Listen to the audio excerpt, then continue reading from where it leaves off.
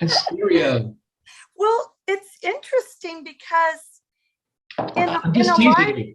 yeah, but in a live conversation, your ears can separate out and you finish one and you go to the other.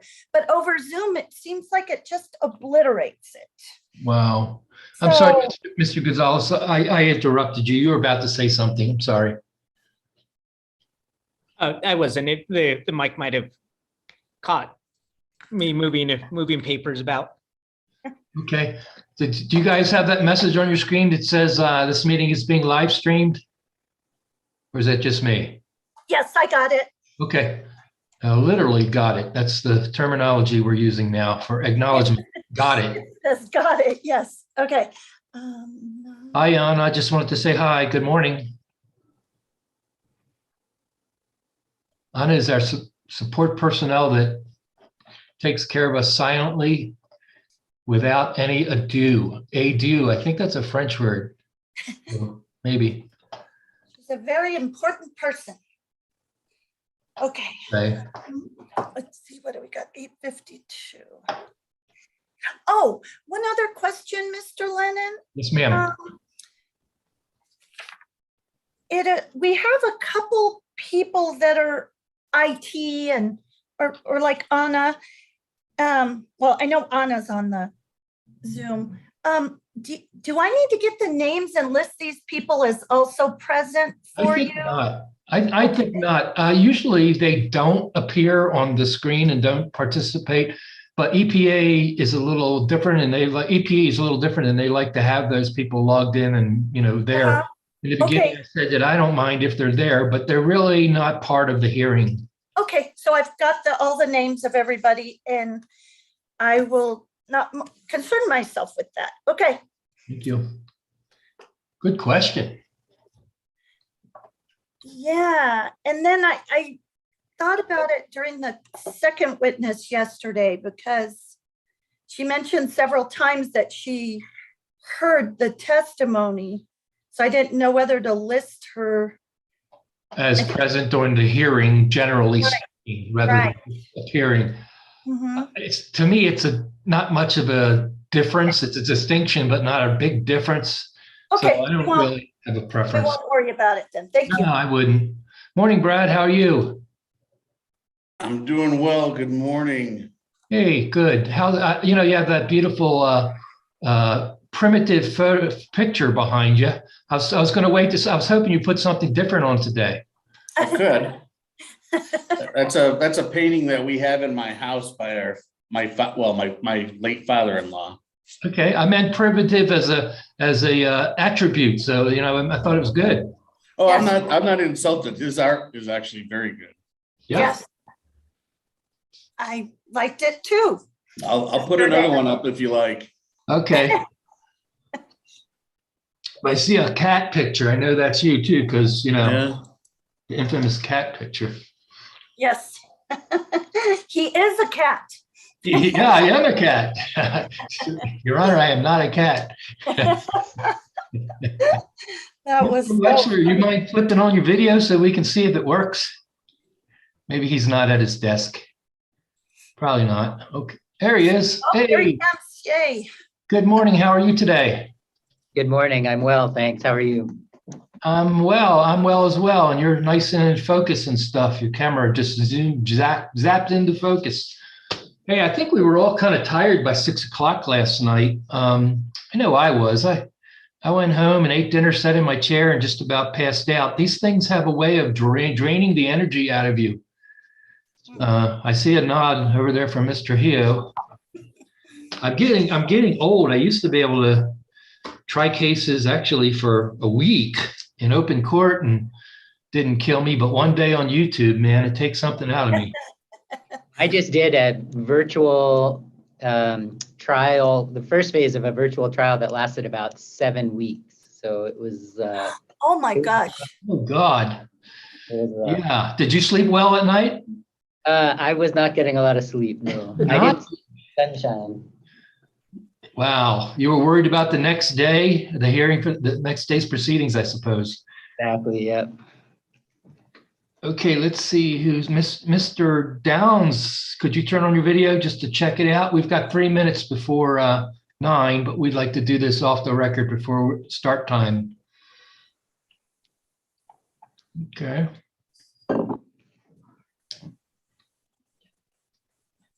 Okay.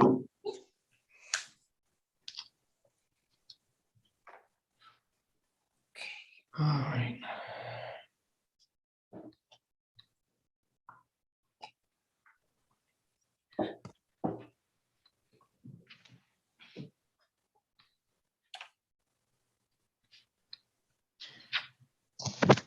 My computer says 8:56. Oh, okay. Well, mine's off. Is yours known to be correct?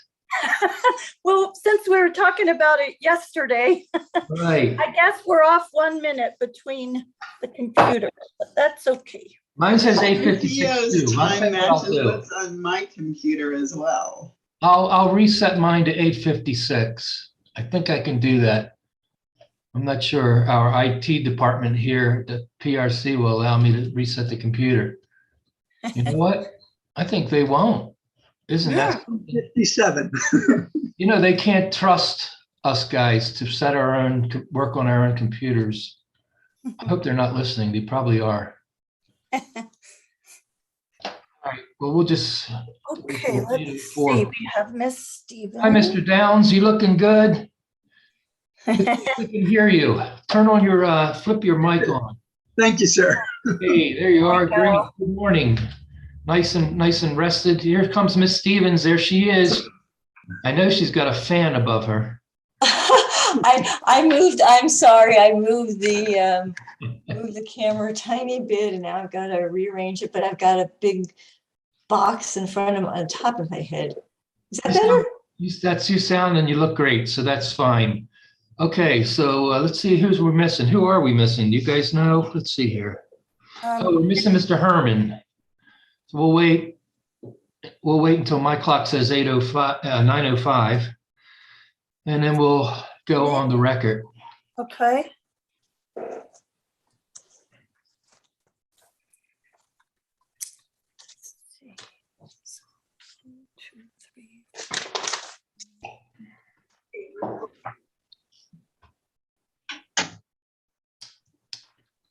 Mr. Weschler, you have any prediction on whether we will complete our testimony today? I predict we will. Amen. There we go. There's optimism. Well, we're off the record. Could I ask Mr. Hio something? I wasn't entirely certain whether CLC 14 was admitted. I'm about 90% sure, but if I could just confirm, I'd really appreciate Is that the one where you had to go back and then introduce it again later? So it was, is that one? I've got the I'm not sure. There were a couple of things. It's not the one that I resent Oh, wait, overnight. we've got a, visual. It's not the one that I resent overnight, which I believe you got also, right? You're on my mailing list. Mr. Lennon, did you have that admitted on your? I have it admitted. Here's the absolute official paper That's 14. right there. I Okay, gotta get this on my big screen because it's reduced on my little screen and I'm absolutely blind.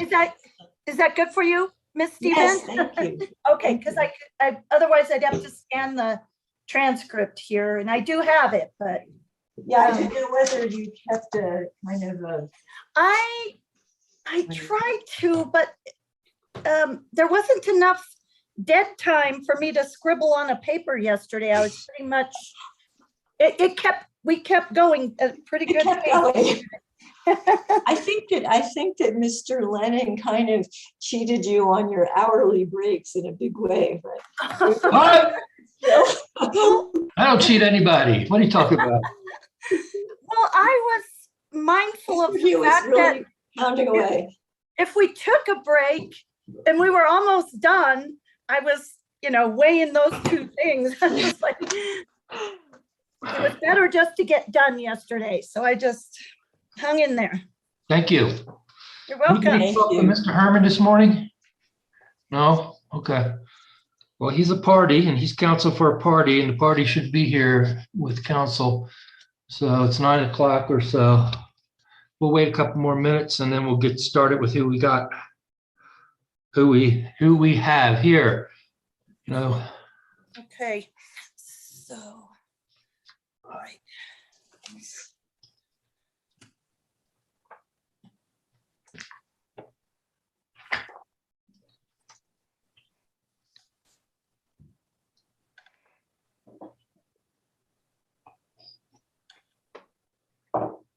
Mr. Lennon, while Yes, we're ma'am. still off the record and everybody else, I just wanted to alert you, I mean, the light's really weird in my office, isn't it? I would like to make a motion at the beginning of the hearing. It has to do with discovery responses and objections that were served yesterday afternoon. right. And I'm gonna see whether I can do something about that, like shadowy. Oh, I know what this is. Well, thank you for alerting me about your intent to make a motion. We'll hear that out of turn, or we'll hear that first and we'll take it from there. Yeah, I was just, yeah. Appreciate that.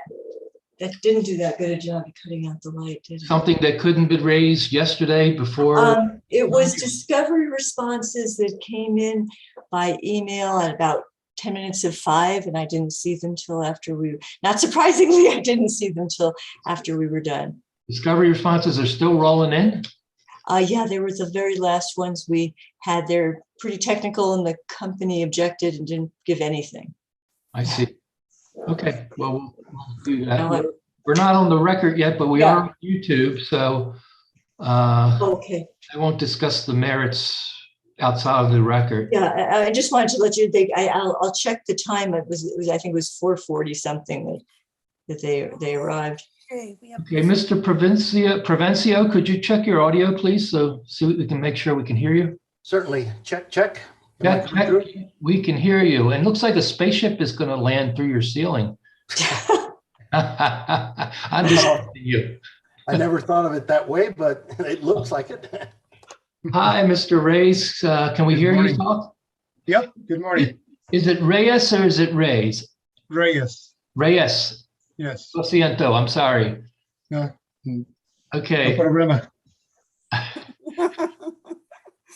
Okay, we don't have Mr. Herman, but I think, he's supposed to be here 9-ish. It's 9:03. We'll wait a minute or two.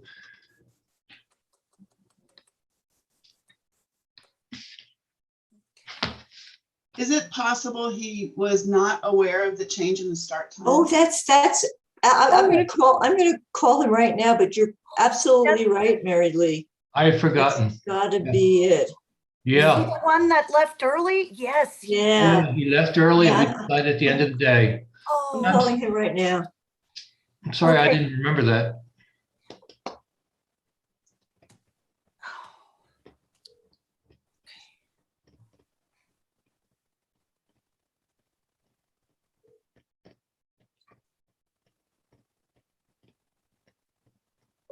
Ms. Stevens, you were questioning the time of the arrival of that email. I show it arriving at 4:47 PM last night. Thanks, Mr. Downs. Mr. Dunn speaking, yes, this is EPE's objections in response to CLC 8th set. Arrived last night at 4:47 PM.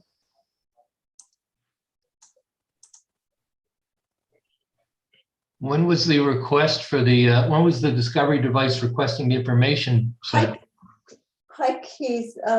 We're starting the hearing at 9 because it was decided to start earlier after you left yesterday afternoon. I believe we're going to begin without you, but please join us as soon as you get this. Thanks.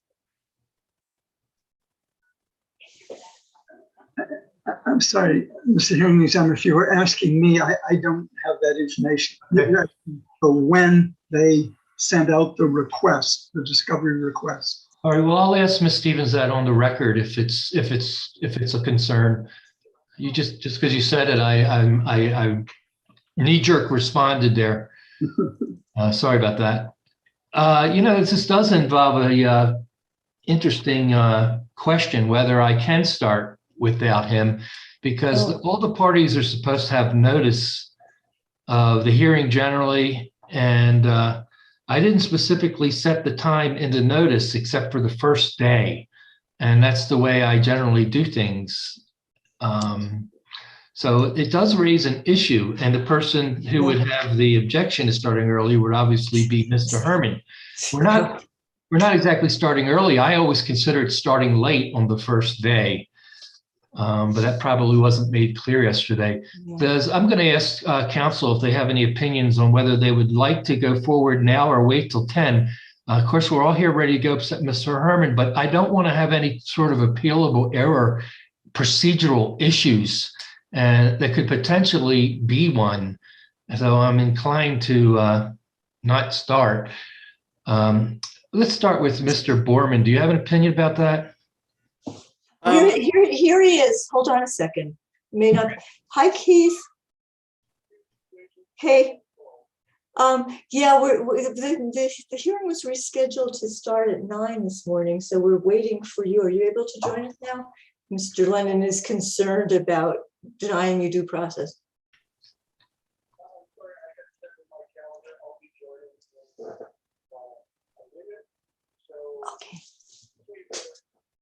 Okay, thank you. He said that he had it down at 9 and I was expected, but he will join in a minute, and please go ahead and get started without him. Well, if he's going to join in a minute, I'll wait a minute. But thank you very much. Thank you for calling him. I don't have him on my speed dial, but I would have to. No, we work together and I call him a lot. That's nice. I know that it's been good. He's been so busy with P&M that he doesn't call me as much as he used to. So that dispatches that issue. Like I said, I'm always conscious of those due process and those notice issues and things like that.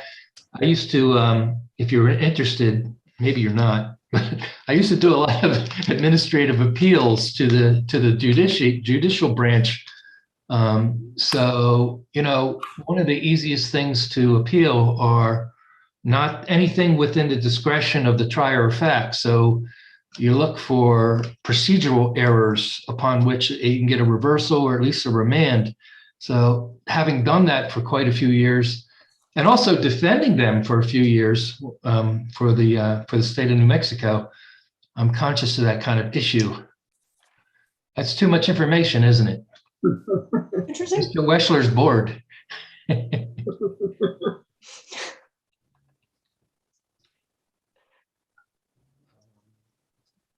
See when he comes on.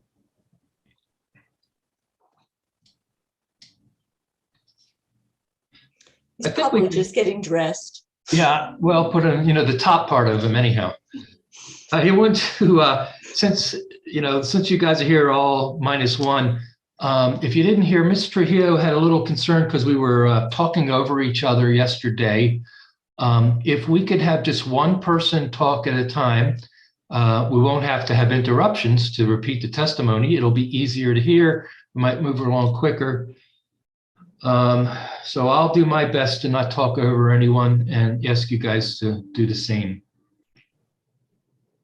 We'll try to take as much, I really think 15 minutes per hour is too much, but I guess I'll try to keep 10 minutes or so per hour, but I'm not going to interrupt testimony. So we'll stop at a logical time. In other words, there's a dog and there's a tail. The case is the dog, the brakes are the tail. The tail doesn't wag the dog wags the tail. So if the testimony allows us to take a break conveniently, we'll take a break. That's how it works. All right, we're still stalling for our... While we're waiting, Mr.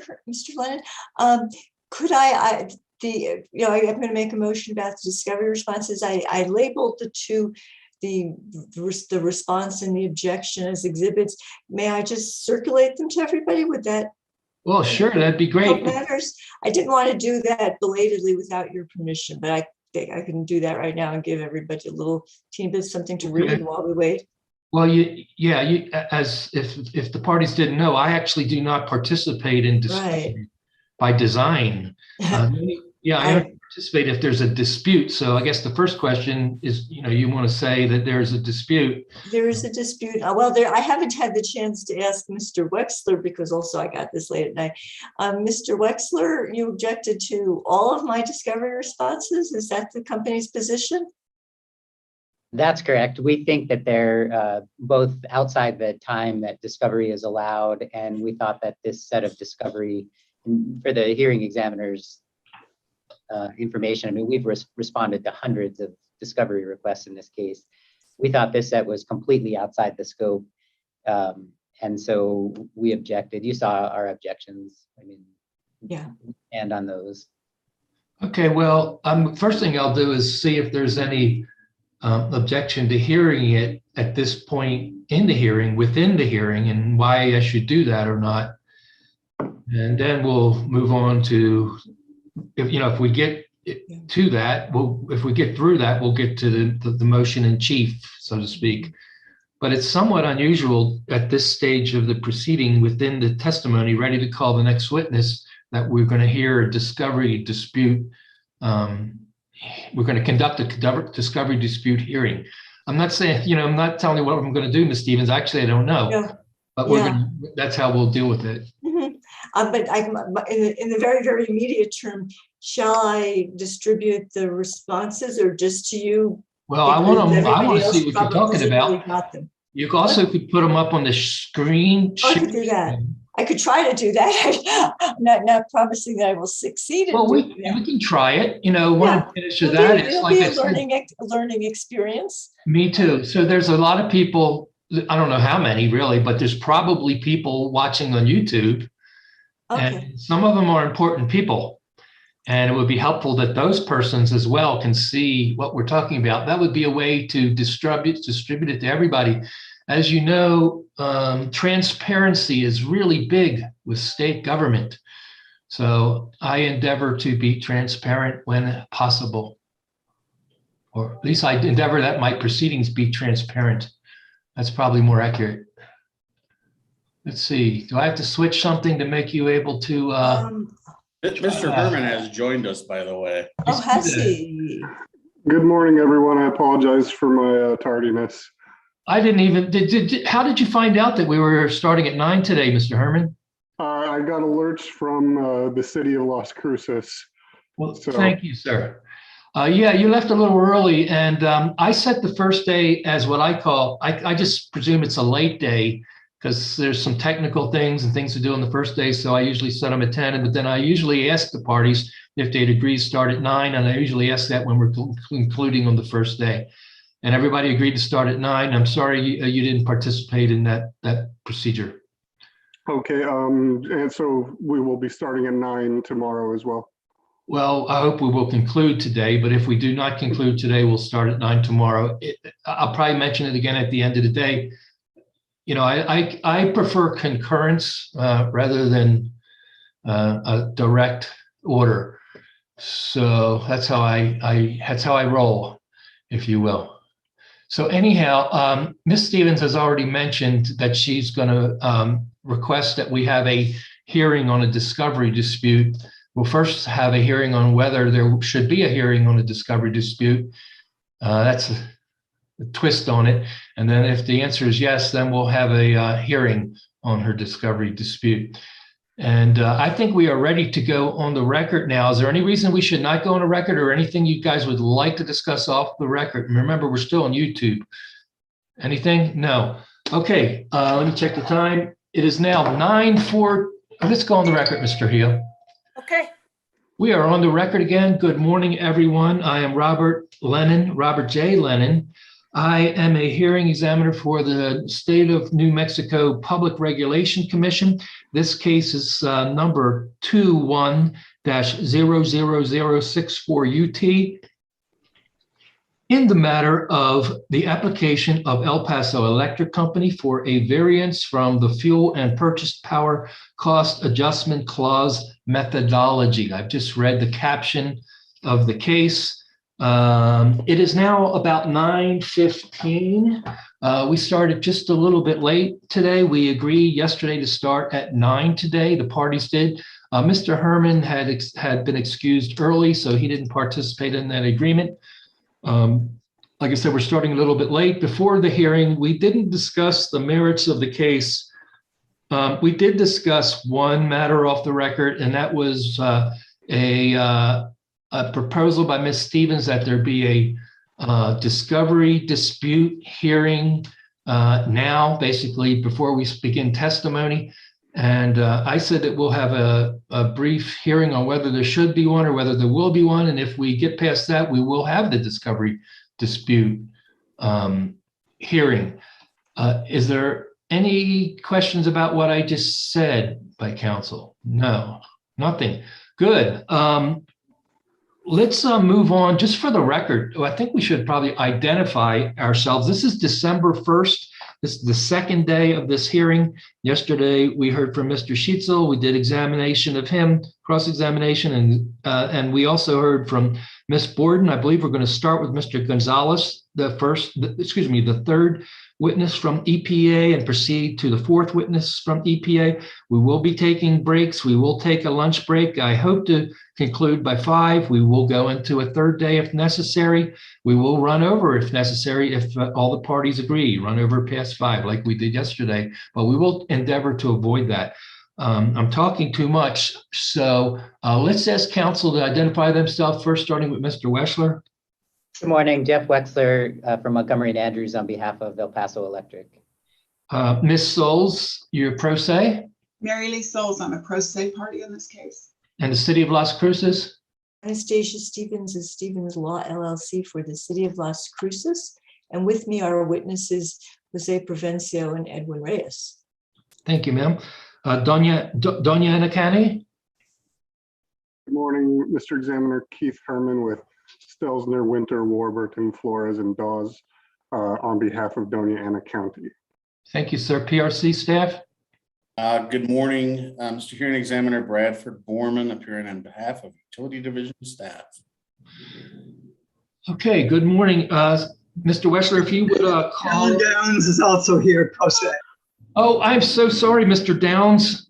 You know, I tried so hard to go through the order in the parties in the order you guys agreed upon, and I somehow missed you. Thank you, Mr. Downs. So let's first go to that motion to have a hearing today. Ms. Stevens, what is the nature of the proceeding you'd like to do within the testimony today? Well, because it's, we're in hearing, it's too late to, or inconvenient, I guess, between last night and this morning to file a written motion for discovery responses or to confer with Mr. Wexler, which I think I sort of just did off the record here.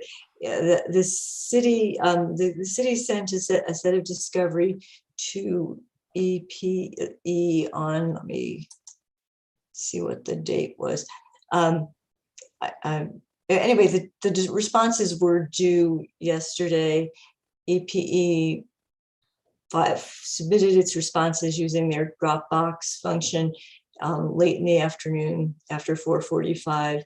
The responses were across the board objections, and some of those objections are basically have to do with questions that relate to summer 2021 fuel clause and energy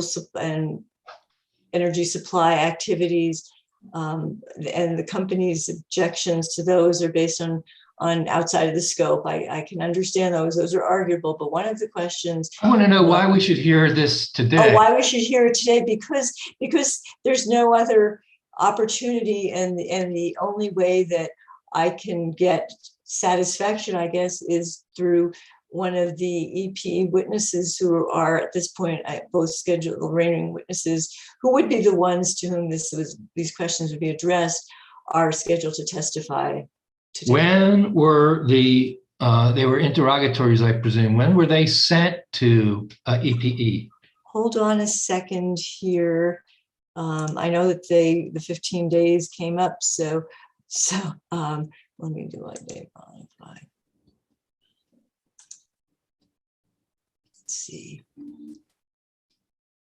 The 17th looks like this. It looks like it was my document numbers. It looks like it was the 17th of no, pardon me, that's responses. That was something else. Objections. ACE said, here it is, the 15th of November. Thank you, ma'am. So that was exactly 2 weeks prior to the start day. Monday, the 29th would have been 2 weeks. We started on the 30th. Okay. And they were excuse me. Did you put them up on the share screen? I have not. I have not. I would like to see the questions. I'm struggling to find even the date that they were filed. I will do that if that's your pleasure. I didn't know whether you wanted to do this in 2 phases. I would be happy to attempt to put them on the screen. Not promising I'm going to succeed in putting them on the screen. What was the nature of the response? Was it that the interrogatories were submitted too late, or was it that they refused to respond?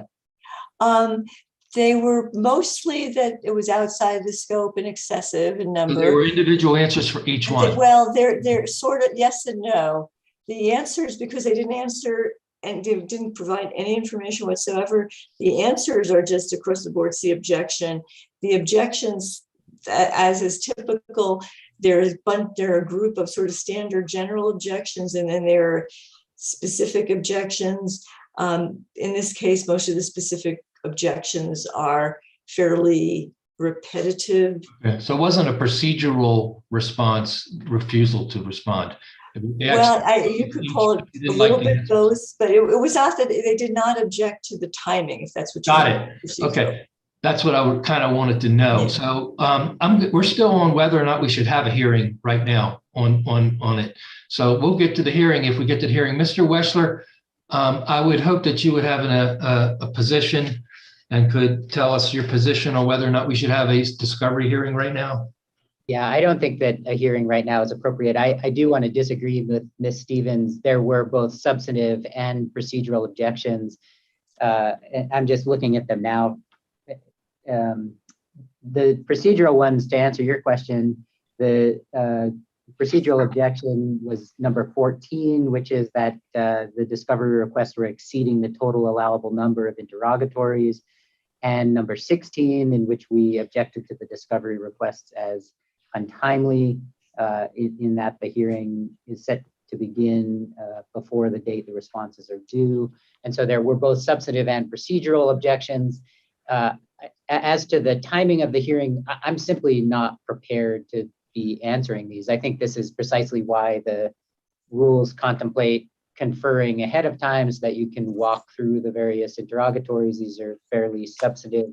We thought many of them were outside the scope, but through the conferring process, you understand the differences between the parties, and then you can be prepared to argue and discuss before a hearing examiner. I didn't even know that this was coming up this morning, and so I'm simply not prepared to talk about the relevant issues. Thank you, Mr. Wessler. Mr. Borman, any position from staff? I don't have a position really, except that I observe that, I mean, it seems this is a pretty unusual process. And I'm looking at these discovery responses now, and I guess, as Mr. Wessler points out, you know, usually there's an opportunity for the parties to discuss and narrow the issues on discovery, and that hasn't happened here. And, you know, I also understand why, you know, why Ms. Stevens feels the need to address this sooner rather than later, but I have a hard time seeing this as being resolvable today. Thank you, Mr. Borman. I think I went out of order to your agreed order. I apologize to the parties. Ms. Souls, at your position? I don't have a position in this issue. Thank you. Mr. Downs, you have a? I do not have a position either. Okay, and last but certainly not least, Mr. Herman. No, we do not have a position on this. Okay, well, I'm looking at the regulations. I'm looking at 1.2.2.25.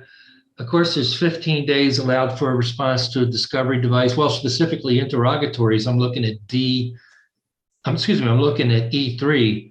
The 15 day, we usually use close of business. The 15 days after it was sent expired yesterday, kind of at 5:00 p.m. And you disagree with me, Ms. Stevens? No, I don't. Okay, I don't mean to be a wise, but I want to know why you sent these exactly 15 days before the start of the hearing. And Mr. Hearing Examiner, I will be honest, I'm not entirely certain. I have to go back and look at even what day that was. We've been fairly overwhelmed here. It's kind of strange because the timing I think it may have been filed. Let me see what. I'm sure that there was some reason for it. I know that working around the Thanksgiving holiday is hard. What I would like to hear is the nature of the questions. Well, not that I like to hear it, but the only reason I can think of that you filed these exactly 15 days before the exact start of the hearing, using that close of business thing, is that there's some reason that you didn't know you could file this discovery device earlier. In other words, it wasn't apparent that you needed this information until exactly basically the deadline for filing discovery devices. Well, I know that a number of them had to do, most of them, and I think these are. Do you want me to put them up on the screen or not? Well, if it's, I don't want to. I'm sorry, Miss Stevens. You said, do you want me to put them up on the screen or not? Mr. Lennon, go ahead. Thank you, and I'm sorry, Mr. Trujillo. We'll slow down a little bit. Well, I guess I'm asking you a question, and the answer might be to put it on the screen, but I think you should enunciate to me why you could not file that discovery device, literally request answers to those questions, and why you couldn't ask those questions until the absolute deadline day. There could be a reason. There could be. I just don't know. So what is the reason you waited? I'm sorry, Miss Stevens. He was saying, what is the reason you waited until? For the last deadline day. I'm going from memory here, Mr. Lennon. I do think that most of the questions which had to do with EPE's use of its resources and its fuel clause factor in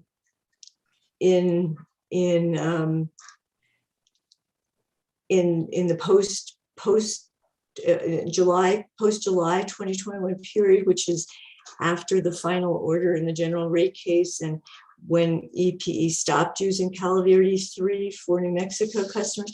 I think that I remember correctly, that was triggered by seeing EPE's monthly fuel clause factor that was filed either that day or about that day. Thank you for that information. Why couldn't that? And then one question was triggered by realizing as I was preparing for the hearing that I didn't have the most recent data, and I had something from the general rate case, which is what I will end up offering instead. That was from a couple a year or so prior. Thank you, Ms. Stevens. I appreciate that answer. Essentially, motion discovery disputes, you would ask for a order compelling response or even sanctions, actually, if there's been an abuse of the discovery regulations, if you will. Normally, a motion to compel would only be considered if it were in writing. I understand the exigency, if you will, of doing it now because you need it for this hearing. I understand But I don't understand why it was filed as late, even though you just explained it. I understood. But it seems that could have been filed a bit earlier. Furthermore, in the procedural realm, in my procedural realm, I'm looking at 1.2.2.25J, in specifically 3, that the parties have to make a good faith effort to resolve the dispute, and we're unable to do so. They have to provide that in a statement that accompanies the motion to compel. Of course, none of that has happened as far as I know. This is, although I'll hear motions during a hearing, it has to be a reason for me to hear it. And procedurally, I think it's too late to hear this motion. And the reason it's too late is because the request was filed at the very last procedural moment. So I'm not going to hear this discovery dispute in the middle of the testimony of this case. So can we move on? May I ask one question, Mr. Yes, Warner? ma'am. If I were to confer with Mr. Wexler during one of the breaks, would you consider re-raising the motion, or maybe a more narrow one, or shall I just move on with what I've got? I won't tell you how to practice law. It's just Okay. not something I'm going to do. And I don't have that before me yet. I'm not going to rule on a hypothetical, and I'm not even really going to express a strong opinion on a hypothetical. Only thing I can say is do what you want to do. And if you want to re-raise it after, say, the lunch break, you know, I respect zealous advocacy, and I'll put it like that. But we may have the same result, but, you know, if you want to raise it, go for it. Okay, so thank you. Mr. Wexler, your next witness has been standing by patiently. Would you like to call him so he can be sworn in? Yes, sir. El Paso Electric calls Mr. Jesus Gonzalez. Ms. Trujillo. Mr. Gonzalez, would you raise your right hand, please? Do you solemnly swear from the testimony you're about to give will be the truth, the whole truth, and nothing but the truth? I do. Thank you. May I proceed? Please. Mr. Gonzalez, good morning. Morning. Do you have before you what's been previously marked as EPE Exhibit number 5? Yes, I do. You recognize EPE Exhibit 5? Yes, it's my direct testimony. Was this direct testimony drafted by you or under your supervision? It was. And if I remember correctly, Mr. Gonzalez, there are corrections that are included within this EPE Exhibit 5, is that right? Yes, that's correct. Can you please identify those corrections for us? Sure. On my Jesus Gonzalez direct, it's on page 13, line 13. We replaced interstate with the word intrastate.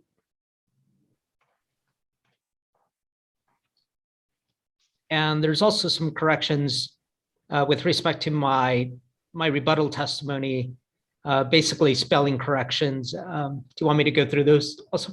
I'd rather No. not. Okay.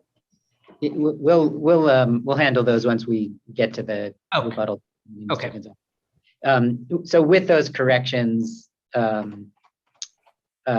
is the testimony and also keeping in mind the discussion we had yesterday during the hearing about the changes that occurred to the FPPAC and the proxy price as part of the 2020 rate case, and keeping in mind all of that, if you were asked the same questions that are posed in your direct testimony at a hearing, would your answers be the same?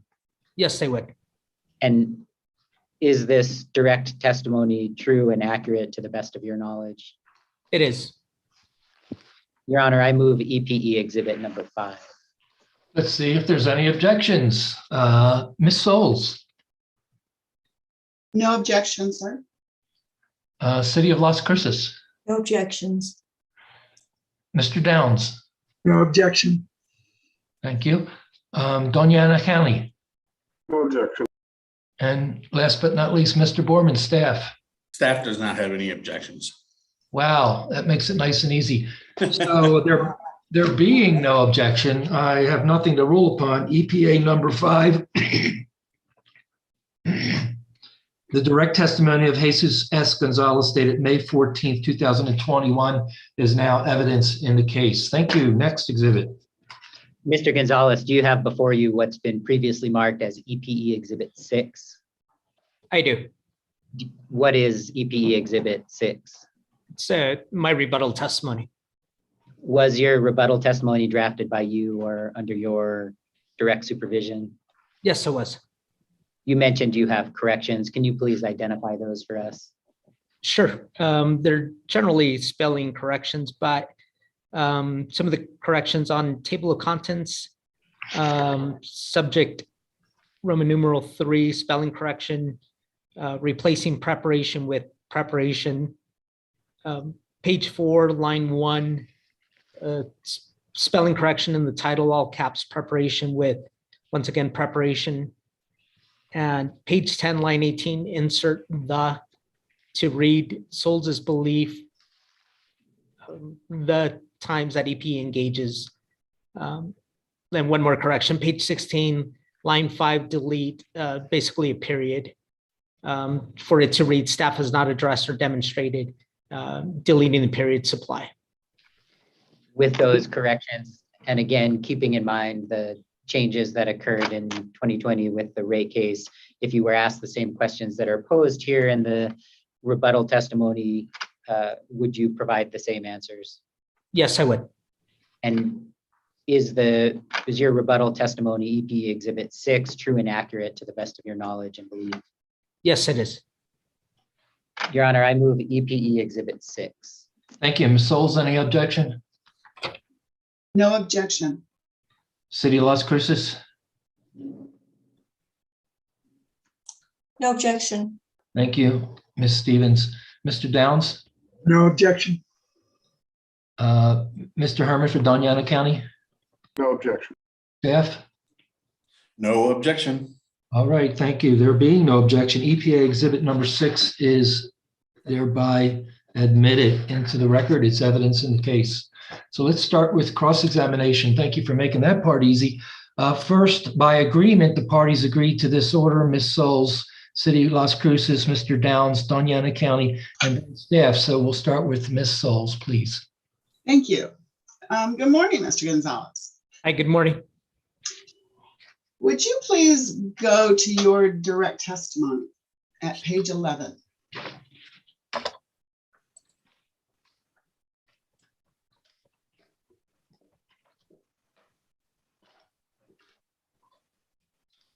I'm there. Thank you. Beginning at line 9, you are describing the factors behind EPE's definition of the cold weather event.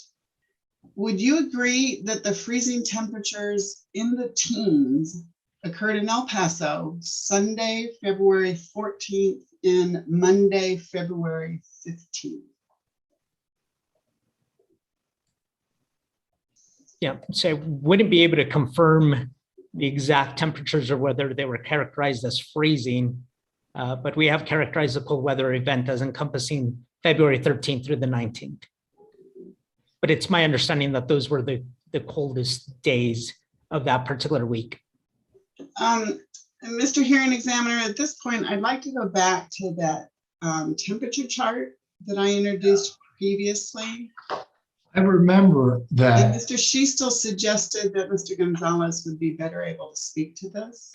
Well, can you put it up on the screen so everyone can see it?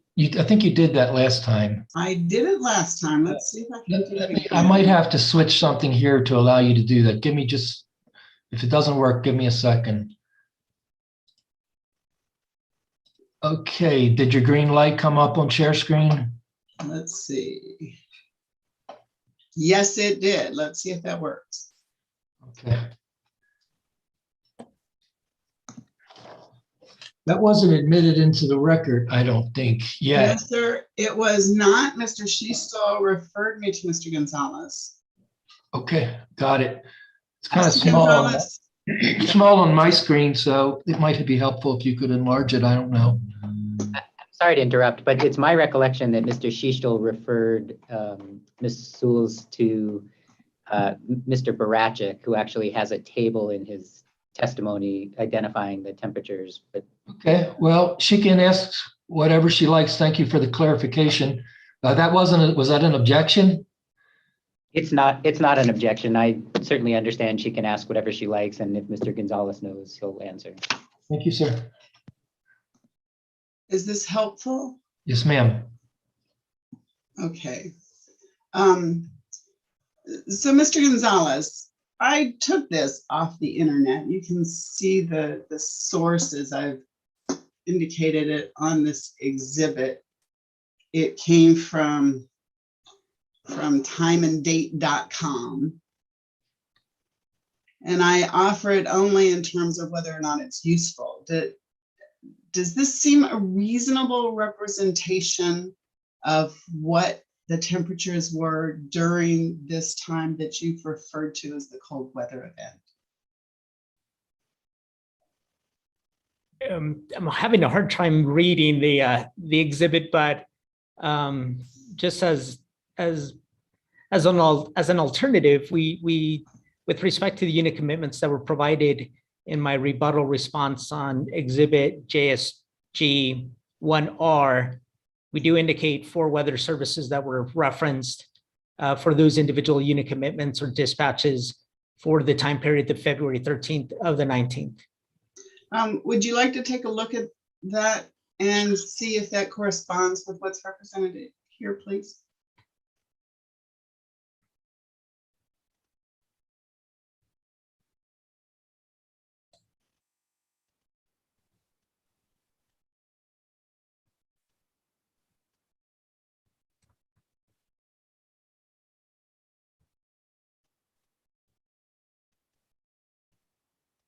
Have you taken a look at it? Yes, sir. They're comparable. All right, so my question was that the freezing temperatures in the teens occurred in El Paso on Sunday, February 14th and Monday, February 15th. Does that match your understanding? Yes, it does. Thank you. I'm going to try and stop sharing this at this point. Mr. Hearing Examiner, is that okay?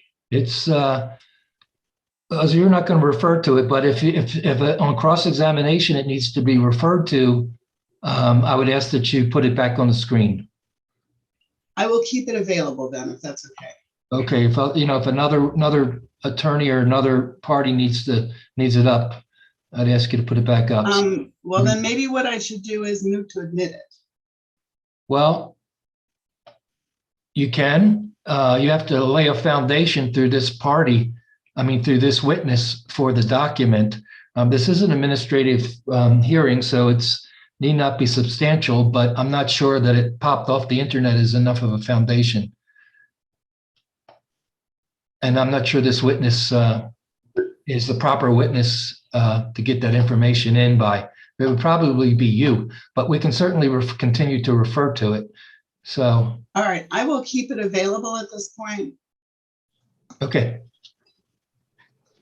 All right, Mr. Gonzalez, would you agree that fuel oil was utilized at Montana Power Station? I'll refer to that as MPS, February 15th through February 19th.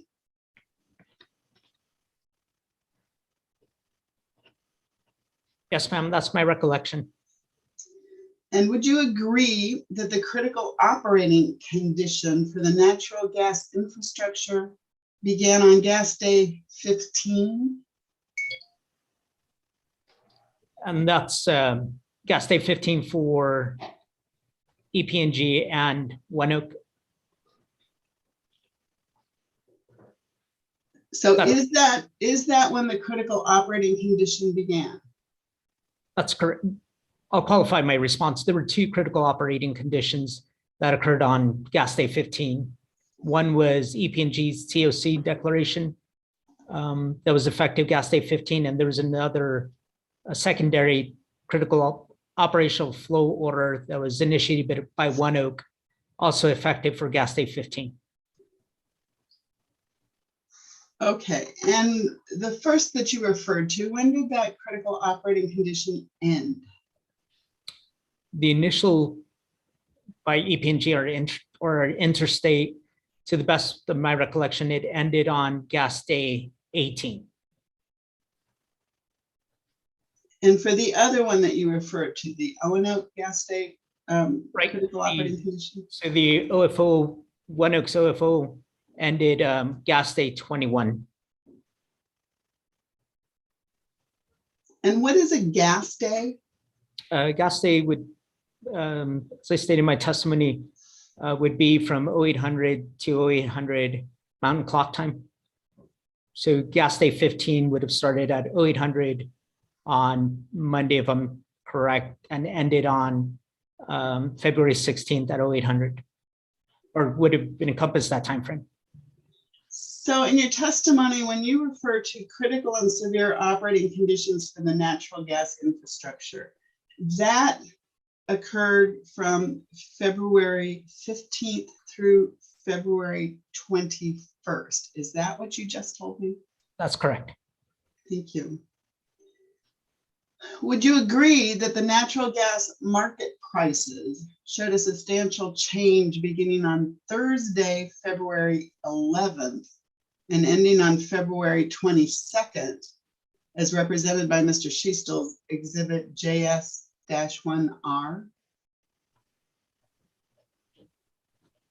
Can you repeat your question again, Ms. Holtz? I'm sorry. Would you agree that natural gas market prices showed a substantial change beginning on Thursday, February 11th and ending on February 22nd, as represented by Mr. Schiestel's Exhibit JS-1R? So we don't have access. I don't have Mr. Schiestel's exhibit before me, but if I'm referencing my table on my direct testimony, that seems reasonable. Would you please go to page 12 Yes, ma'am. at line 12? You reference a modified trading schedule and refer to table 2. In what way is the schedule modified in table 2 as represented? Are we referencing the power pre-schedule calendar or the natural gas pre-schedule calendar? Table 2 that is on page 13. Okay.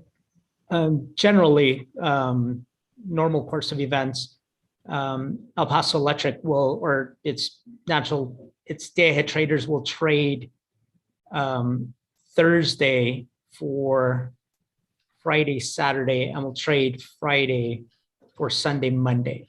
So due to the President's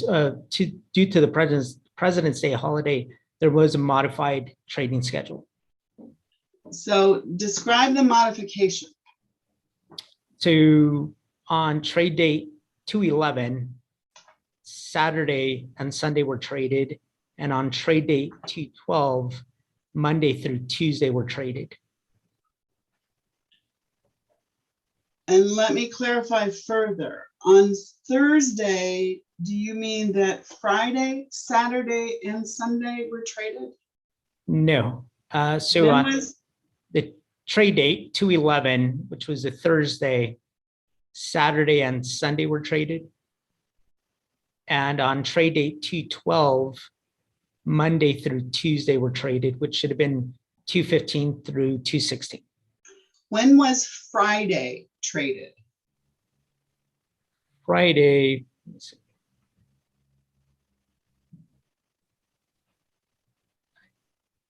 Give me just a second.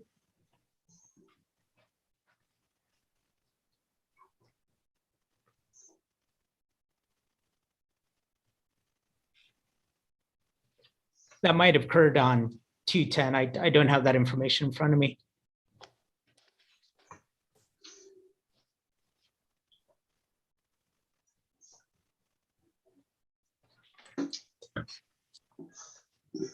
according to this table 2, there was to be no trading during the long holiday weekend beginning Saturday, February 13th until Tuesday, February 16th. Is that correct? That's correct. And during the trading period on Thursday, February 11th, were people anticipating the challenge that developed over the weekend as the cold weather event? Yes. What were you talking about? You said, are people anticipating? Is that your question? That's correct. Okay, well, I'll let him answer the question, but I don't know which people you're referring to. So go ahead, witness. You can answer, Mr. Gonzalez.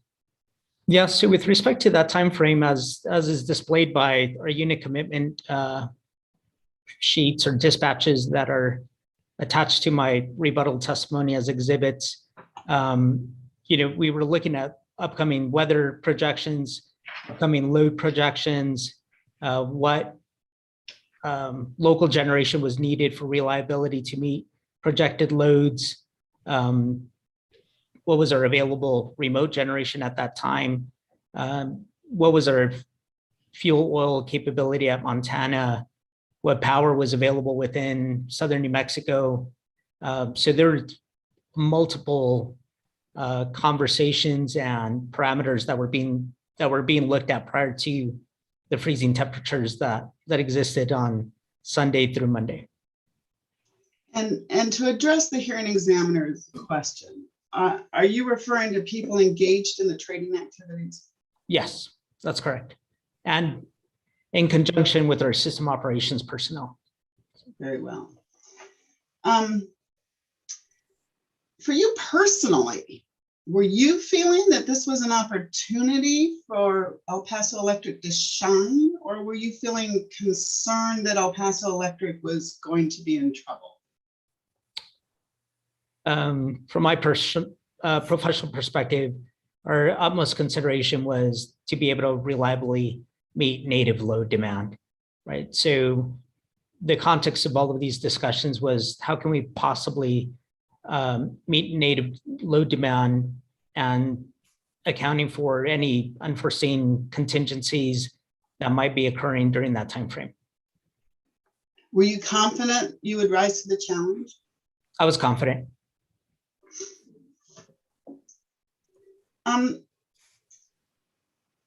Was market trading conducted during the holiday weekend period of February 14th through February 16th?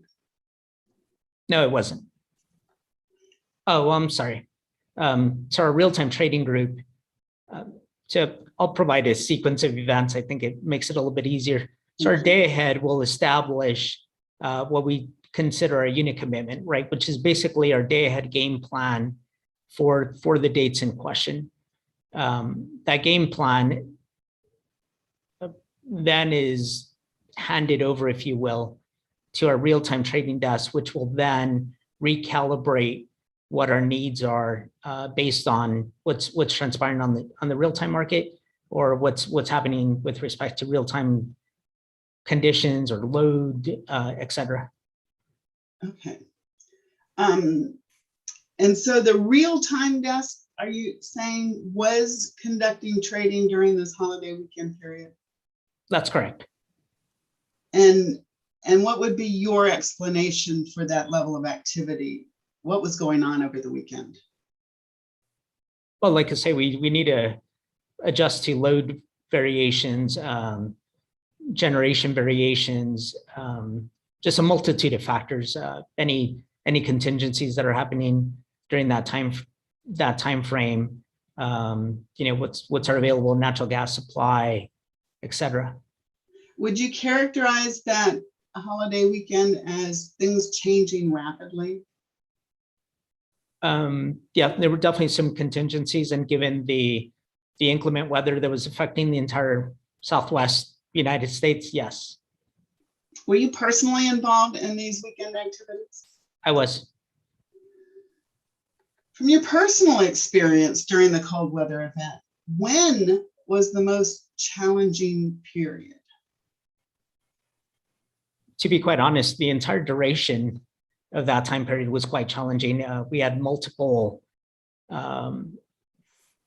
contingencies, not necessarily specific to EPE system, but with respect to our natural gas supplies, our procurement of fuel oil, making sure that we had, ample generation to meet our native load demand, dealing with two overlapping operational floaters with different expiries and so forth, and making sure that we were utilizing our assets in the most effective manner to be able to reliably meet native load. And with the benefit of hindsight, how would you say El Paso Electric performed during this cold weather event? Yeah, as a collaborative effort, I think we did an excellent job meeting native load. Would you please go to page 13?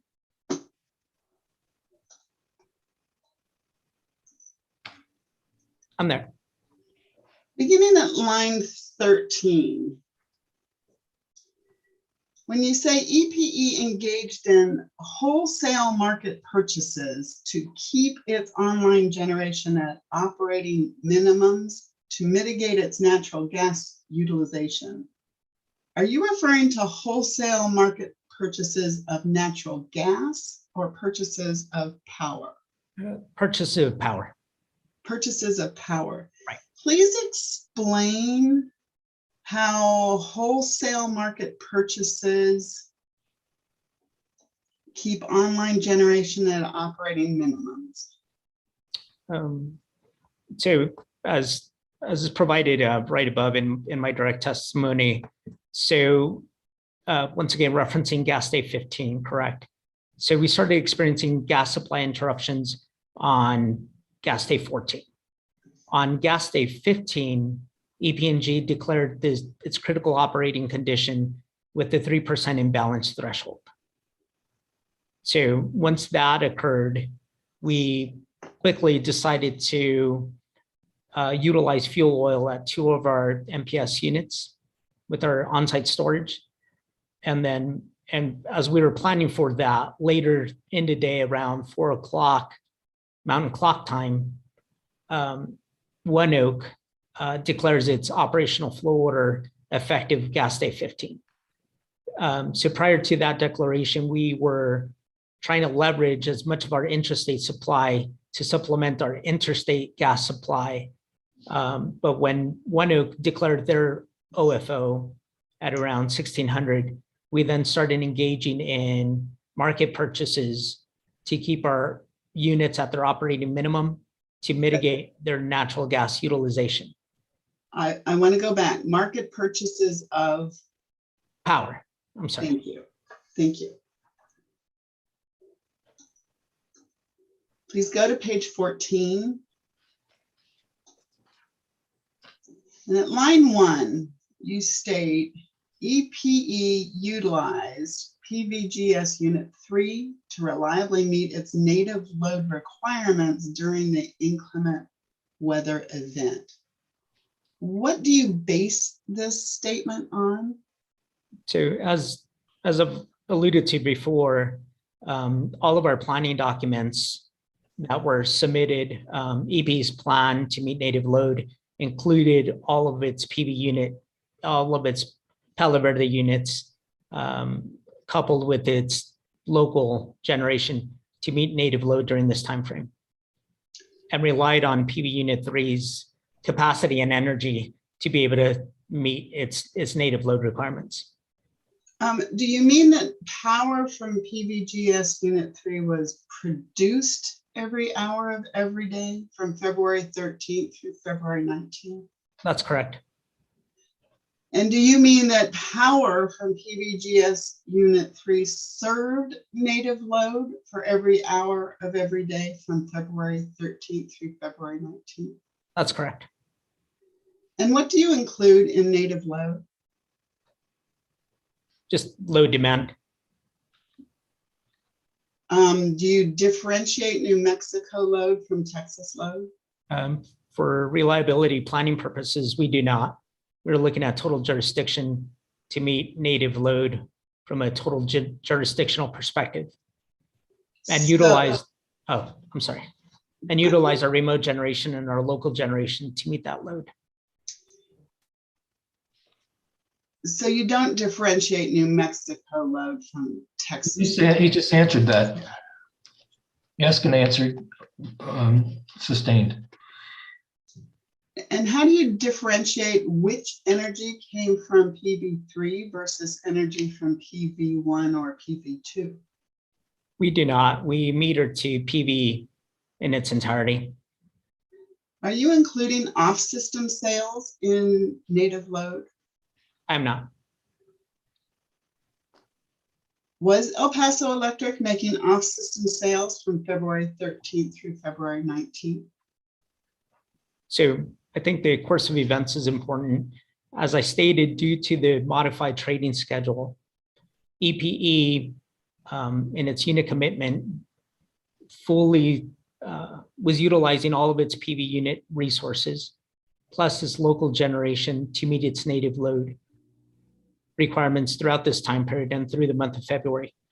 To be able to effectuate or support its operating must-run minimums on its local generation fleet, EPE does engage in reliability sales to support those operating minimums for that local generation that was needed to meet native load during this time period.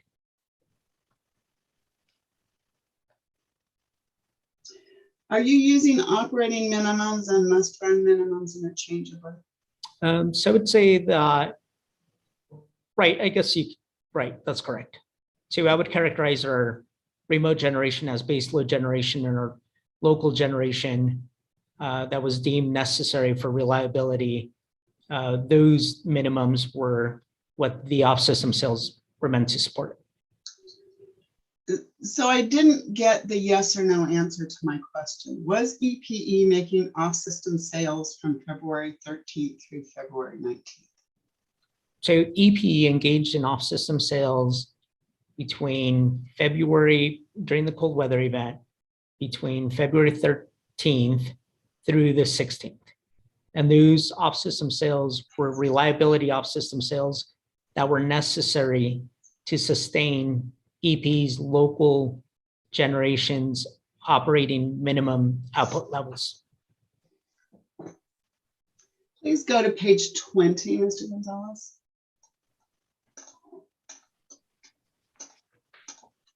Oh, I'm sorry. Page 20 at line 18.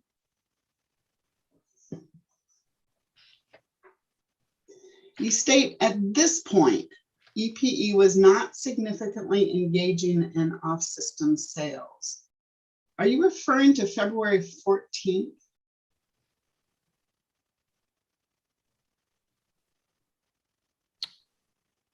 I'm sorry, what line was that? Line 18 on page 20. Oh, I'm sorry. Give me a second.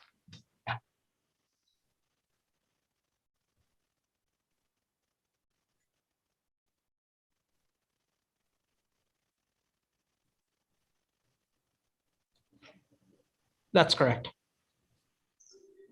And what activity are you referring to? Is that trading or is that generation?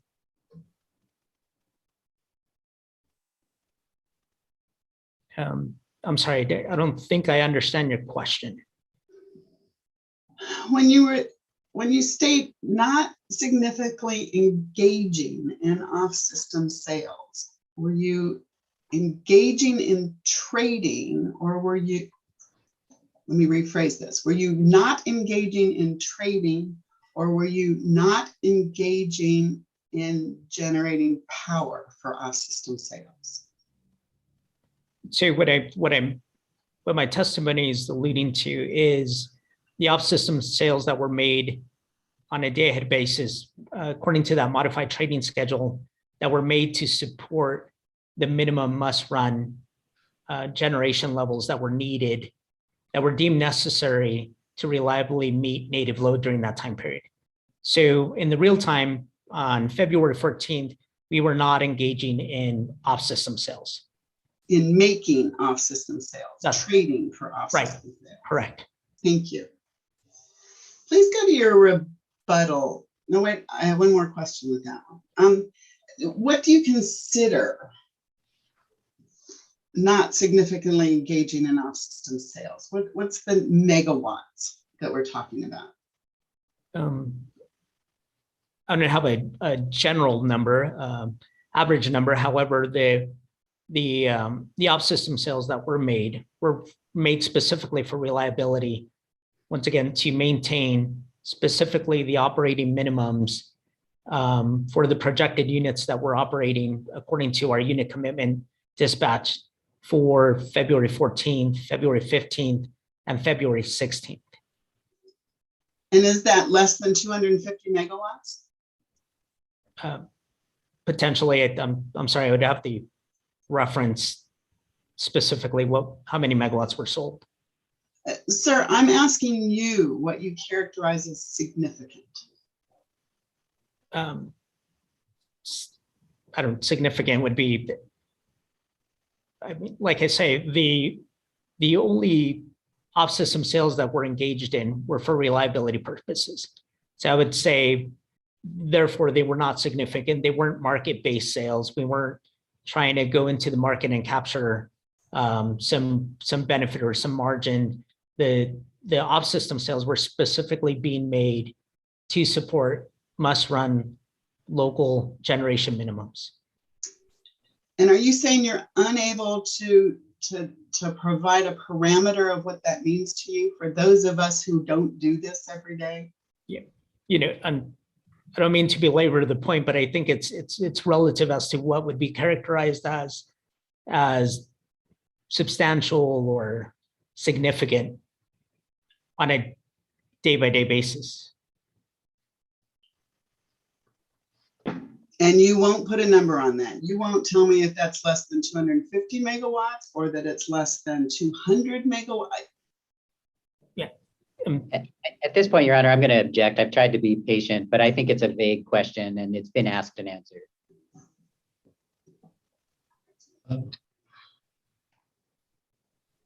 Mr. Hearing Examiner, I still don't know what Mr. Gonzalez considers to be significant or not significant. I think his answer is that an absolute number figure of megawatts is not the appropriate way to answer the question. So that's what I understood from his explanation. So I am going to consider it answered and sustain the objection. Please, next question.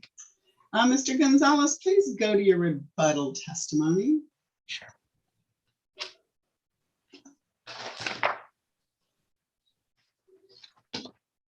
And I'd like you to go to page 13.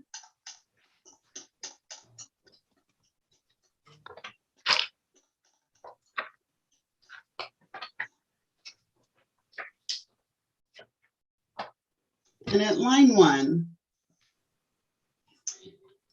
are you there? Yes, ma'am. Thank you.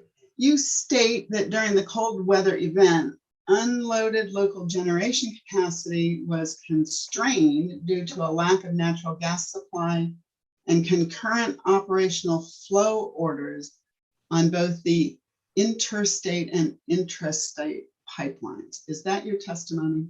That's correct. Was unloaded local generation capacity at Montana Power Station constrained during the cold weather event? Given the concurrent operational flow orders on our interstate and intrastate natural gas supplies, I would state yes, given the fact that we were trying to mitigate the exposure to potential imbalance penalties, or just to have enough sufficient natural gas to be able to meet our natural gas requirements for the units that were online. Did Montana Power Station run on natural gas or on fuel oil during the cold weather event? So on February 15th, we fuel switched to fuel oil on 2 Montana units. And then on, I believe, the 16th through the 19th, then Montana was operating on fuel oil exclusively, or at least through the 18th, I'm sorry. Then let me ask again, was Montana Power Station constrained during the cold weather event? So I guess my answer is you have to look at the system in its totality. Given what was going on, our MPS units do provide regulating reserve service to meet fluctuations in load. So its operating limits were basically such that they were meeting or regulating to meet variations in load. Our other generation was operating at very distinct operating dispatch points. So yeah, there was very specific limitations as to what was available to us. Please go to your rebuttal testimony at page 4 on line 18. Did you say page 4? I said page 4, yes. Thank you.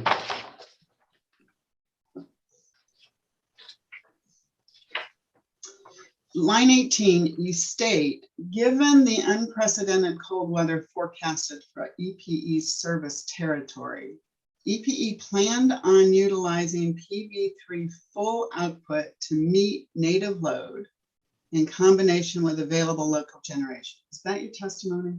Yes, ma'am. And was that because PV3 is a base load nuclear fuel generator? That's one of its operating characteristics, but once again, from a planning perspective, right, and the planning that happened well in advance prior to the actual days, EPE fully subscribed and it was determined to use all of PV Unit 3 to meet its native load in conjunction with this local generation. Am I correct that a base load nuclear fuel generator cannot cycle its output up and down with load variations? That's correct. Would you agree that utilizing PV3 full output when it is operational is what EPE has to do every hour of every day, whether or not there is a cold weather event? That's correct. Was there any day in February that EPE did not plan on utilizing PV3 full output? There wasn't. You indicate that exhibit JSG-1R shows daily dispatches for each day in the cold weather event. Would you go to that exhibit, please? Sure.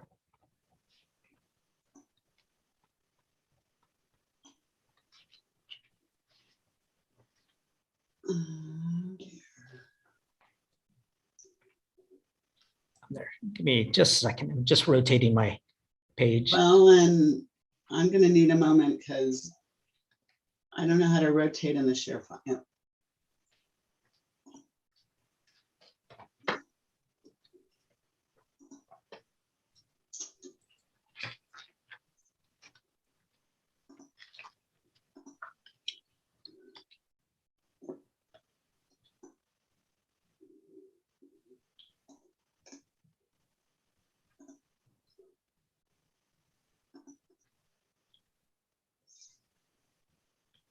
Okay, I'm looking at page 1 of your exhibit JSG-1R. Please describe what this is. So once again, I've kind of alluded to this already. This is our unit commitment sheet that was, or I would consider it a planning document, if you will, that was effectuated on a prior trade date, right? For Saturday, February 13th, based on that modified trading schedule. And this will provide you with our projected native load, our total remote resources that we're utilizing to meet native load, which was approximately 627 megawatts. And also will provide you with a snapshot of all of the expected generation and their relative output dispatch operating points that were being utilized to reliably meet native load. And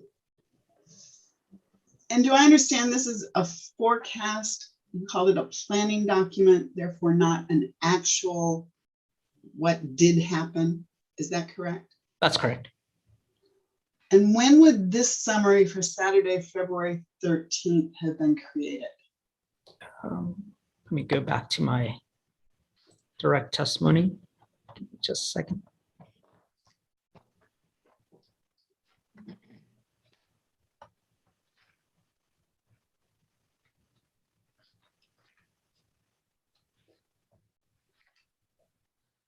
So this would have been effectuated on trade date 2/11/2021.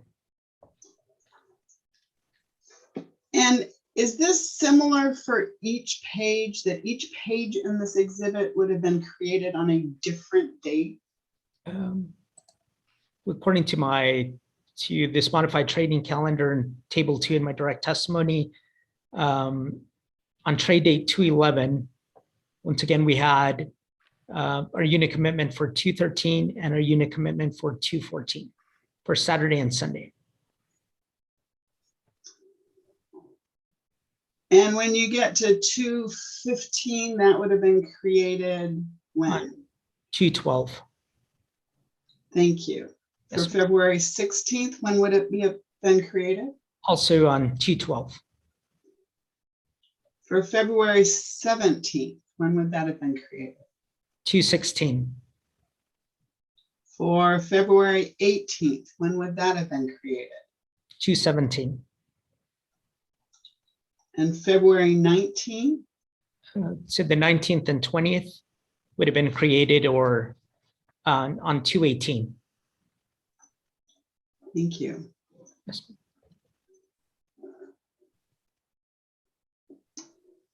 I see at the bottom of page 1, there is a weather forecast. When would that weather forecast data have been created? That data would have been captured on the trading date for this particular day. Very well. If these are forecasts or planning documents and not an actual record, does EPE have a record of what actually happened each day?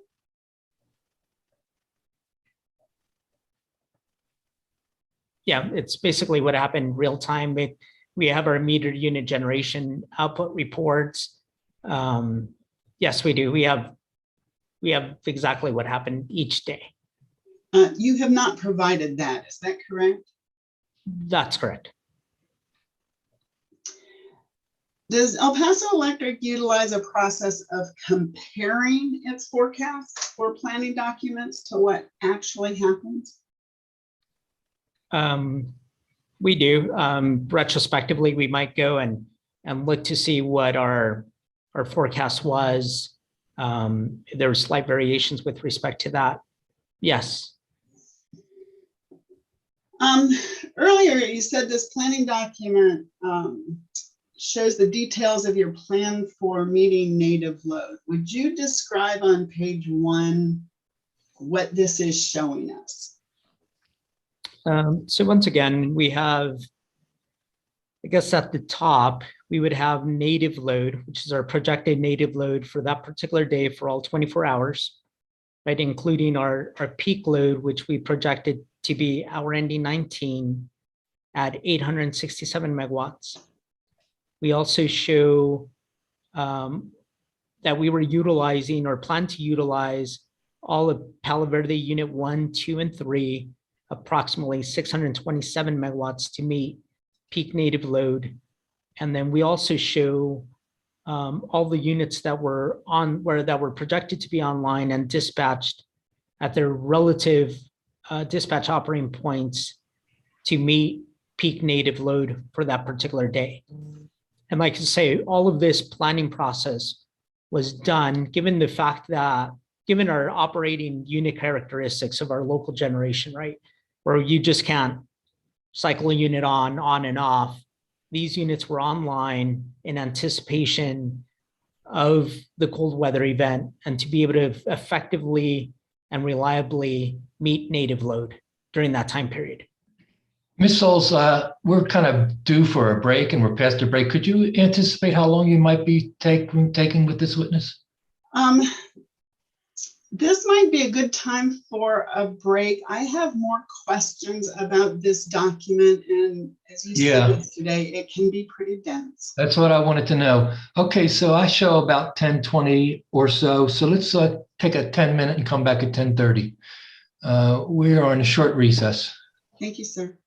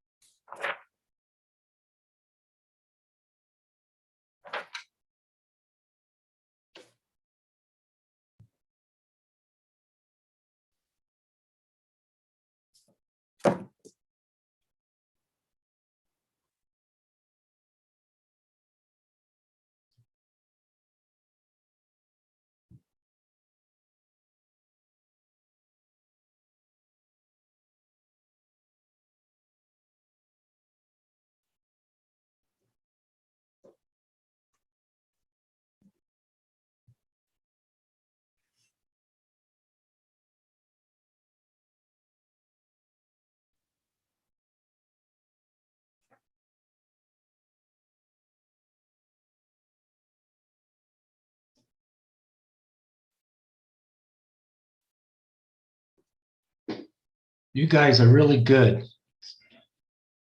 Precisely on time.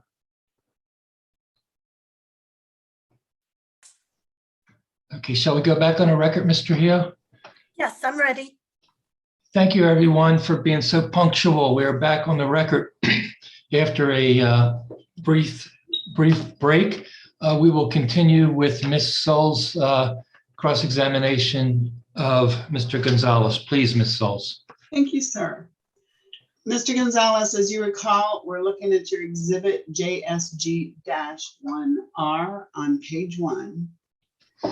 And you told me that this document was created on Thursday, February 11th to describe your plan for Saturday, February 13th. Is that correct? That's correct. All right. And you were walking us through this chart. Let me ask you some specific questions. I see near the top, there's a line that is native load. What do you include in native load? That would just basically be our projected forecasted demand, if you will. Demand from what? EP's customers. Let's be specific. New Mexico ratepayers? Yes, ma'am. Texas ratepayers? Yes, ma'am. Do you have a co-op that's included in that? Yes, ma'am. Just total native demand. Yes, ma'am. Native may be something you know. I'd like us to be clear about what we're talking about. Does it include what's categorized as off-system sales? It does not. Thank you. Has it been reduced for the solar or renewable energy generation?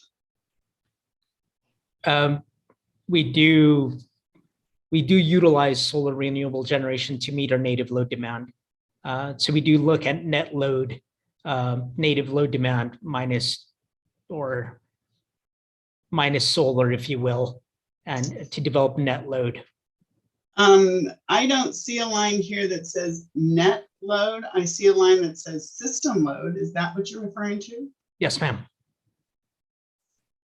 Very well. There are some other lines between native load and the solar renewable energy line. What are those referring to? Those are generally loss payback schedules, as well as inadvertent or station services or parasitic load generation, I guess, power that's being utilized by our generating stations.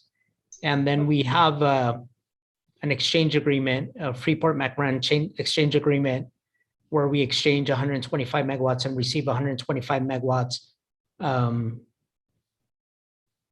So that's what's represented in those additional lines. Okay. So system load is the representation of what's happening before your market activities. Is that a correct characterization? That's correct. I couldn't hear the end of your sentence. Before the market, what? Before the market activities. Thank you, ma'am. Sorry. The lines below system load, net Palo Verde BOM pre-schedule. What is this? Generally, these lines will show our net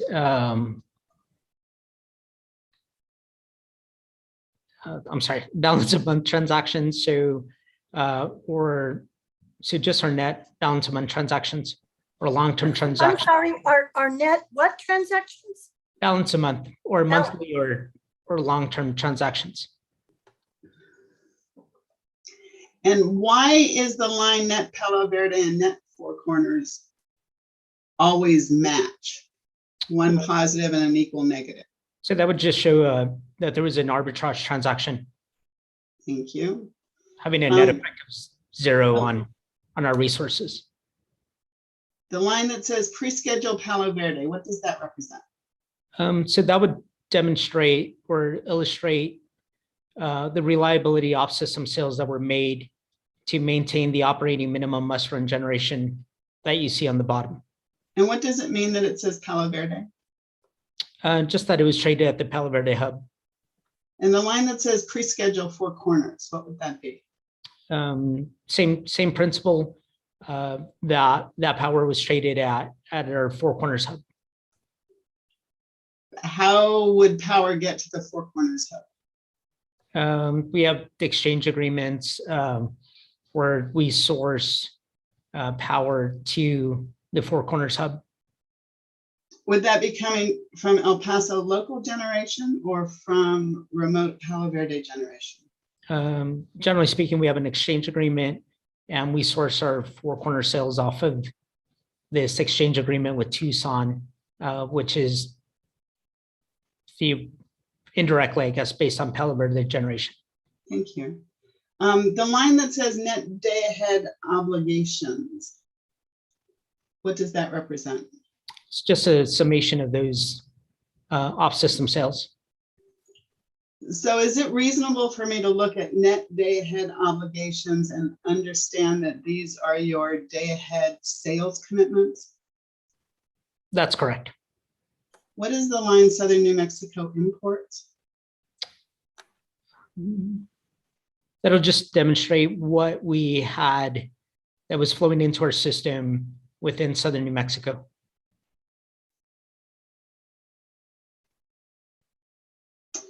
The line that says forecasted real-time transactions, what is that? Once again, given our projected loads, the generation that was online for reliability to meet those, our peak loads, and given our reliability off system sales that were done by day ahead, real time still, I guess, would be tasked to sell an additional megawatt amount to make sure that we're able to sustain those must-run generation levels. Then let me clarify what I think you've described. Tell me if I have this correct. That on Thursday, February 11th,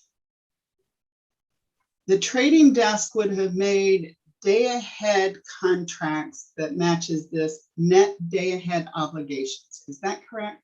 That's correct.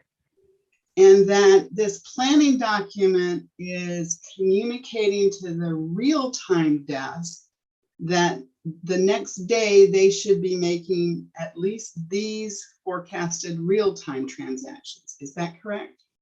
Potentially, given changes in load. Once again, there's different circumstances that happen between the unit commitment and when it migrates to the real-time operational desk.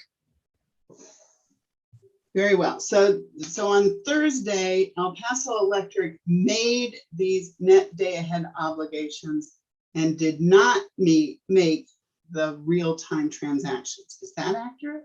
That's correct. And just to reiterate, these day ahead transactions were once again done to support the reliability must-run local generation that was being utilized in conjunction with our remote generation resources to meet native load for that particular day and for every day during the cold weather event.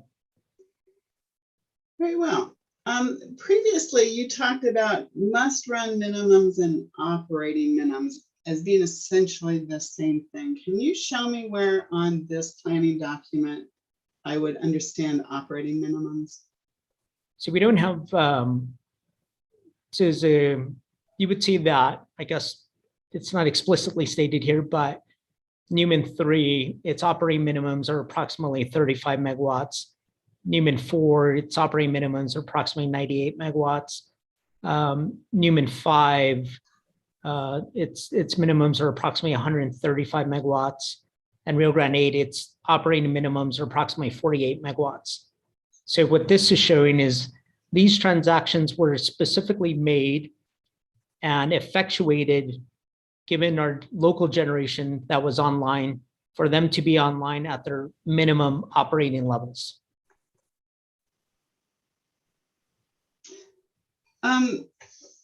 So I have to ask you for more detail. Those operating minimum levels that you cited do not match what I have previously seen in the costing model. Can you explain why they might be different? I cannot. These are operating minimum levels that we received from our power generation group. And with respect to their planning documents, yeah, like I said, these operating minimums or these dispatch operating points also include 35 megawatts of regulating margin that is needed for the units to be able to fluctuate, up or down, given load variations and changes in load. So that is also accounted for in these dispatch operating points. Mr. Gonzalez, are you familiar with El Paso Electric's costing model? I am. And are you familiar with my testimony in this case? I am. So, Mr. Hearing Examiner, I need some guidance. Yes, I'll try. El Paso Electric provided its public version of its costing model in response to discovery. Mm-hmm. In my testimony, I include exhibits that use various tabs, pieces of that costing model. And there is a conflict between what El Paso Electric provided in the costing model and what Mr. Gonzalez just testified. Can I take Mr. Gonzalez to my exhibits before that testimony has been entered? Sure, you can use your exhibits to cross-examine the witness. It's if we were in a hearing room, I can imagine you standing next to the witness bench or witness chair and asking him to examine a document and to comment upon it. So you're welcome to do that as well here, even though it has not yet been admitted into evidence. Very well. Mr. Gonzalez, I'm going to ask you to go to my exhibit MLS-15, which is my corrected direct testimony. And in that, go to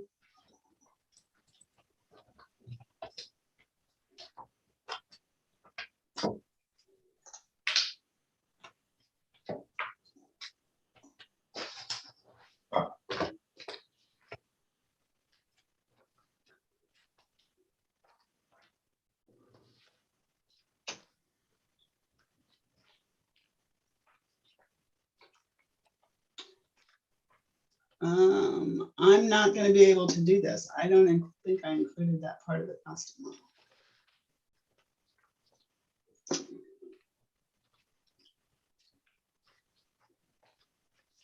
Very well, let's not do that.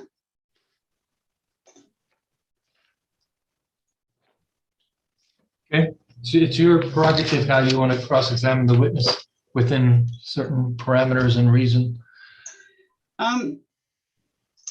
So Mr. Gonzalez, again, referring to the costing model, would you disagree with me if I told you that the Newman 5 minimums are represented as being 94 megawatts?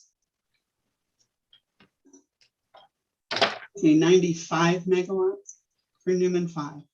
For Newman 5. That, like I say, what's represented on the dispatch might be functional operational minimums that we're utilizing to meet native load at that point. I would characterize the costing model as having the definitive stated capacity, if you will, nameplate operating minimums.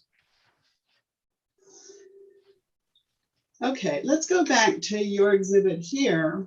In the line that is Newman 5.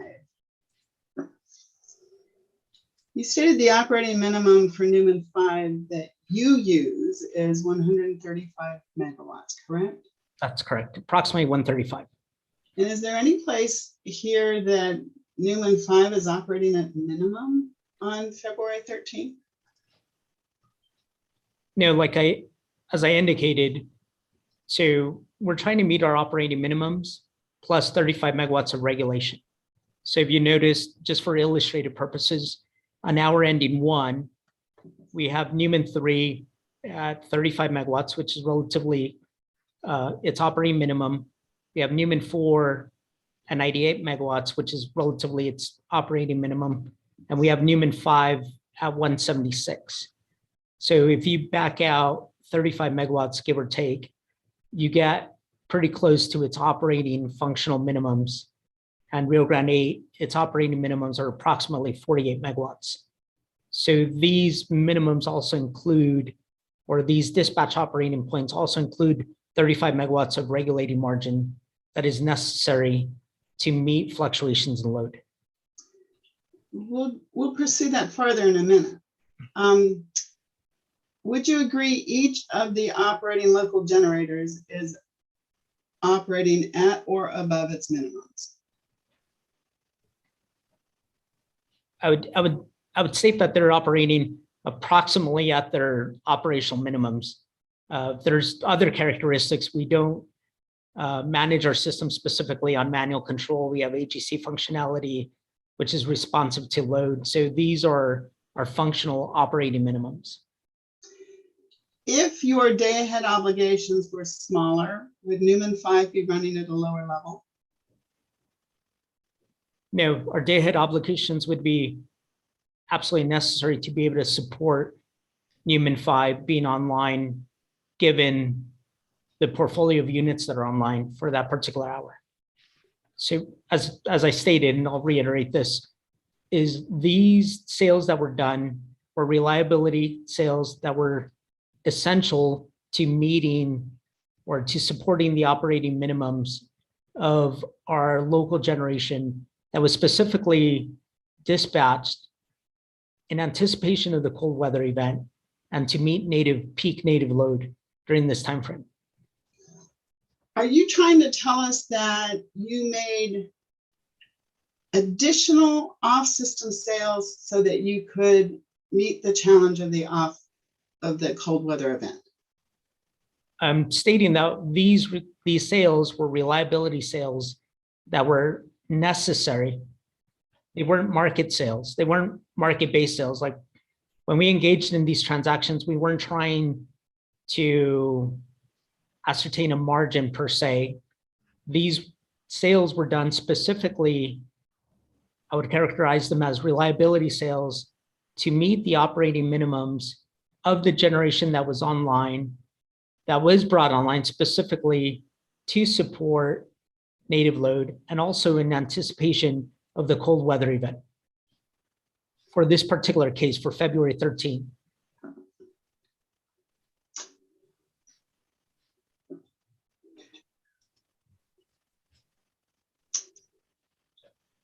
And would you agree that for every hour of February 13th that you planned for on Thursday the 11th, that Newman 5 was planned to run at outputs significantly greater than its operating minimum?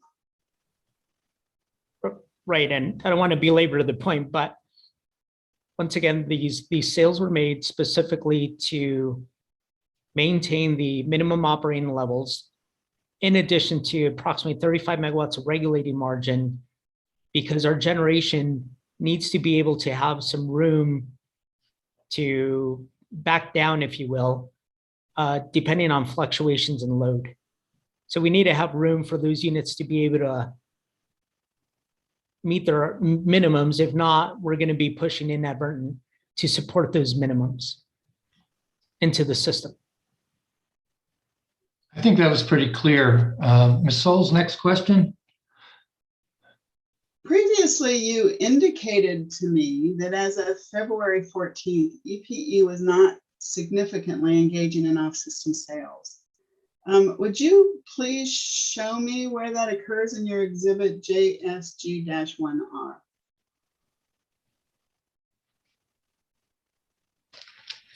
So once again, with respect to Sunday, February 14th, which was executed, give me just a moment, which was executed on 2/11 of 2021. Given the expectations, the forecasted load, the expected unit generation that was online, that was expected to be online, given these dispatch operating points, these sales were made to support those minimum operating points. And I'm looking at Sunday, February 14th, and the net day ahead obligations, which you identified as the off-system sales of Correct. 250 megawatts for every hour. Am I seeing that correct? That's correct. Therefore, is 250 megawatts what you consider to be not significantly engaging in off-system sales? That's correct. As I stated, these off-system sales are being made specifically for reliability considerations to support the local must-run generation that was online specifically to meet native load for February 14th, and also in anticipation of the extreme or the cold weather event, if you will, that we had planned for. Also to note, Sunday is a light load day. So when you engage in off-system sales, you engage in off-system sales for the entire 24-hour period. So if you sell 25 megawatts, it's for hour ending 1 through 24. Mr. Gonzalez, are you familiar with the procedural order of April 26, 2021, where the hearing examiner directs EPE in its filed direct testimony to demonstrate that its use of PV NGS Unit 3 power to serve New Mexico customers at a cost of $5.7 million was the lowest cost power available to EPE to serve New Mexico customers? Are you familiar with that? Yes, ma'am. Are you also aware that the hearing examiner directs EPE to include in its file direct testimony the cost for firm energy available to be purchased from the Palo Verde hub, if any, for the days comprising the cost of $5.7 million for the PV&GS Unit 3 power? Are you familiar with that? Yes, ma'am. Mr. Schiestel directed me to ask you the following questions. First, did you hear Ms. Gordon testify that the days which comprise the cost of $5.7 million were every day in February? I believe so. I think the average PV Unit 3 proxy price was approximately $235, $236. Yes.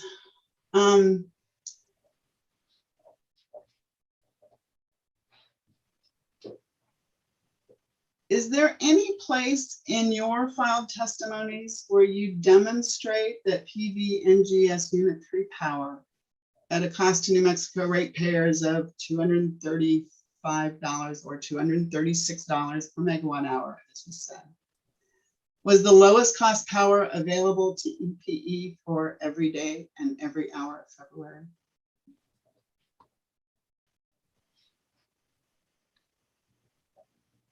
So what I do state in my testimony, well, first of all, I reiterate that EPE was committed to using PV Unit 3's capacity and energy for the entire month of February 2021 at its approved rate. With that caveat, I did provide in my testimony 2 alternative proxy examples and their particular flaws, which one of the examples was the option of using local generation to supplement the 40 megawatts instead of using PV Unit 3, which we characterized would increase cost to, or New Mexico cost would be about, I forget, let me reference that number. I'm not mistaken, it was, give me a second. Mr. Gonzalez, if this is in your testimony, would you direct us to it, please? Yes, ma'am. Let me get to that page.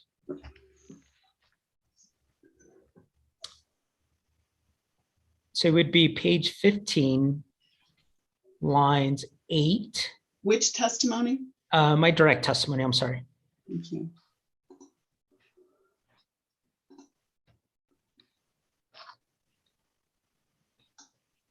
To be page 15, line 8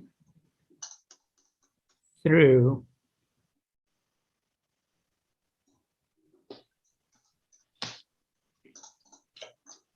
page 17, line 20. So just to paraphrase my testimony too, and within these, at this section of my testimony, once again, I provide 2 alternative examples and their flaws. As I was stating, that one of the alternatives was to use our local generation to increment 42 megawatts instead of the 40 megawatts from PV unit 3. And we computed that that would have cost New Mexico customers approximately 8.5 million, which is much greater than the 5.7 million, I believe, that you're referencing. I also show that index price power, first of all, was retroactively, we could not be able to confirm or if it was confirmed that it was even available to EPE for every single hour during the month of February. And I also caveat that PV index pricing is not an apples to apples comparison with respect to PV Unit 3's capacity and energy that was provided and utilized during the winter weather event. Furthermore, PV index pricing doesn't include intraday power prices, which when EPE did engage in purchase power, which occurred on the 14th through the 17th, the average price of those purchases was approximately $300, and we procured approximately 6,000 megawatt hours during that time frame. So your answer to my question is that from page,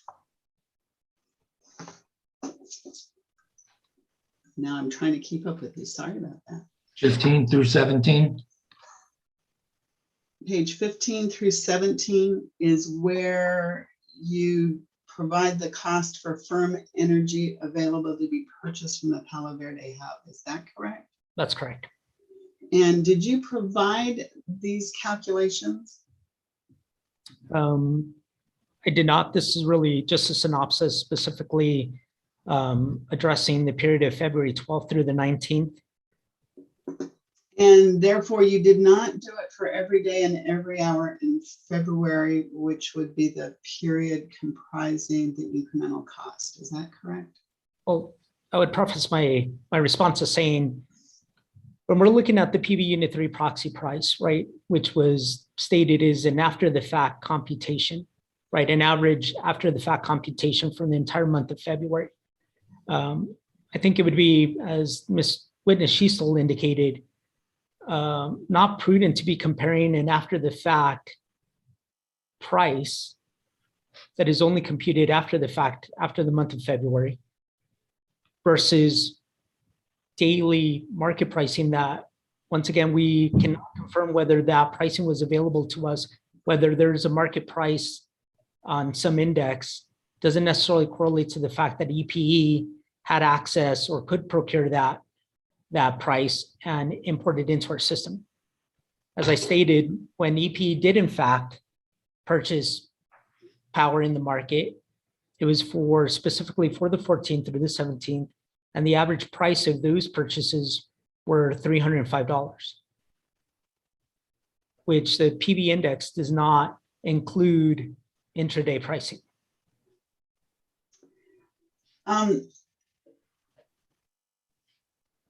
I think I'm done with my questions. Thank you, Mr.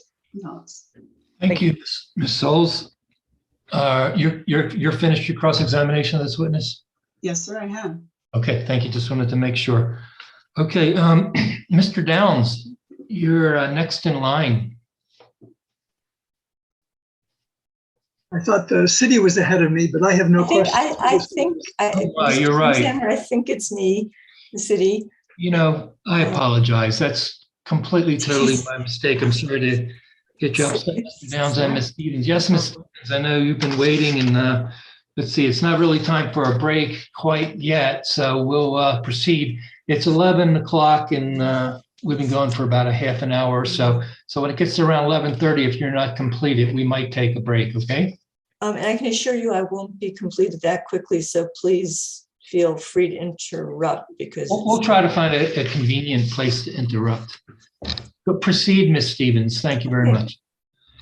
Thank you. Good morning, Mr. Gonzalez. I'm Anastasia Stevens for the city. Let's start with your background and your direct testimony. Yes, ma'am. So you've been with El Paso in power trading roles since 2008, is that right? Yes, ma'am. And going to the next page, since your most recent promotion to manager of day ahead and long-term trading, do you still have the responsibilities, responsibilities that involve supervision of real-time day ahead and long-term power transactions? Yes, ma'am. On page 2, lines 1 to 2, you describe one of your responsibilities while you were in your previous position as supervisor of real-time trading,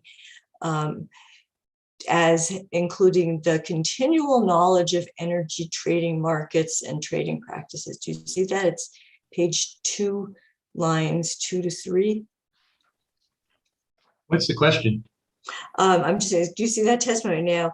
In the managerial role that you've had since January 2020, do you still maintain continual knowledge of energy trading markets and trading practices? Yes, ma'am. Okay. And in the testimony that you just gave to Ms. Sauls, you indicated that the company was, and part of your testimony is that the company was not aware of the trading conditions at the Palo Verde hub all through the month of February. Is that correct? Or am I misstating it slightly? So we're well of the price. What I was referencing is EP didn't actively engage in purchases throughout this time period. And just because there's a price doesn't necessarily mean that there was, a counterpart per se that EP would be able to engage in. So to be able to retroactively go through the entire month of February for each individual hour and be able to assess whether there was market power available to EPE is, in my perspective, incorrect. Well, let's take it from a different perspective then. Would you know whether there was an hour in which no power was being traded at Palo Verde? Would that be extraordinary and known to you? Potentially, yes. And again, is knowing both the prices and the amounts of energy available for trade at Palo Verde a part of your professional role at the company?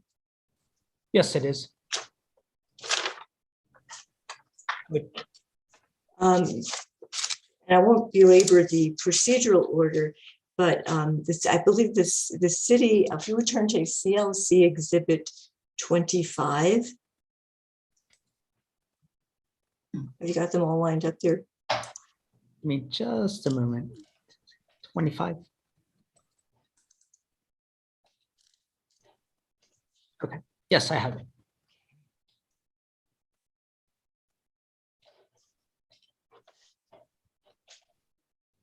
When the city specifically asked the company to admit that at least 40 megawatts of firm energy was available for purchase to EPE during each hour of the month of February 2021 at market prices. You provided the answer, is that right? Yes, ma'am. And would you read that answer out loud? Sure. EPE did not actively seek the purchase of at least 40 megawatts of firm energy during each hour of the month of February. Therefore, the statement cannot be validated. For that reason, EPE cannot admit or deny CLC 1.4. Is the only way that EPE, your whole trading operation, is the only way that you know about the availability of firm energy by being actively seeking to purchase at that particular hour? Like I stated with respect to Ms. Souls, for these particular days, to meet reliability must runs, EPE was actually engaging in reliability off system sales. No, I mean, the question was about the whole month, Mr. Gonzalez. So I think you didn't quite answer my question. No, and I'll reiterate my response. So to retroactively be able to go through the entire month of February 2021, when EPE did not actually procure that power, I cannot confirm or deny that that power was available to EPE. Just because there's a stated market price doesn't necessarily mean, as I indicated in my testimony, that EPE needs to have an ASB with that particular counterparty. We do a credit analysis with respect to that particular counterparty. So there's a lot more that's involved than just being able to look at a market price and assume that you could procure that market price for each hour for the month of February. Would you turn to the second page of Exhibit 25, please? Sure. This is one you also answered. And the request for admission asks EPE to admit that if EPE had not used PVNGS Unit 3 to serve New Mexico customers during February 2021, EPE could have made purchases at the Palo Verde and at the PVNGS hub and delivered them to New Mexico customers. Now, your response to that just refers to the previous answer. Is that correct? You only referred back to the previous answer? Yes, ma'am, and I'll elaborate a little bit. Yeah, please. So, and I'll relegate my comments specifically to the cold weather event, right? So there were two overlapping critical operation conditions on EPE's on EPNG's interstate and on One Oaks interstate pipeline. This situation or this black swan event was not specific to EPE, but it was affecting everybody in the entire southwestern United States. So as I stated, we were committed to using PV Unit 3's capacity and power to serve EPE's native customers during this time period, because it would be imprudent to potentially be relying on market power to be able to serve as a substitute for PV Unit 3, given these parameters and the inherent risks that were involved and the changing parameters during that particular week. And to say that there were counterparts that had readily available power to sell to El Paso Electric, I just cannot confirm that. Well, there's a lot in there, so I'm going to try to go through it piece by piece, Mr. Gonzalez, and then we'll move on to the fact that the question covered the whole month and not just the cold weather event. Okay? Okay. So you used the word committed to using PV3 and use that in your answers to Ms. Souls as well. What do you mean by committed? So as I alluded, in my discussions or in my responses to Ms. Souls, EPE planned and used PV Unit 3's capacity and energy to meet its native load, its customer's native load. And now going back to, since your own testimony just to me was narrowed to the cold weather event, was the planning of use of Palo Verde 3 during that period unique because of the circumstances that were impending, or was that the result of a long-term plan to use Palo Verde 3 because it's a must-run generating unit? No, not necessarily because it's a must run. So yes, there is long-term planning that EPE has done to utilize PV Unit 3 to serve New Mexico customers.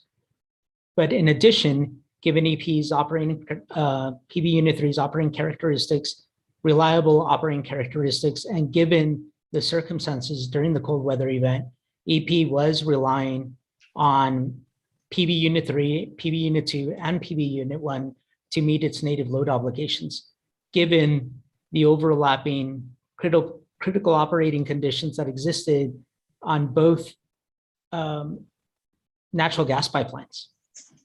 Okay, now let's go back to my request for the city's request for admission, CLC 1-5. If EPE, and this is a hypothetical, right? If EPE had not used PVNGS Unit 3 to serve New Mexico customers, what would it have done with that 40 or 42 megawatts of power? I wouldn't be able to answer that hypothetical, given the fact that we did utilize PV Unit 3. What I can state is when we did procure market purchases for the 14th through the 17th, the average price of those market purchases amounted to approximately $305, and we procured about 6,000 megawatt hours of power. And later on, we'll get to the reasons why you procured that power. But for now, try to work with the hypothetical and consider the possibility. I know you've been in marketing for a long time now, that Palo Verde Unit 3 was being treated like merchant plant, available for the company to sell, and therefore it was not going to be used to serve New Mexico customers. Would that have made it possible for the company to purchase power at Palo Verde and bring it home through the transmission system if necessary? I don't want to belabor the point, but given in my professional judgment, PV Unit 3 was absolutely necessary to effectively meet El Paso's native load during the cold weather event. You're not answering my question, Mr. Gonzalez. You're telling me what you want to tell me, but you're not answering the question. So please try to answer the question. What you're asking me to do is engage in the hypothetical where PV Unit 3 was not available to us. That's correct. That is the hypothetical. Answer the hypothetical, please. What I've Your stated. Honor, I'm going to object at this point. The witness has already said that it's an inappropriate and counterfactual hypothetical. Yeah, I heard him say that too. Well, I wouldn't mind hearing the answer, so it's overruled. What I've stated, or in my response, I stated that EPE procured approximately 6,000 megawatt hours of energy between February 14th to February 17th at an average cost of $305. Okay, thank you. That's probably as close as we're going to get. He doesn't want to speculate. And speculative evidence is of limited value anyhow. So I'd ask you, Ms. Stevens, to perhaps move on to some other question. Okay, I'll ask him one little question within that question. Does EP, are you, again, in your role, is part of your role also monitoring the transmission capabilities to bring power to and from load centers, generating centers to load centers? No, ma'am. It's not?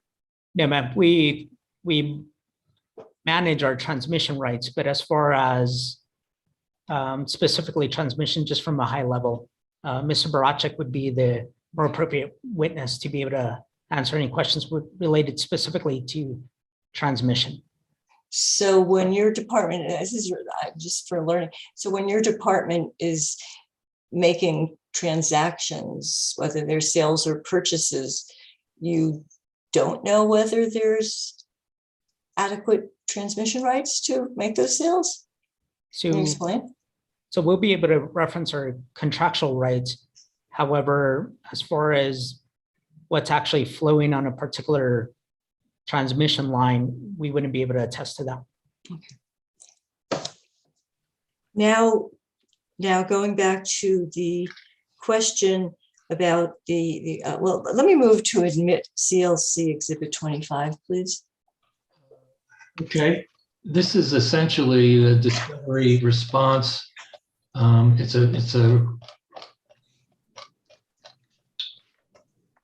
see if there's any objection to admission of it. Mr. Wessler? I have no objection. Thank you, sir. Mr. Borman? Sorry, no, I do not have any objection. Mr. Herman? No objection. Okay, last but not least, the two pro se litigants, Ms. Souls No objection. and Mr. Downs. No objection. Okay, well, there being no objection, there's nothing to decide. CLC exhibit number 25 is admitted as evidence in the case. Thank you. For Mr. just- Gonzalez, let's go on to slightly different topic. On page 8 of your direct testimony. Could you just wait 1 minute? I think I've misplaced my list of exhibits and I want to mark that one as admitted. And I don't want to miss something you're saying, which could be important. Okay. You give me too much credit, Mr. Lennon. Well, you said that, not me. No, I appreciate all your cross-examination. Let's see, this is your number 25. Admit it. Okay, thank you. Please proceed. Page 8 of your direct testimony, Mr. Gonzalez. I can get there. Wait, maybe it's the rebuttal. Oh yeah, the bottom of page 8 when you start talking about purchases and sales. Mhm. At the very bottom of page 8, you go on to page 9. You talk about forward sales, and forward sales are ones that are made basically relatively long-term in the future. Is that right? That's correct. And on page 9, line 18 through page 10, line 4, you indicate that the farther out in time a purchase is made, the greater is the risk that the circumstances such as market conditions, customer demands, generating and transmission system facilities available will be different from those anticipated. In this context, that statement is about purchases. My question to you, is that also true about sales?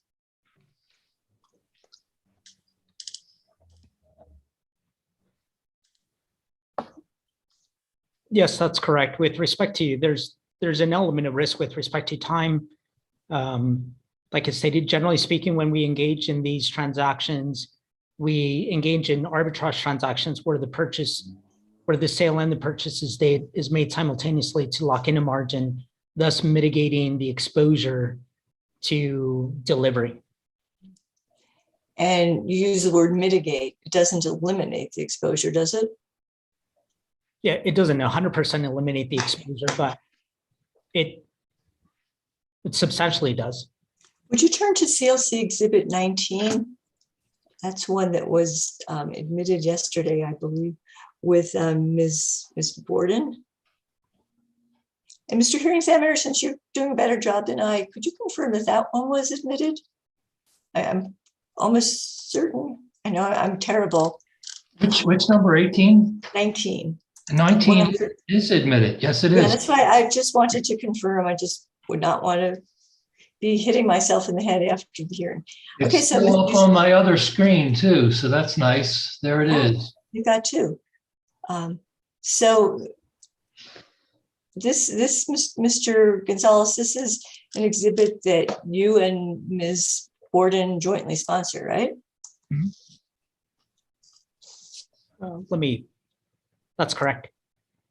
And I'd like to ask you about the first couple of transactions on that curtailed, this was provided to the city of Discovery in response to a question about whether there were any curtailments of sales during the cold weather event. Is that right?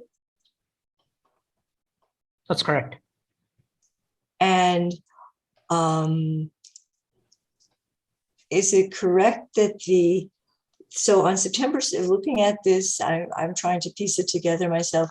Is it on September 17th, 2020, you made a sale to Tenaska, is that the way it's pronounced? Yes, yes, ma'am. For 75 megawatts. 124 means every day, every hour of every day, right?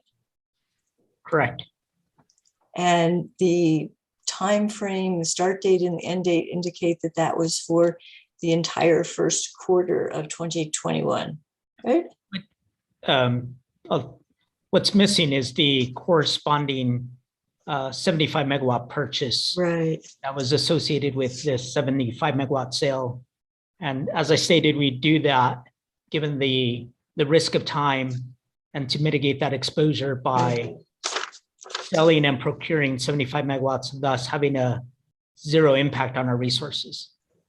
And I do have an exhibit. I understand that. I do have an exhibit if I can find it. I thought I had better notes. Let me see.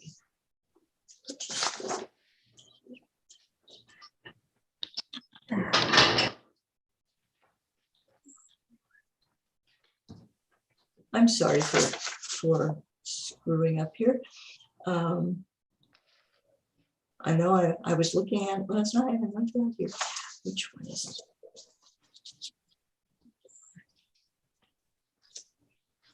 Let's try. Let's try CLC exhibit 32, Mr. Gonzalez. Let's hope that's the right one. No, if it's not, yeah. 32. 32. Yeah. It's not the right one.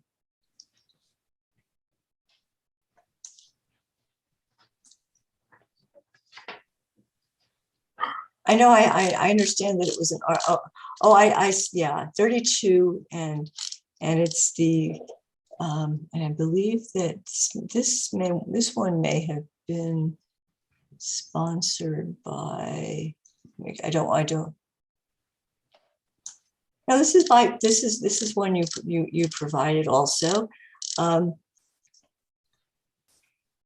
this one does show that if you go to the attachment, the part C, and I'm sorry, it was when it came to us, it was a spreadsheet and there are actually tabs, but now it's when you save it to PDF, it's now. So it's page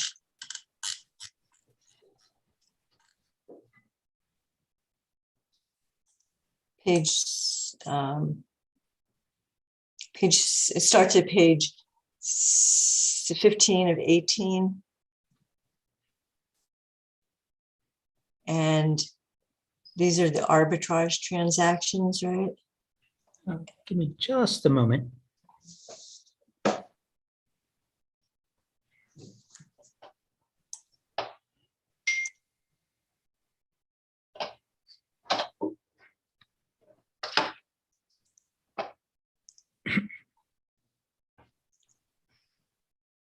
Okay, I'm there. Okay. And we're referencing page 104, correct? Attachment 1 or page 15 on the PDF? Page 15, yeah, page 104 of it, part C, attachment 1, page 15 on the PDF. So I see here, and so these are arbitrage transactions. And when we get to, let's see, I know. We can match the numbers, right? Oh, wait, I know we want to go down far enough to get to February 13th and 14th, so February 14th is sort of our magic day, isn't it? So that's on page 17 of 18. And I can match that. I'm looking at it, Miss Stevens, could you get to the question, please? Yeah, so would you agree that that the Tenaska transaction was an arbitrage sale, and therefore you had at the time you had a purchase to match the idea of arbitrage? If you could maybe briefly explain what an arbitrage sale is. That's correct. Just to mitigate the risk of time, we will simultaneously engage in, let's say, for this example, a 75 megawatt sale and a 75 megawatt purchase, thus negating the impact on our system, right? So it's a net effect of zero on our system. And we are just locking in a margin that is then credited back to customers. New Mexico is specifically 90, with this 90-10 allocation as a credit to fuel. And if they're offsetting, or you would say you lock in a margin, and this particular one, let me see, so CLC 19, the pricing type it says is index. Do you for the counterpart purchase, do you use the same pricing? Because otherwise, I'm wondering how you create a margin. Right, there's a premium that's associated with the sale. So there might be, let's say, an index plus $3, right? And then we procure at index flat. So you lock in a margin of $3 that had no impact on your generation. So the 75 megawatts in this, for this example, negate themselves, right? So there's no impact on your generation. And these margins are then credited back to customers as a credit to fuel. So how then did you come to a situation in which on, I believe it's the 14th of February, you did have to curtail this hour ending, starting with hour ending 19? You did have to curtail that sale in part? How could that be if there's a countering purchase? Right, so for that particular example, given the extenuating circumstances with respect to some of our local generation units, we did in fact curtail this firm off-system sale because the energy was needed to reliably meet native load demand. So Ms. Stevens, I'm very interested in arbitrage. I'm very interested in many tables of numbers. I actually understand it a bit, but why is that significant to the issues in this case? Well, I'm going to brief that, but the importance is that the company does take on some risk when it does these transactions, and ultimately the risk falls on ratepayers in terms of it. What Ms. Borden testified yesterday, and I'm sure that Mr. Gonzalez can confirm, is that when there's a compensation for curtailment, whether it's a non-arbitrage sale or an arbitrage sale, those costs come out of ratepayers' pockets. Well, the arbitrage is to minimize risk, or at least to limit risk. Of course, it always costs a little bit of return. But other than that, I think you could, and you could put it in your brief, but, we need to move on to evidence which is more tailored to the issues in the case. So I'm not going to take away your right to cross-examine the witness, but I just wish it could be structured a little more defined for the issues. So thank you. Okay, Mr. Gonzalez, if you had not engaged in that arbitrage sale at all back in September, there'd be less risk to the company, would there not? Well, I would state that, like I say, just out of principle, that's what an arbitrage is you're selling, in this example, 75, you're procuring 75, and you're locking in a margin that is then credited back to customers. So although you cannot eliminate 100% risk, but there is a benefit of engaging in these transactions, and they are credited back to New Mexico customers.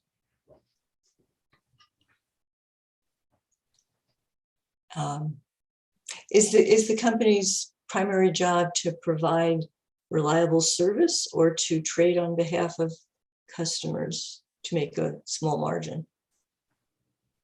Our primary responsibility is to meet native load in the most cost-effective manner. And by engaging in these transactions, we do create a margin, which is then credited back to customers without having an impact on our generation dispatch output levels. Would you look to the second Tenosca transaction on Exhibit 19, CLC Exhibit 19?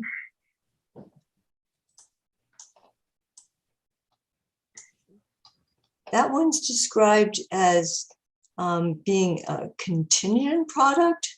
Correct. But nonetheless, you incurred a more significant amount of financial compensation on February the 14th. What was the contingency, and was it implicated on that day?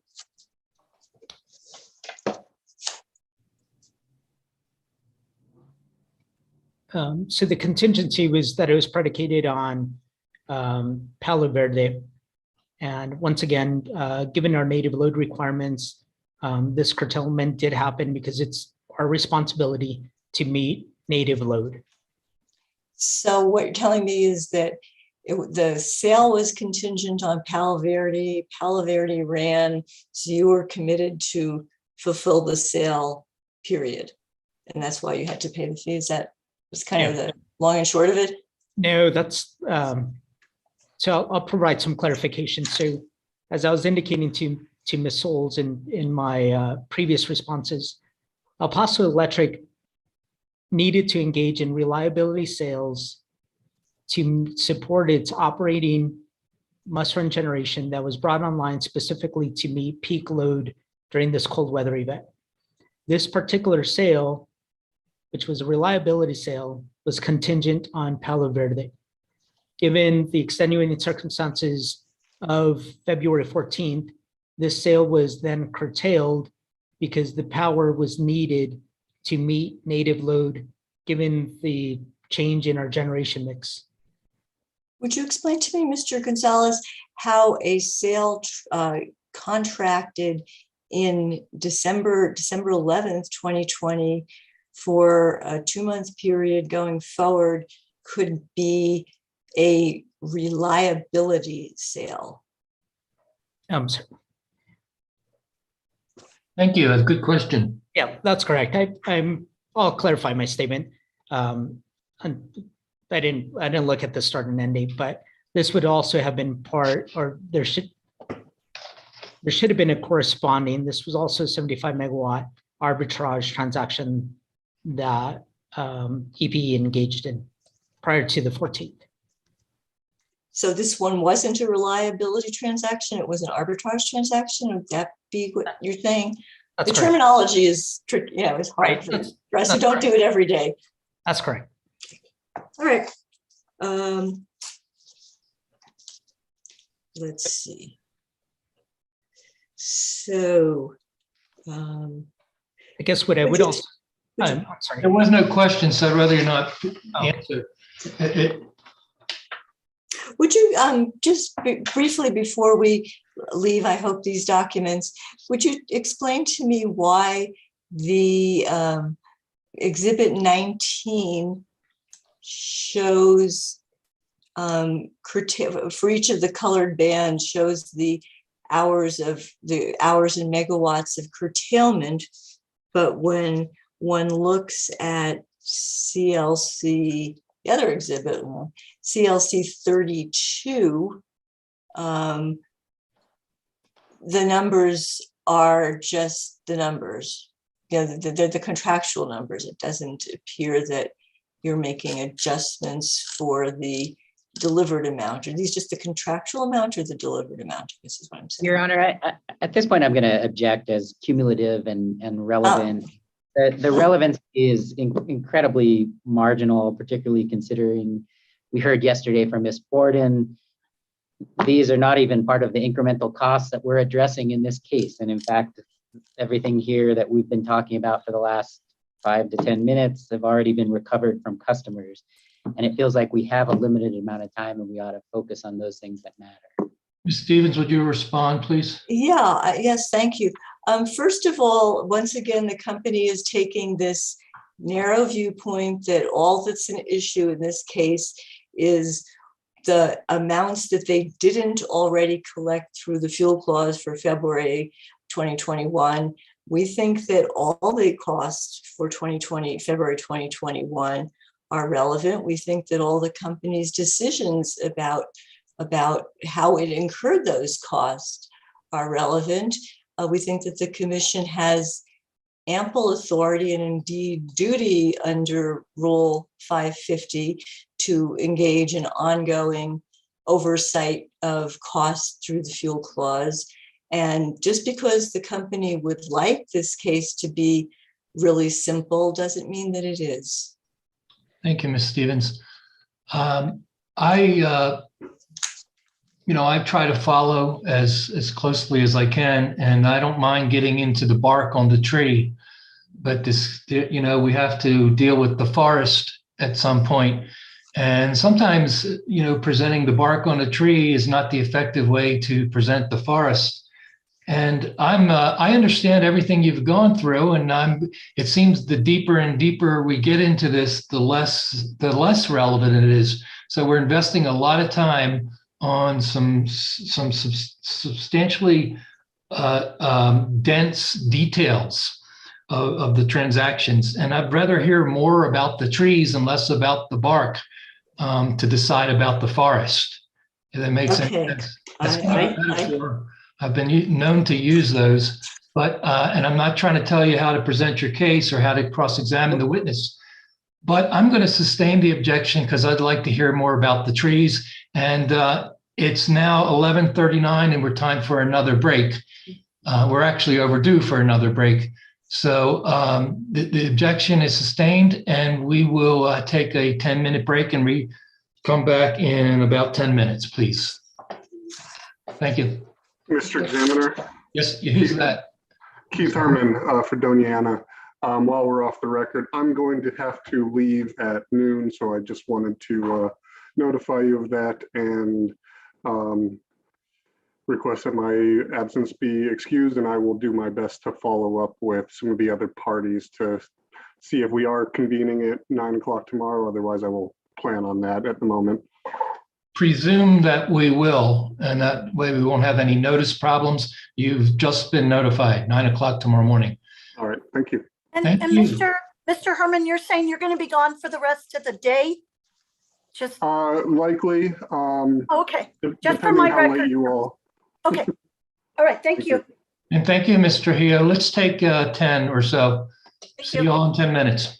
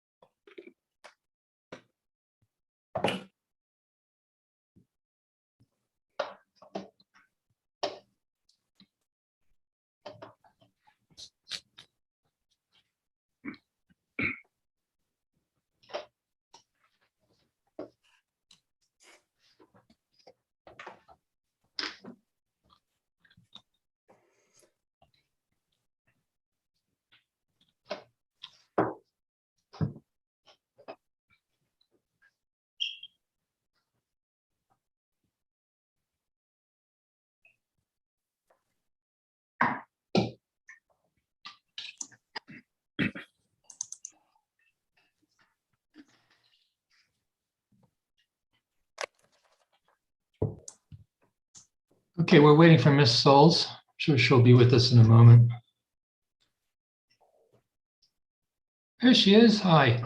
Okay, we ready to go back on the record, everyone? Anything else? Good. Mr. Hio, we're ready back on the record.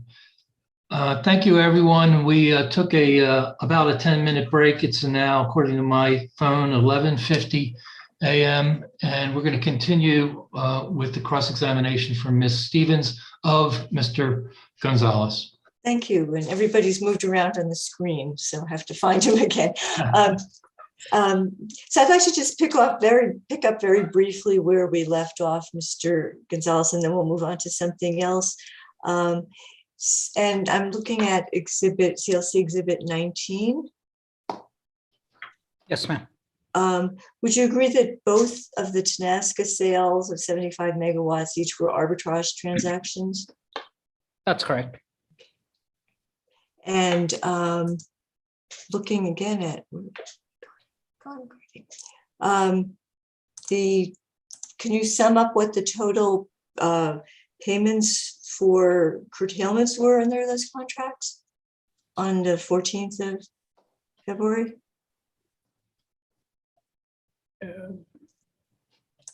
Are you asking for the financial compensation? Financial compensation, is that what the term is? Yeah. Row 11, column 11, I'm sorry. I don't know which numbers you're asking. I'm sorry, I've lost it on my screen. Where is it? It's gone way to the side. That's the problem. It's there. It's just gone screwy on my screen. Yeah. So we're in column N. Is that what Exhibit 19, column N, the financial compensation for curtailments to the buyer? Yes, ma'am. So the two Tenaska contracts are the arbitrage ones, right? That's correct. And the total they were curtailed on the 14th of February, is that right? Yes, ma'am. And I'll qualify my statement. So these curtailments were made because we needed the power to reliably meet load. Aside from these curtailments, EPE would have needed to go and procure the exact same megawatt amount to meet our native load. So like I say, these curtailments are theoretically analogous to real-time purchase during this particular time frame that was going to be needed to meet native load at that time. Okay, well, just total them up for me, please. Sure.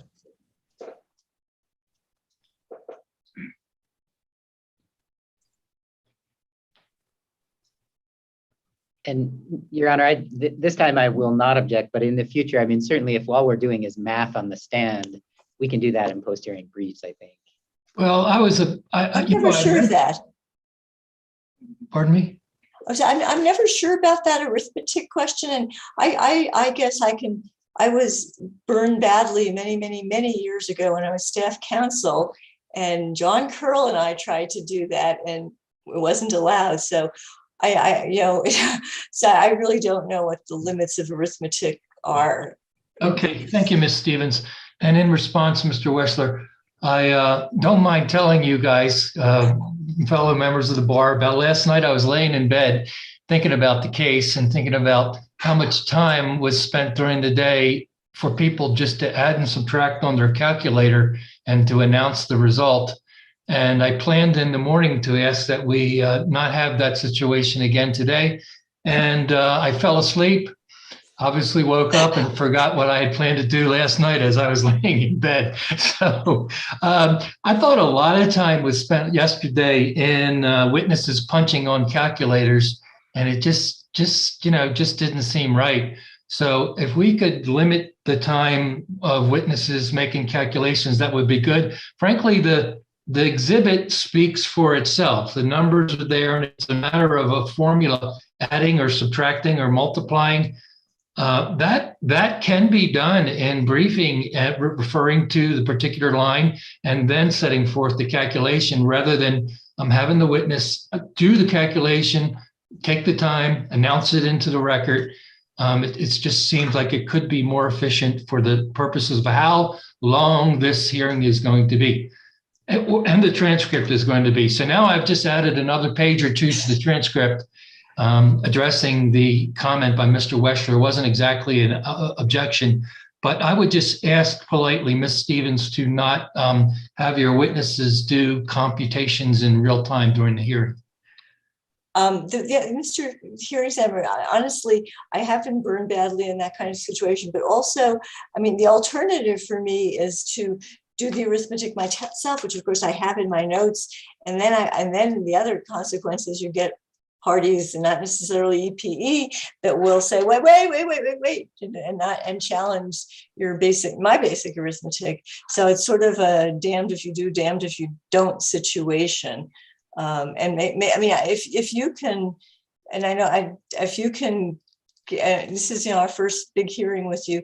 If you can give us your kind of criteria, as I say, I've been burned every which way, and that's what I'm trying to be careful of. Well, I totally respect that, and I also have been burned every which way through 30 some years of been in this business. So I completely concede that that's a good argument. But I have a concept of what I call absolute numbers, which is like down to the penny. Actually, this relates to the bark. It's a matter of scale. The exact penny doesn't matter. The exact dollar doesn't matter. Perhaps the exact $100 doesn't matter. When we get into thousands, it might matter, but the scale of this case is millions. So if there's an approximation of 1.2 million or 1.8 or 1 something, that's kind of all we need in this case. The exact absolute dollar down to the penny is not that critical. So you could ask him, since you're cross-examining, isn't it true, sir, that if you add 1 and 2 together, you get 3? And he could respond yes or no, and that would be adequate, in my opinion. Thank you. No, that's really food for thought. So I will do this really quickly and I know it's slightly inappropriate, but if you don't like it, would you please tell me where what's preferred, because I do have some further numbers down the road. Well, I've been accused of being a telegrapher. You know what I mean by telegraphing? Yes, I know what you mean. I have to be careful to not telegraph during hearings, but I think I've telegraphed enough about it. So we'll see. If I think it's necessary, I will. I do want to move the hearing a little bit quicker. I think it's been plodding along. So if we could move things along quicker, I'd appreciate it. Thank you, Ms. Stevens. Thank you. So Mr. Gonzalez, let's try this with those wise words in mind. So the total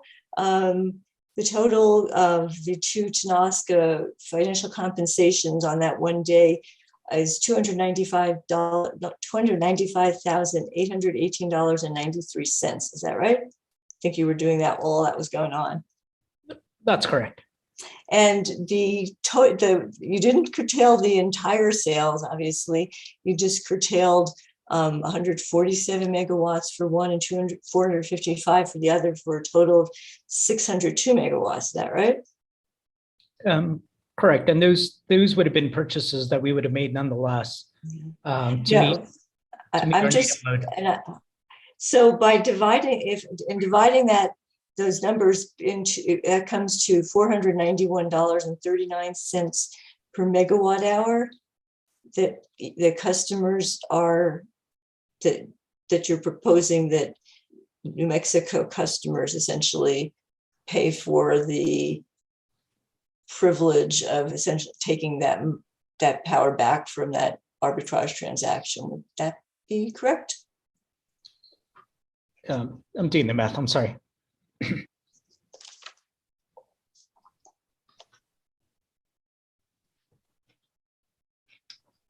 So I'm not in agreement with your statement as far as the privilege.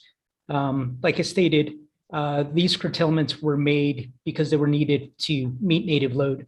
So whether these curtailments are analogous to going out into the market and purchasing 147 megawatts or 455 megawatts, because that's what was needed during that time frame to meet native load.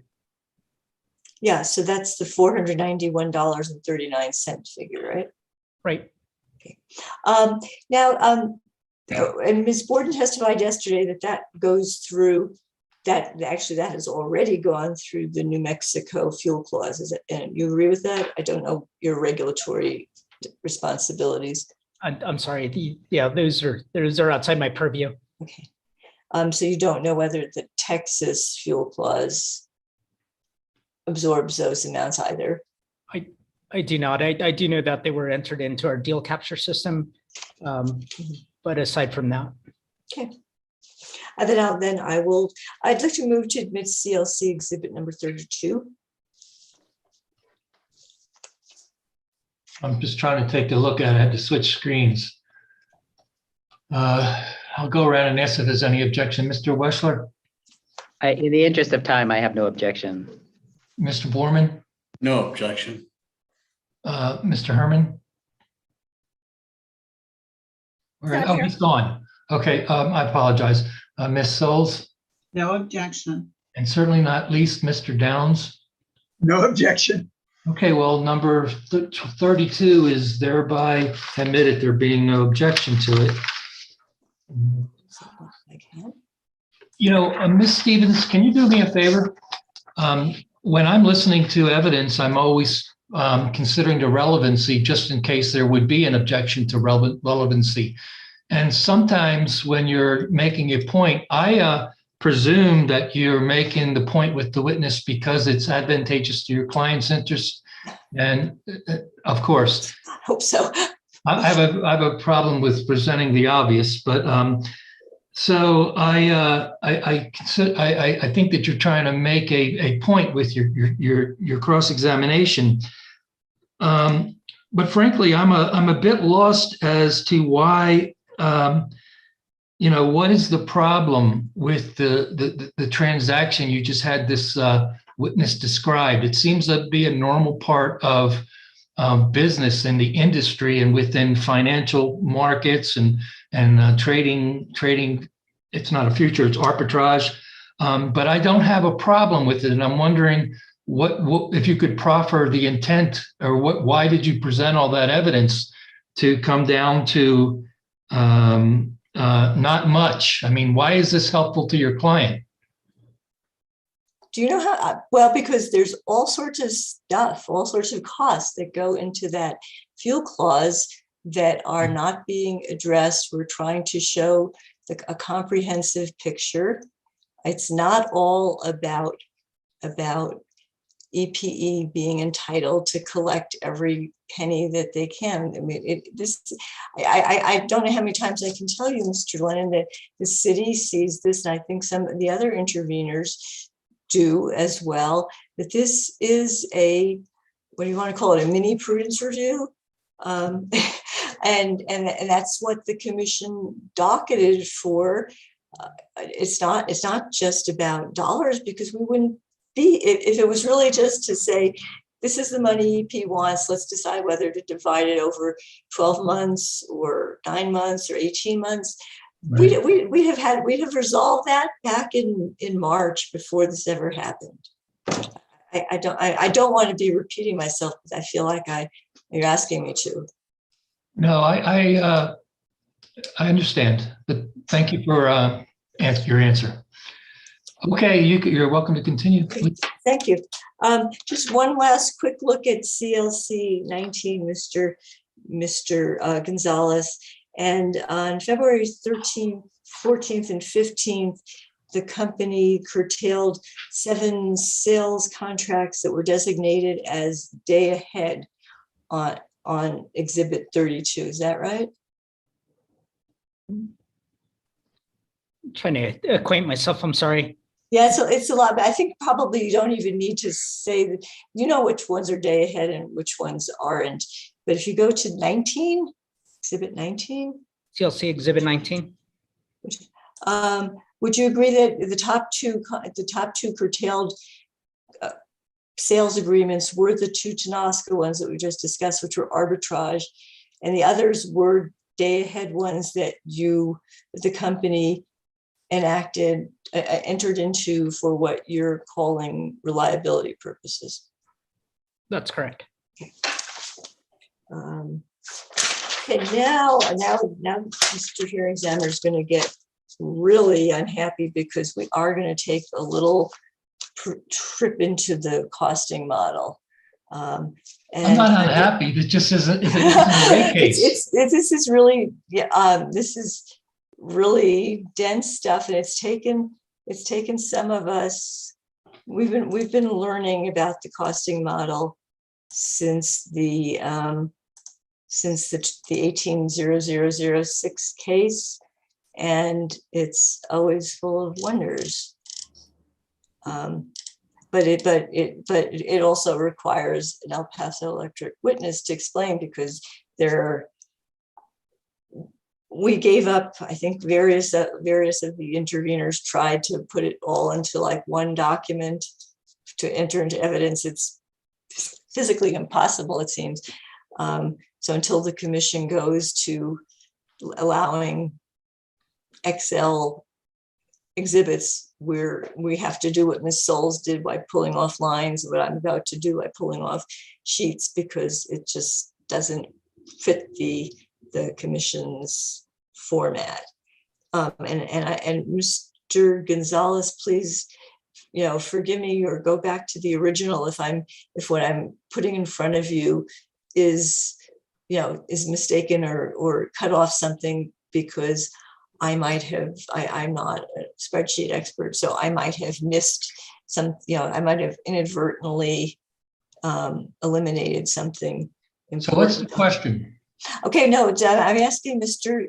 Gonzalez to, first of all, you are the individual who, or you are one of the individuals who works on the costing model every month, is that right? I don't specifically work on it, but I do oversee my direct reports work on it.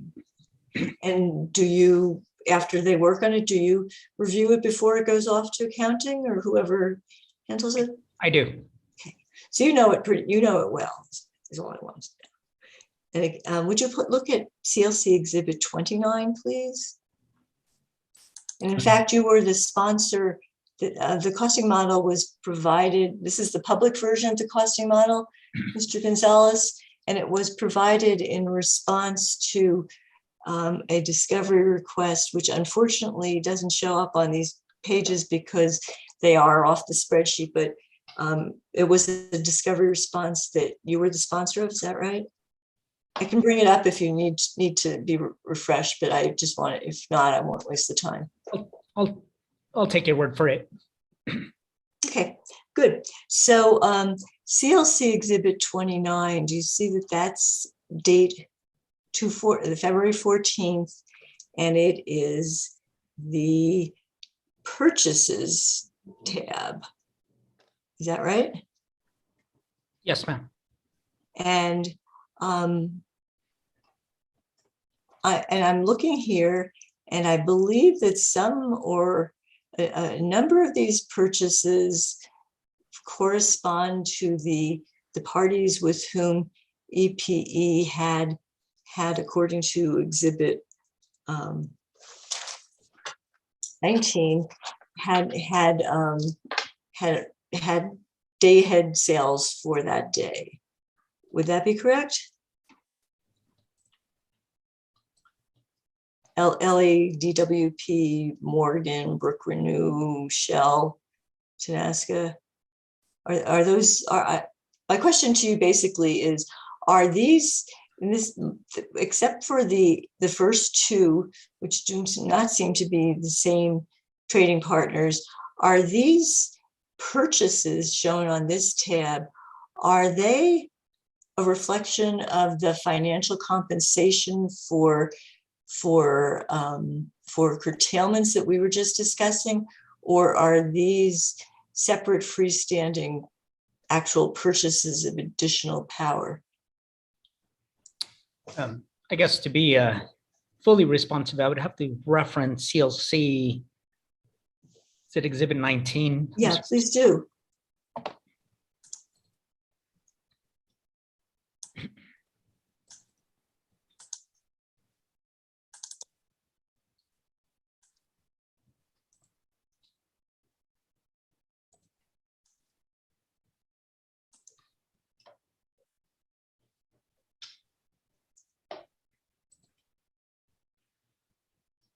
Ms. Stevens, while he's doing that, do you have the ability to put that on the share screen so that the YouTube people can see what we're talking about? I can, but I'm probably totally at a loss if you ask me to put two up at the same time.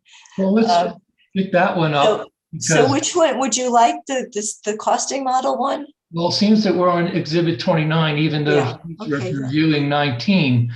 I'm just trying to think of those people that are watching by YouTube and. Okay, let me give it a shot then. Sure. And select a window. Oh, these things are so tiny. It's going to be hard for me to see which one it is. Oh, I know I think there it is. There it is. Do you have the green yeah, button? I haven't done it. It does have a hold control to select multiple windows. Do you want me to be wild and crazy and try to get two up there or just the one? Well, we don't need to see pictures of your cat. No, I don't have a cat. I'm talking about the Exhibit 19 that Mr. No, I just want the one Mr. that you're referring Gonzalez to, wants. not the one that he's referring to. Okay, fine. Got it. Let's see whether this works. I was trying to imagine what it's like listening to this without being able to see what we are referring to if you're on YouTube and you don't have all the exhibits. So Well, there it is. That's the document. Okay, it's telling me that, but I'm not seeing it. I've got now just the screen. It's there. And I can see, yeah, I can see the hearing examiner, the court reporter, the witness, Mr. Wexler. That sounds good enough. I've lost everybody else. Okay, so now we're looking at the sales transaction, the purchases in the block that starts, I guess it would be roughly line 4, starting at our ending. Well, yeah, the line 4 down, because I think the first two are with different trading, or the first 3 are with different trading partners. So I'd rather you not testify, but okay. Just re-answer the question and we'll go on from there. So I was trying to pull out the ones that are with the same trading partners as are on Exhibit 19.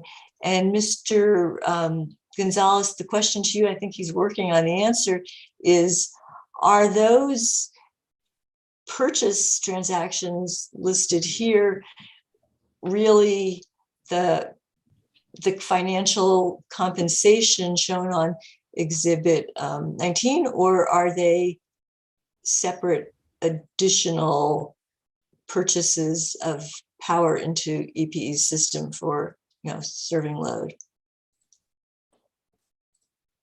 Mr. Gonzalez, please answer. Yep. So just perusing through the 2 exhibits. So we indicated that APCO and Guzman are not counterparties in our curtailment on exhibits, CLC Exhibit 19, correct?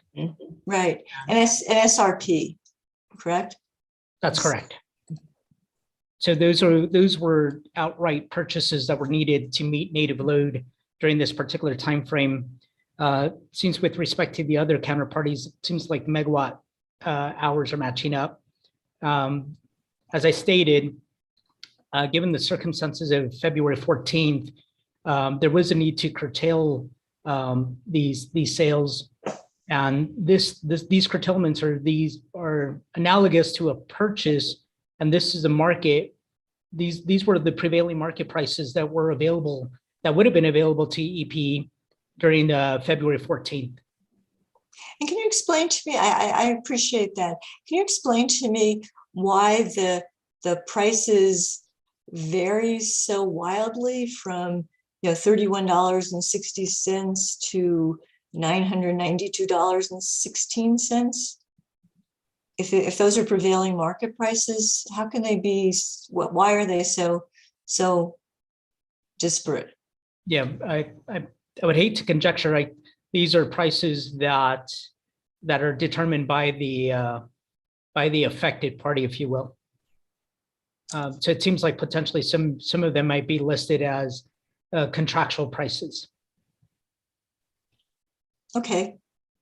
And that would be true for both the lower part of the screen that are the ones that relate to the curtailments, and to the 3 ones on the upper part of the screen that we've agreed are not associated with the day ahead curtailments. So the ones that are not associated with the day ahead curtailments, that was the prevailing market price during the time that we acquired this power in the market.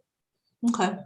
And was the $900 price and the $650 price, were they at the same, were they both at like Palo Verde Hub, or? I wouldn't be able to confirm that just looking at this spreadsheet. Okay. I'd like to move to admit Exhibit 29, CLC Exhibit 29. Thank you. Let's see if there's any objection. Mr. Wessler, No objection. Mr. Borman, No objection. Mr. Downs, No objection. Ms. Souls. No objection. Okay, there being no objection, CLC exhibit number 29 is Thank now you. part of evidence. I'm going to hit the stop share button. And I hope that I don't lose everything. I think that was very helpful, frankly, Ms. Stevens, for the public and transparency reasons that they see that. So if you're going to refer to documents again, let's try to get them up on the screen. Yeah, I mean, they are, poor Mr. Gonzalez, they do sort of, they're like, there are multiple documents that sort of overlap in terms of the information they provided. I'm not sure I'm daring enough to try to put 2 up on the screen at the same time, but we'll see, Okay. if it comes to that. Thank you. So would you look at CLC exhibit number 35, Mr. Gonzalez? Now, 35. 35 and 35. That's the dispatch tab of the same costing model. Does that look familiar? And this one is going to be a real bear because it's a gigantic, you have to magnify it greatly. But I just would like you to explain to me whether, again, on the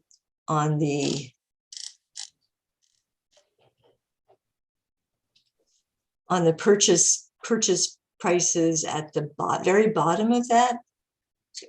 And Mr. Hearing Examiner, I'm really hesitant to try to post this one because truly it's so gigantic. I don't think anybody would be able to really see it. I know I have to sit here with that it's 42 by 32 inches. I'm sorry, Mr. Hearing Examiner, I missed the exhibit number. It's 35.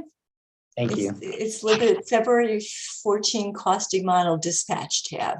If this was some sort of proprietary program, because this doesn't even look like a Excel spreadsheet.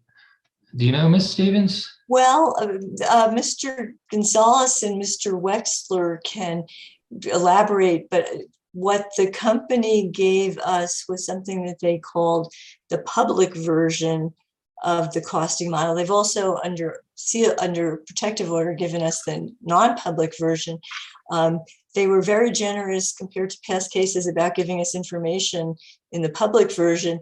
And then, as I said to Mr. Gonzalez, I hope that when I converted it just in the simplest way possible to turn it into a PDF, not knowing what was going to happen, that 42 by 32 inches, this is what came out. The tab, I think, on a spreadsheet looks similar, but of course it's on a spreadsheet, so it doesn't look similar. It's got that Excel quality to it.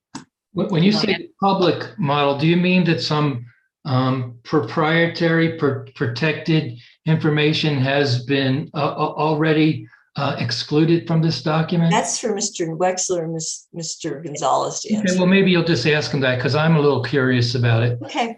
Thank you. Mr. Gonzalez, can you explain what was done to make this public version available to us? We very much appreciate it, I must say. So just looking at the document, we did eliminate our IO equations kind of next to the yellow columns, if you will, in the upper left-hand corner. With respect to our units, squares, slope, and intercept were removed. And it looks, we also removed the natural gas prices in the red box, or the, it's hard to describe, there's 4 red cells, if you will. And to answer your question, Mr. Hearing Examiner, this is originally on an Excel spreadsheet. It is not proprietary software. And that information that has been removed has been removed for proprietary business practices. It's equations that show exactly the details of EPE's inner workings, and no parties objected to that being removed. Thank you, Mr. Wessler. I was wondering about that. So continue on, Ms. Stevens. Okay. So was going to ask Mr. Gonzalez to go to the bottom of this, the very bottom of this page, and tell me whether the purchase prices block, I guess you call it the yellow one at the bottom, whether that does correspond to what we were just looking at on the separate purchase tab. Just perusing through it quickly, it does. And then if we go up to the second from the bottom yellow block, the lower portion of that, again, on the sort of the lower right-hand corner of that, I'm sorry, I'm scrunching over here, but that also corresponds to what we're seeing in the bottom yellow block, in terms of those are the numbers of megawatts, and the bottom block is the price per megawatt hour. Yeah, if you're referencing, I guess, purchase 1 through 14 rows, and purchase 1 through 14 purchase prices, yes, they do correspond. Okay, thank you. I'd like to move to admit exhibit 30, CLC exhibit numbers 35. Mr. Wessler, any objection? Objection. What's your objection? I said no objection. Oh, I'm sorry. I couldn't hear the no. Mr. Borman? No objection. Ms. Souls? No objection. Mr. Downs? No objection. Okay, there being no objection, number 35, CLC 35 is admitted into evidence. Are you going to continue to refer this in your cross? I'm going to just ask one more question on this. I hope that I can move on. So Mr. Gonzalez, were any of these purchases, we know some of these purchases were made to as essentially paper purchases to deal with the curtailments. Were any of them otherwise, from what shows up on Exhibit 19, made to support previously committed off-system sales that were not terminated, or terminated, curtailed? I didn't understand your question, Ms. Stevens. I'm so sorry. Could you? Okay, I'll try it again. So of these purchases that were made on the 14th of February, mostly in the late evening hours, were some of them made, and we know that some of them were made as paper transactions for the, to do the curtailment payments, but I'm asking whether some others of them were made to support off-system sales commitments that the company made on a day-ahead basis, that the company did not need to or did not choose to curtail. Thank you. Mr. Gonzalez. No, ma'am. These purchases were specifically made to meet native load. Next question. Okay.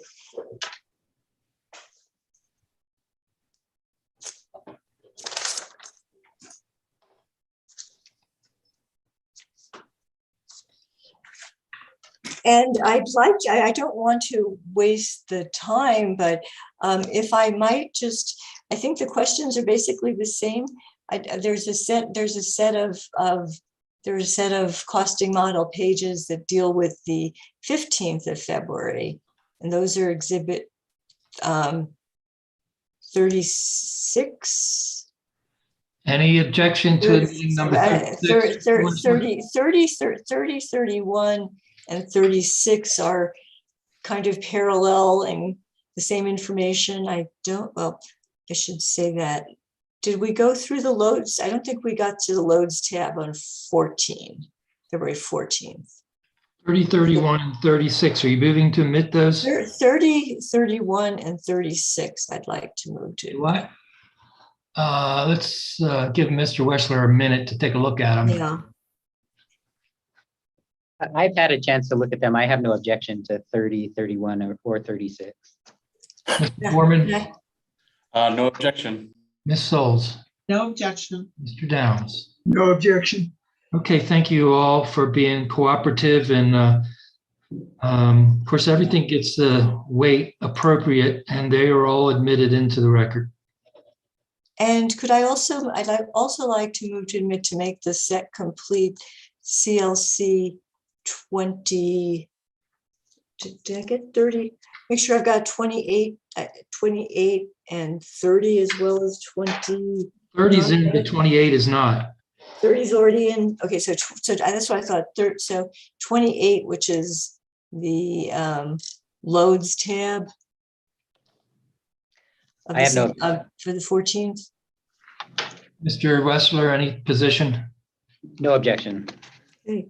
Mr. This will Bourne. move us along. Thank you, gentlemen, and everybody. This will move us along really quickly, I think.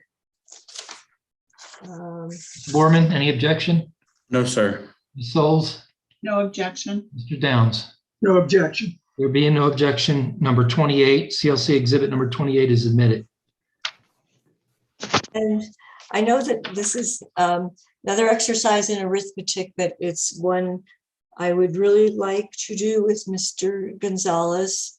But so if we could keep CLC 28 open, and I mean, if you want me to try to upload this or put it on the screen, I can. It's not the most gigantic one, but it's a big one.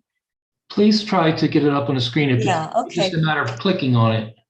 Well, I have to hit the green one first, right? And then. Yes, and then choose it. And then I think that's the one I'm looking at. And it's more of a courtesy to the public because I can bring it up and I'm sure the counsel for the parties can get it. So there it is. That's even not as scary as the last one. Yeah, I know. This is the medium scary one, right? Medium scary, yeah. Medium scary. This, and particularly since there's a lot of white space in some of those columns. This is Mary Souls. What is this exhibit number, please? This is CLC 28. It's the last one that was just admitted. It's the February 14th loads tab.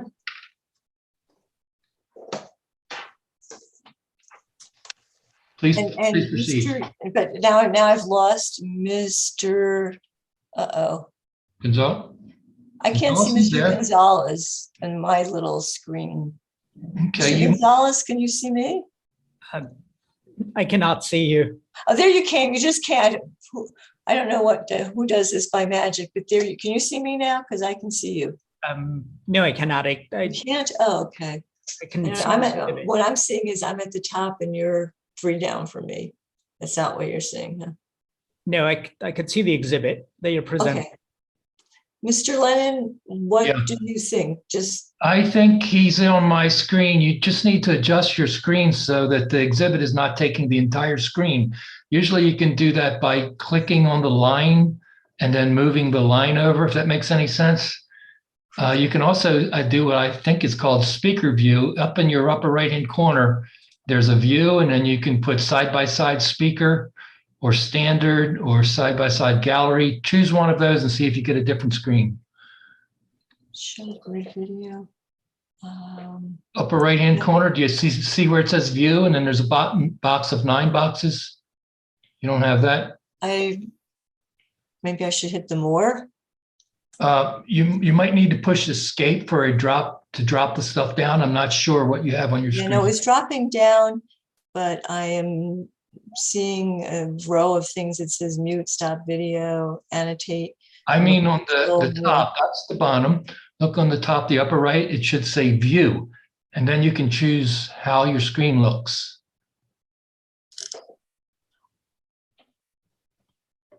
Well, the problem is my screen is mostly, I have 2 screens and, oh, let me see, maybe that's the problem. You don't want to, I'm afraid of doing, tell me if you reassure me that I can't kill the whole meeting, I'll be more confident. Okay, I would love to, but I don't think you're going to kill the meeting. I'm inept, as you can see. No, it's just fine. I really identify with you with this technology struggle, so don't worry about it. And we do want you to see the witness while you're examining the witness. Well, I'm seeing the witness. I think the concern is that he's not seeing me. Okay, Mr. Gonzalez, do you see Ms. Stevens? Yeah. I do not. I just see her document that she's presenting. Well, maybe So you can change I your need view. to do something that, or somebody needs to do something to get the document to be not the whole screen. Is that You the don't need problem? to do anything. Oh, okay. Mr. Gonzalez, you may be able to click all the way on the right hand of your screen. There might be 2 little lines. And if you hold them down, you might be able to drag them to the left and expose more people. Give me just a second. May I say something? Sure, Ms. Trujillo, please. Okay, I'm sorry. There's also a little down arrow if you're seeing any boxes. And if you push the down arrow on the right, on the very bottom of the boxes on the right side of your screen, it will go through the speakers. Right. I'm sorry. I could see you now, Ms. Stevens. Oh, well, thank you. My apologies. No, hey, I'm glad that it's somebody so much younger than I who's having a little bit of technical difficulty. It gives me hope, Mr. Gonzalez. Okay, so let's just very quickly, and this is hard because it's still pretty tiny, but I'm going to take you over to the far right-hand column outside of the color, that far to the right-hand column. And so, and I think Ms. Souls sort of got into some of this earlier this morning. So we have this is February the 14th, right? We have a system load, including various station service and things like that, of 22,077 megawatt hours for the whole day. Is that right? Yes, ma'am. And then from that, your practice is to subtract the renewable purchases that I guess you consider those non-curtailable at this point in time. Is that right? They're sort of must take. Right. And that gets us down to 21. The load to be served is 21,793 megawatt hours, right? Correct. And now we have the next number, other than a 0 in that right-hand column, is 15,131 megawatt hours from all 3 units of Palo Verde, correct? Correct. Now, are you familiar with, were you here for Ms. Borden's testimony yesterday? Were you watching that? Yes, ma'am. I have a general understanding of her testimony. And Mr. Sheastil's, I think what I'd like to direct you to is Exhibit J, EP Exhibit 2, Mr. Schiestel's rebuttal testimony. And we're not going to put this one up on the screen. This is just a quick number check. And I'm sorry, what was that exhibit? EPE Exhibit 2, and it's Mr. Schiestel's rebuttal. And if you go to the back of that, there's an Exhibit JS1R. Give me just a moment.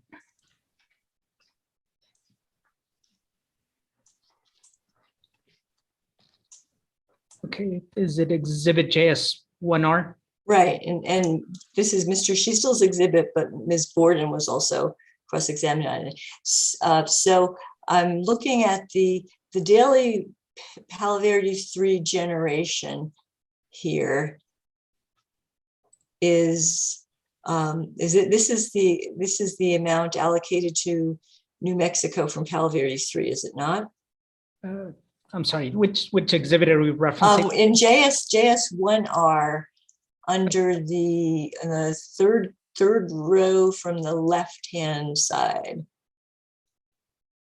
Do you see those numbers? Every single day, 1,034 megawatt hours from PV3, New Mexico, PV3 daily generation. Correct. Mhm. So if we were to subtract that New Mexico daily allocation from the 15,131 megawatt hours, it's the total production of Palo Verde for February the 14th. If we can just go out of Exhibit 2. If we subtract 1,034 megawatt hours out of the Palo Verde production, we end up with 14,097 megawatt hours from Palo Verde, excluding the PV3 share that the company assigns to New Mexico. Is that right? I'm not following your math. I'm sorry. I'm trying to go Okay. exhibits. Are you back on the exhibit 28 that's on the screen share? I am. Okay, so we've got the load of 21,793, and we've got 15,131 of total output from Palo Verde 3. I'm just asking you to subtract the 1,034 that is specifically assigned as the New Mexico Palo Verde portion. And does that get to 14,097? Yes, ma'am. The math does. The math does. And then when we go even farther, now this is a wonderful big spreadsheet because I'm having to roll it. I don't know whether, does it roll on your screen? Because I'm not getting the screen sharing. Yes, ma'am. It is. Okay, so now I've got that green line, which is the local generation, right? That's your local gas generation for the day. Correct. And the total there is 10,895 megawatt hours. Is that right? Correct. So if we added the 10,895 megawatt hours of local gas generation and the 14,097 megawatt hours of Palo Verde, not including the portion of PV3 assigned to New Mexico, the generation available to meet load was 24,992 megawatt hours. Is that correct arithmetic? I hate to be doing arithmetic, but that's the math, correct? Okay. And that's 2,915 megawatt hours more than what the system needs are. Is that right?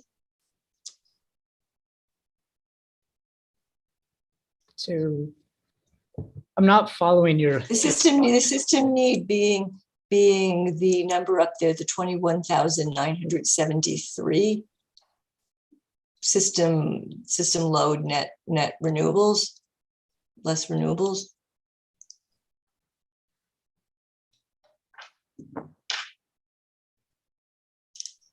I'm sorry, I'm just not following your math. So let's try it. Okay. So we agreed that the except other than serving contracts, the actual system demands, if there were no sales, would be 21,793 megawatt hours on that day. Agreed? Just a moment.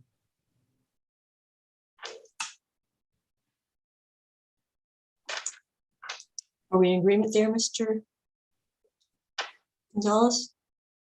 Just a second. Sorry, so your math, I'm sorry, once again.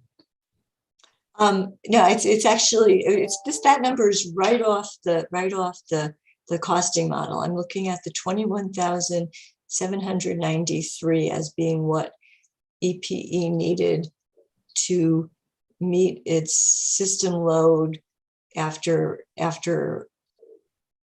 allocating renewable purchases. That's your number, not my math, right? Right. And the number that I've asked you to substitute essentially is that instead of 15,131 megawatts for the absolute total output of Palo Verde, that we cut that down to 14,097 megawatt hours to reflect subtracting the New Mexico allocation. And then, so that would get us to 14, oh, no, it would get us to 14,097 without. And then we go, so that's the nuclear or the system remote, if you want to call it. And then we go down to this 10,895 of local generation. And I believe your testimony is basically that local generation is serving New Mexico customers during this time. Is that right? Yeah, but local generation was being utilized to serve load, and that our local generation was dispatched to meet our peak demand, which in this particular hour would have been hour ending 20. Okay, yeah, but if we're just looking at the daily net, total production in this right-hand column. Right. So if we add the 10,895 generated by El Paso Electric's gas generation, because at this day it was all gas, and to the adjusted 14,097 output of Palo Verde, not including New Mexico PV3, would you agree that we have a total of 24,992 megawatt hours available, generated by El Paso Electric on that day, 14th of February? It seems like that's the math computation. What I would say though is that, as I've stated before, is we dispatch our system to meet our peak native load demand. And once again, I'll characterize that hour ending 20 is our peak native load.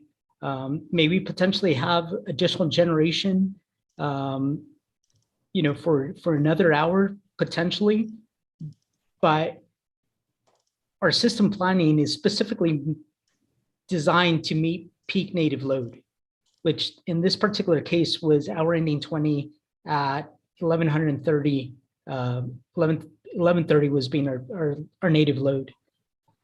So I understand your math.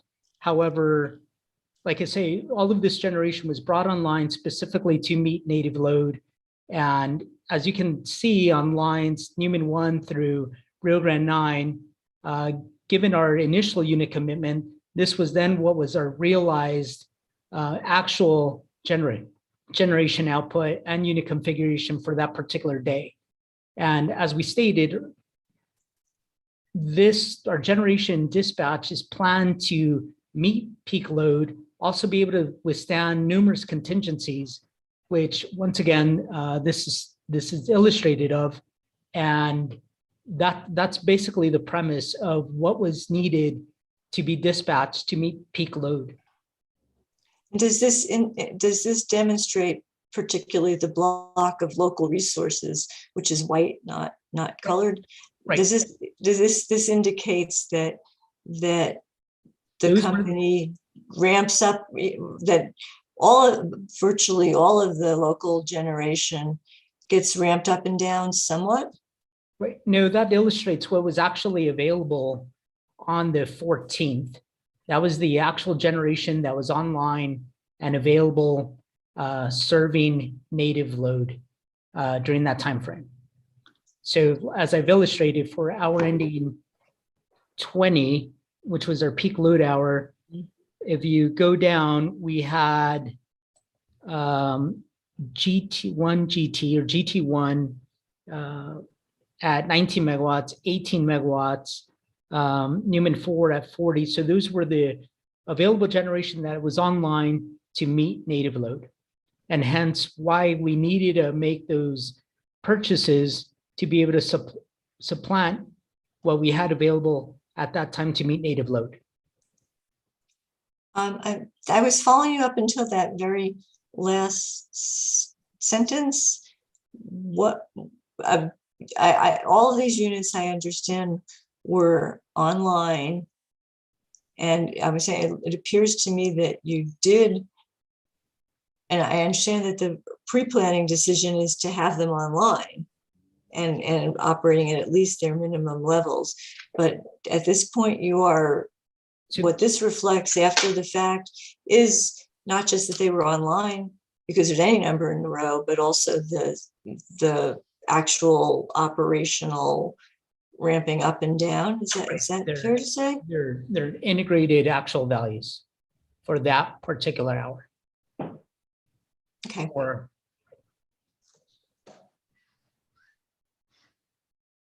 And this is, I would say, illustrative of the prudency of EPE's pre-planning process, given our unit configuration that we initially pre-planned for, and this being the actual unit configuration that was available to us to meet native load during this time period.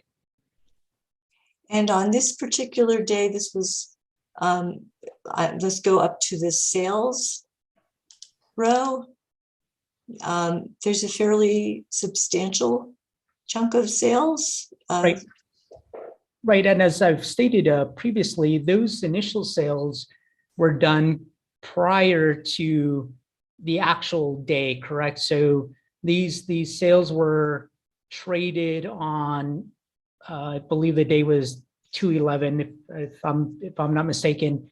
Given the planned unit configuration and operating minimums that were part of our unit commitment sheet, these were the reliability off system sales that were necessary to meet those native load demands, to meet those minimum operating levels. And so then, if we could, I should cut you off. If we're done with your answer, yes. Can we go back to your rebuttal testimony, the exhibit that you and Miss Souls were looking at? Because I do have some follow-up questions on that. I think this is what you're alluding to. I don't know which. Do you mind telling me which exhibit that is? The dispatch, the daily dispatch. Oh, okay. Model, and right now, since I ended up, I'm going to stop screen sharing, everybody. Okay. I might, maybe that'll looks better to me, but I don't know about the rest of you. So on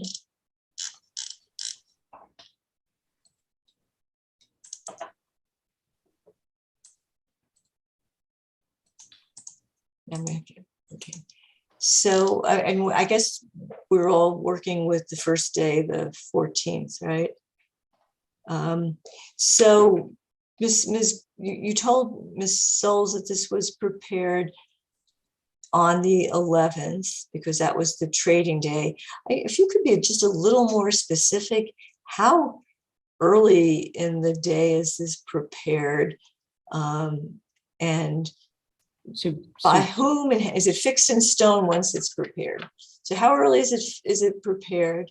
How early in the day is it prepared? Start with that. So on the trading date, our day ahead traders will engage in reliability sales, given our unit configuration, given our projected load, given our remote resources.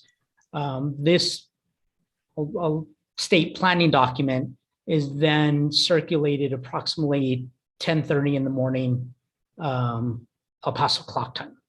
Okay. And once it's circulated, does Right. it ever change, or does it become the planning document for the day?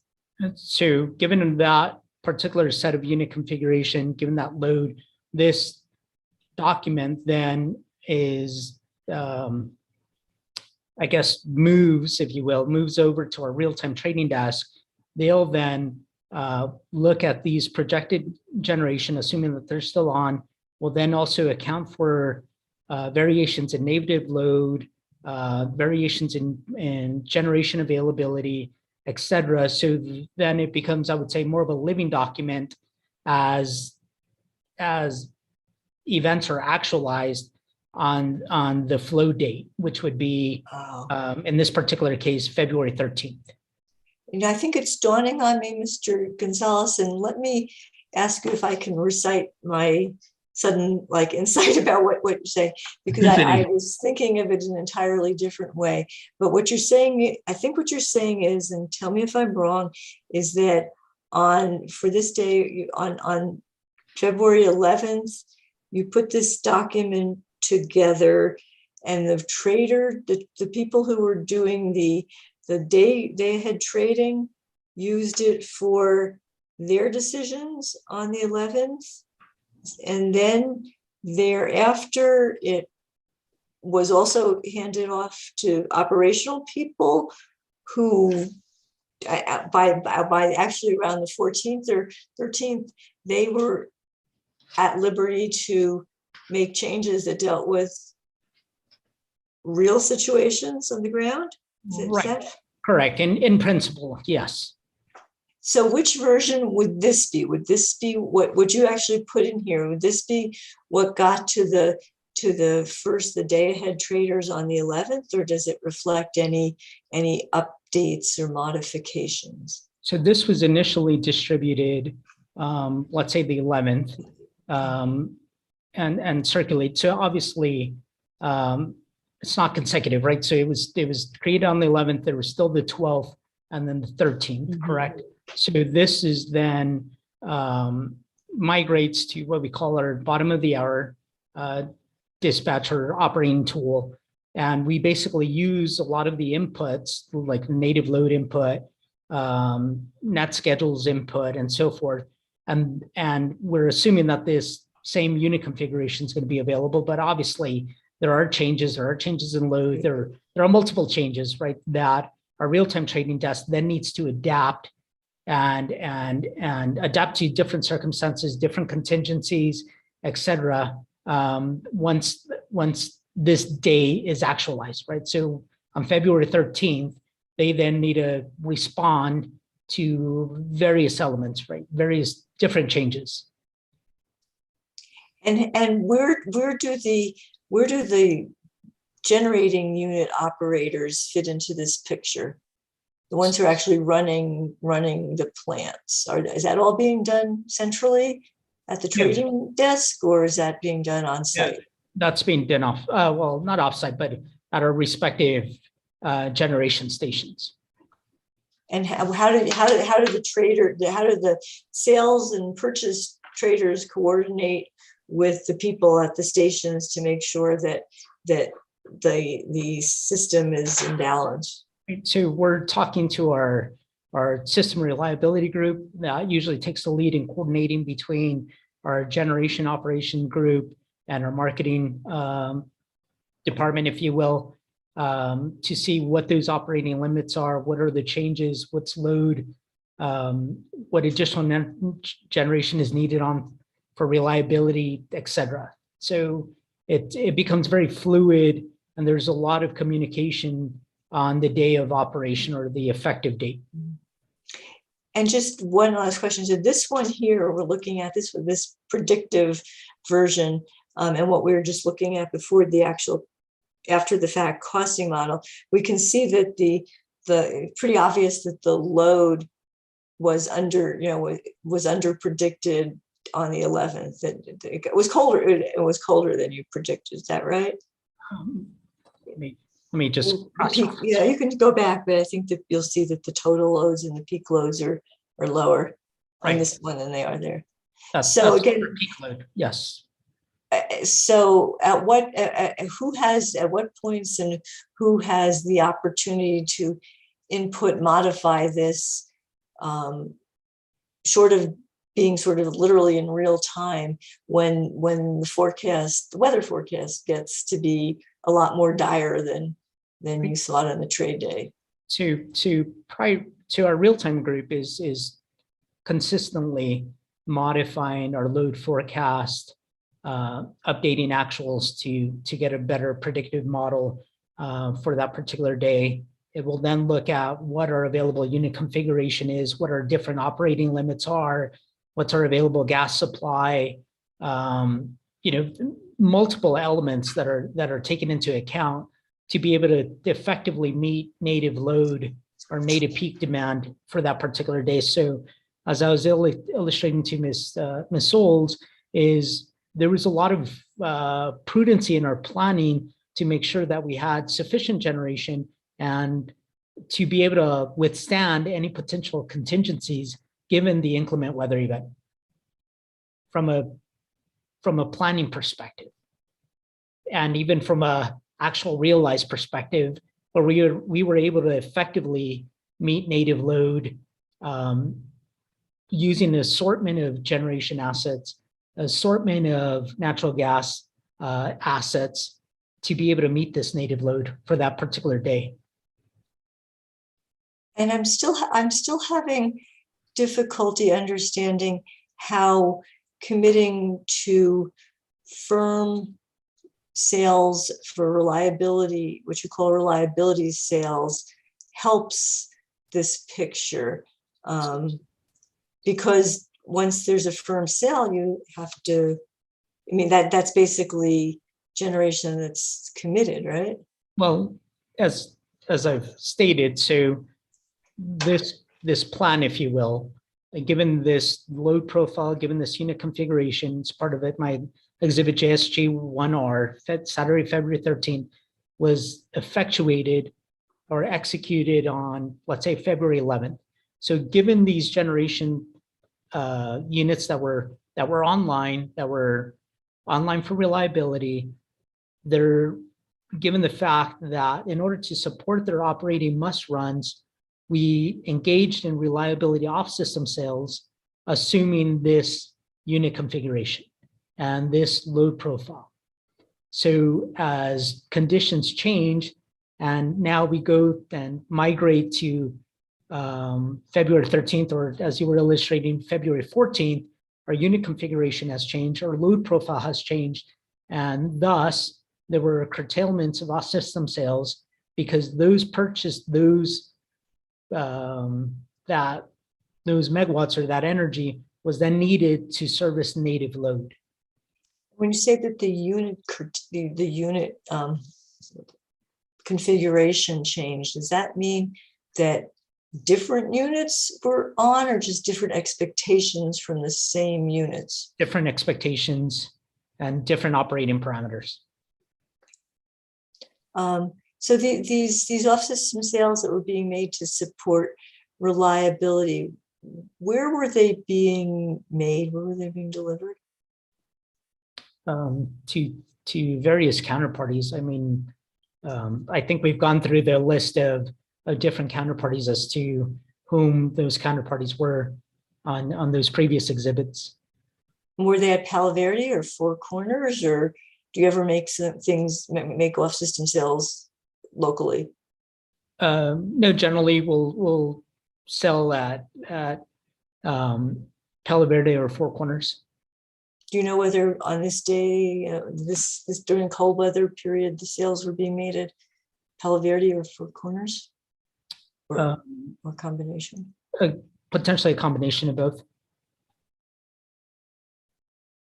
And therefore, were the sales then coming out of Palo Verde, the energy coming out of Palo Verde to supply those sales, or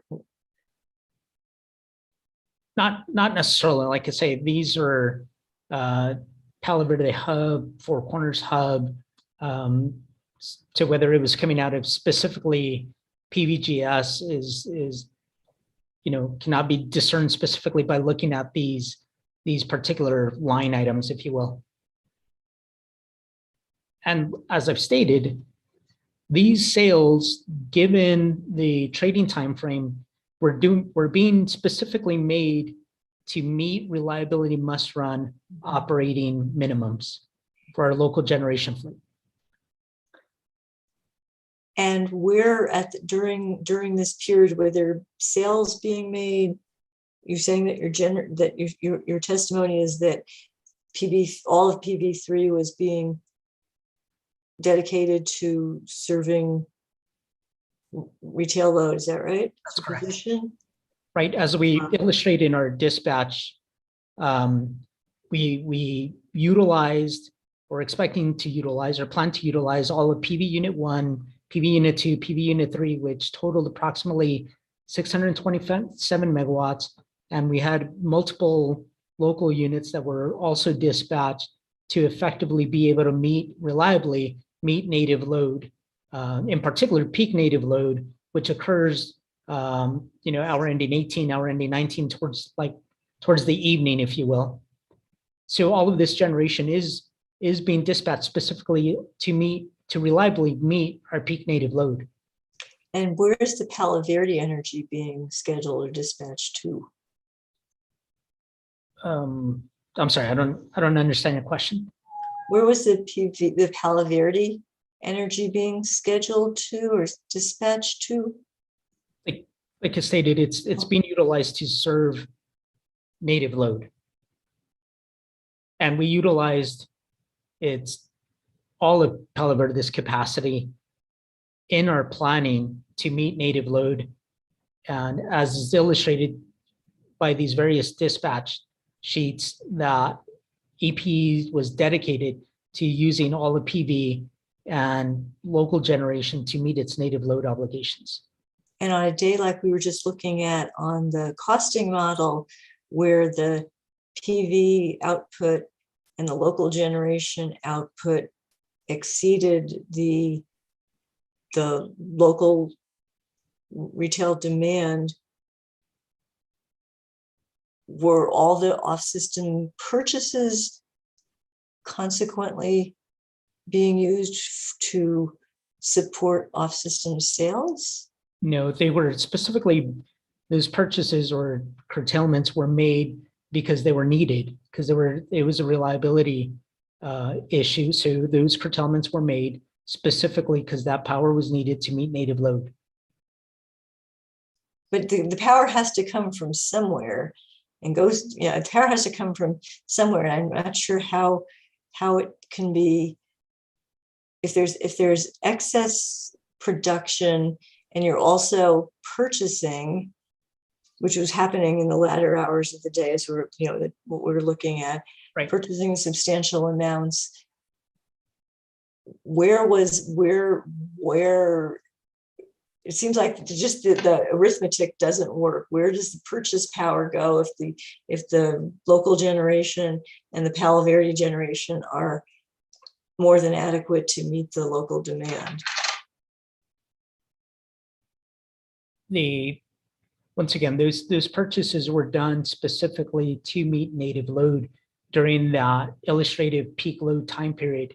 Given all the PV, given what our unit configuration was, given what our max capability with respect to that unit configuration was, it was necessary to import power into EPE's system to meet its native load demand. Hence why we curtailed those off-system sales, because it was necessary to procure energy, if you will, to meet peak native load. But the arithmetic we just went through, Mr. Gonzalez, on the 14th, it may be different on other days. On the 14th was that you didn't need extra energy. And in fact, you didn't even need the New Mexico allocation of Palo Verde 3 to meet native load. So it seems like that means that there's some excess generation, and all the sales, all the purchase transactions are being used, are I don't want to use the word superfluous because that's not the right word, but are being used to support sales, or being balanced off by sales. Can you explain to me? I'm really looking for an answer. As I stated, as we looked at the curtailment sheet, right, we engaged in curtailments to meet our native load demand. Those curtailments were effectuated because we did need power to meet our native load demand at that particular point for those particular hours. In subsequent days, we were once again on the 15th experiencing overlapping critical operation conditions on our interstate and our intrastate pipeline. So we were thus purchasing power because it was necessary to keep all of our units at their minimum operating points to mitigate the use of natural gas during those particular timeframes. Thank you, Mr. Gonzalez. Any more questions? I have more questions. If you'd like to take a break or lunch, I want to move on to just some questions about Mr. Gonzalez's exhibit JS 1 and 2. Well, I'm glad you mentioned it because it is 1:06 and we're going to go to five-ish. It would be a good time to take a 1-hour break, and we can continue with this witness after the 1-hour break. Does everyone in agreement with that? Okay, I see a lot of heads nodding and I don't hear any objections.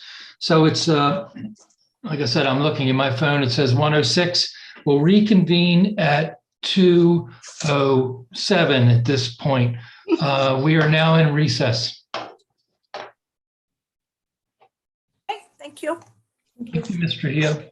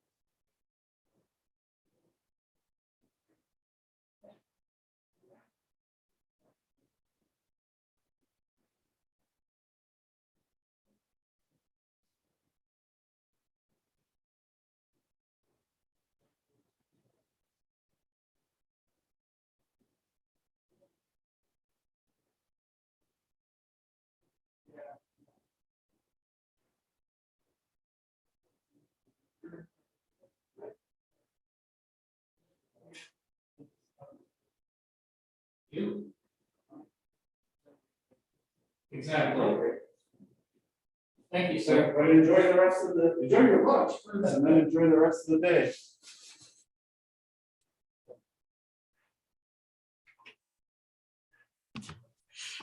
Hey, Mr. Borman? Hi, I just wanted to let you know that you're not on mute over there. Yep, Okay, I'm seeing that. Thank you. okay, you're welcome. Oh, sorry, didn't have my video on, but this is Michelle, the court reporter. Okay, just letting you know. Thank you.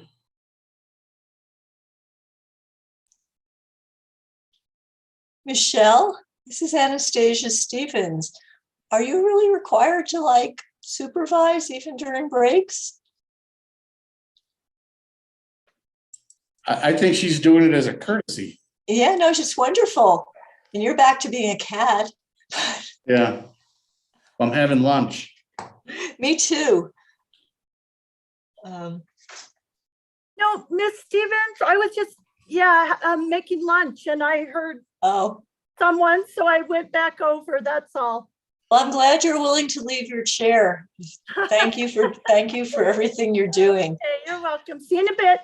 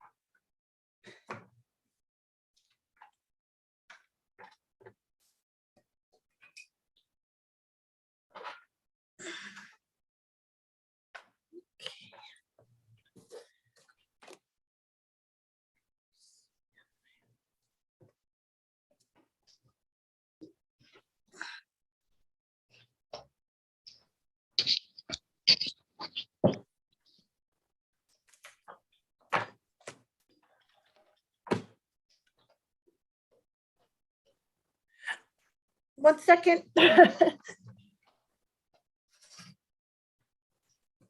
Lost my pen somehow. Okay. Thank you, Mr. Hill.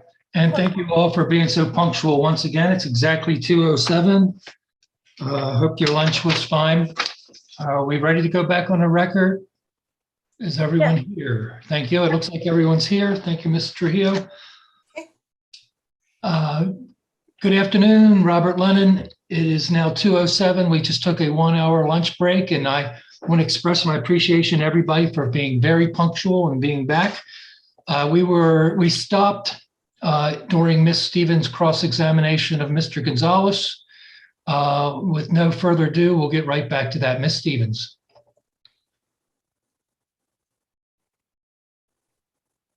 Mute, please. Unmute yourself, Ms. Stevens.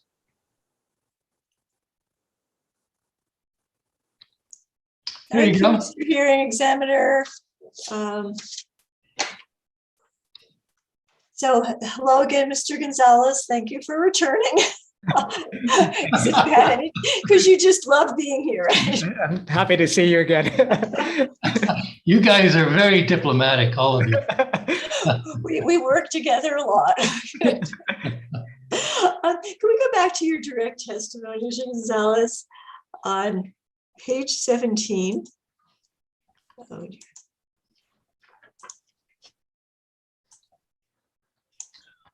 just a moment. yeah.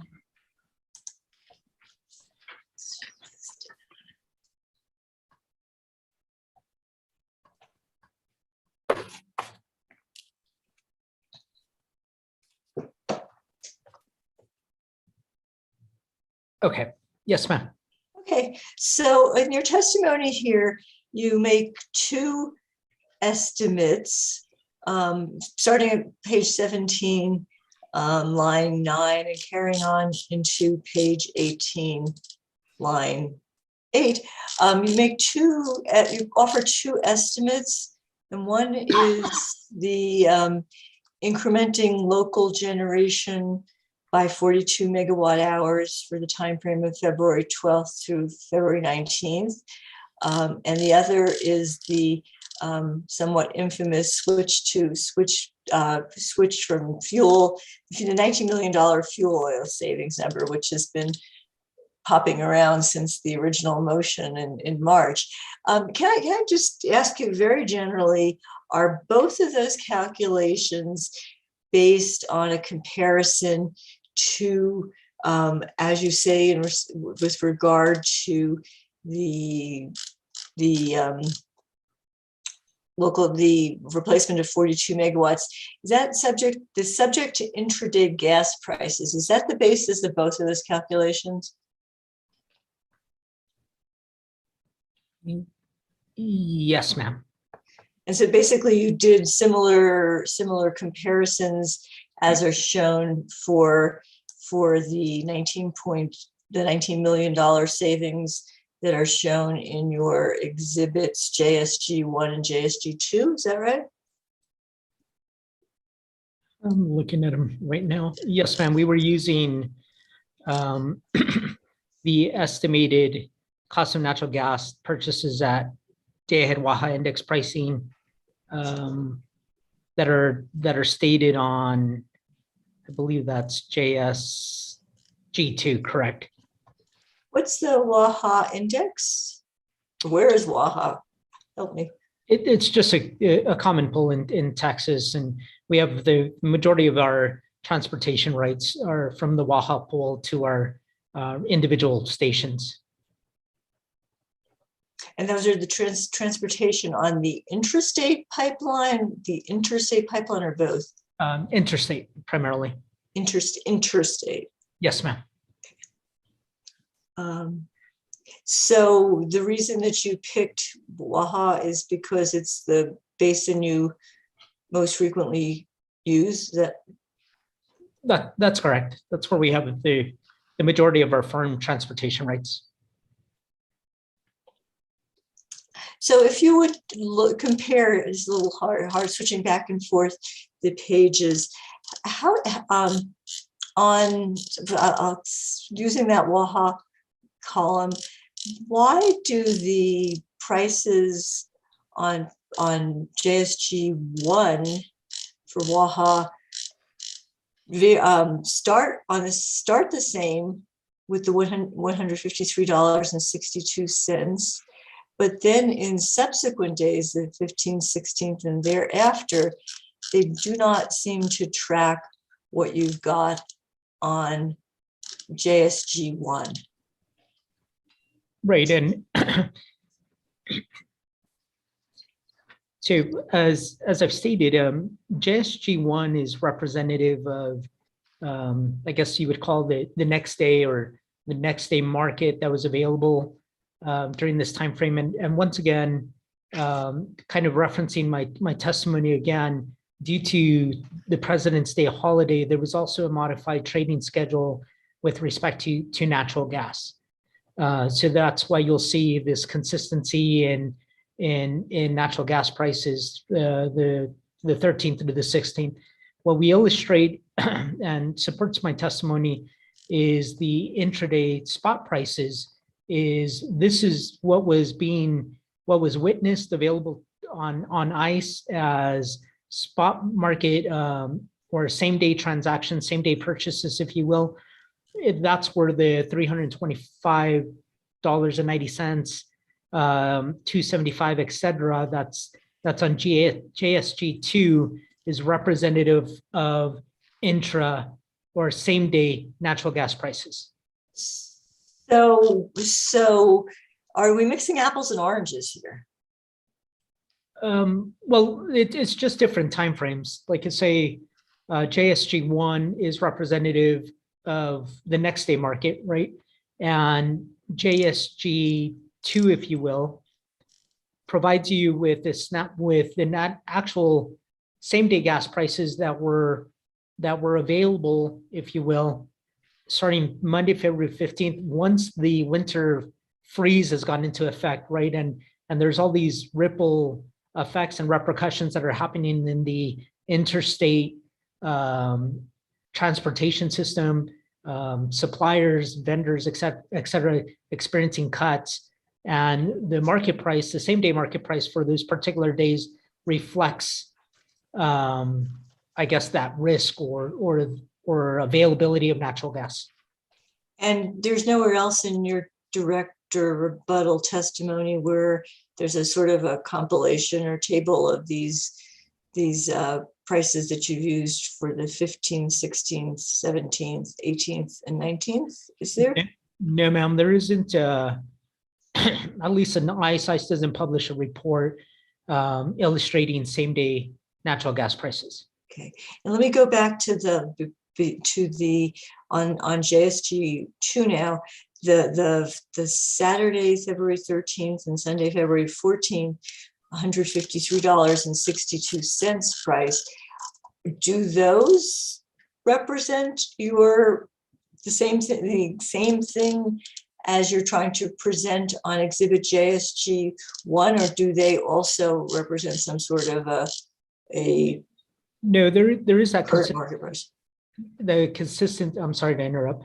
The consistency in pricing on Waha, if you look at JSG1, you'll see the 153.62 for 213 and the 153.62 for 214, which is illustrated on JSG2 for Saturday, February 13th and Sunday, February 14th. The difference was obviously we were not burning fuel oil during that time frame. There was a calculated cost of fuel oil for Saturday, February 13th and Sunday, February 14th.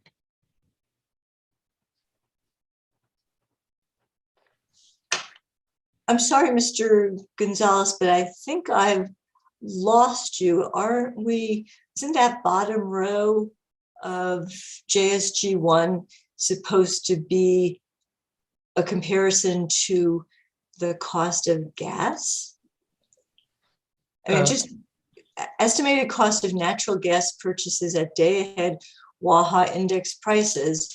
That seems to be what what the Waha column on JSG1 is the same thing, but it's not what you're saying. It doesn't seem to be what you're saying the sources of the numbers are. Can you help me through that? Sure.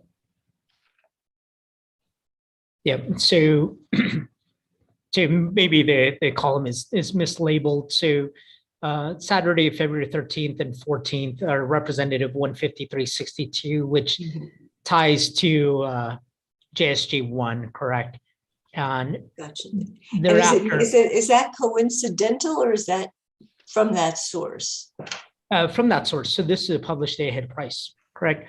And so what we were trying to illustrate is starting Monday, February 15th, if EPE had not utilized fuel oil, and then we have our MMBTU equivalent and our dollar per MMBTU of 11.35, if EPE was required, let's say, to go into the market and procure approximately 5,800 MMBTUs, the same day gas price that it would have been susceptible to, assuming that they could have delivered, was $325.90.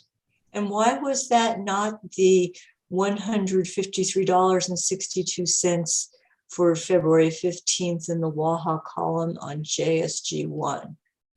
Right, and that's correct. Why not? Because these were same day gas prices. Specifically, same day gas prices specifically for February 15th, and not on a day ahead or next day basis.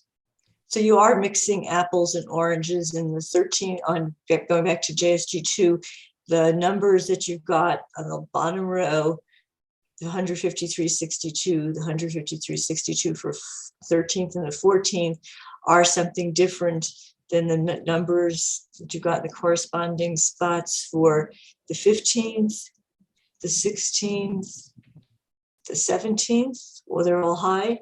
What about, is that correct? Those 3 days you're using some sort of a yes, intraday price? Yes, we are using a intraday gas price. And then on the 18th, where it drops down to $60, where did that number come? It's also an intraday gas price. And Friday the 10th? Also, Correct. Friday the 19th, pardon me, the $10 on the 19th, that's also an intraday price? Yes, ma'am.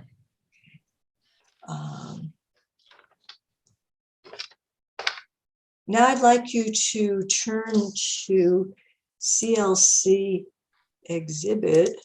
Oops, I thought I had the right ones open, but I have too many of them on my desktop here, so I'm going to have to go somewhere else and try again.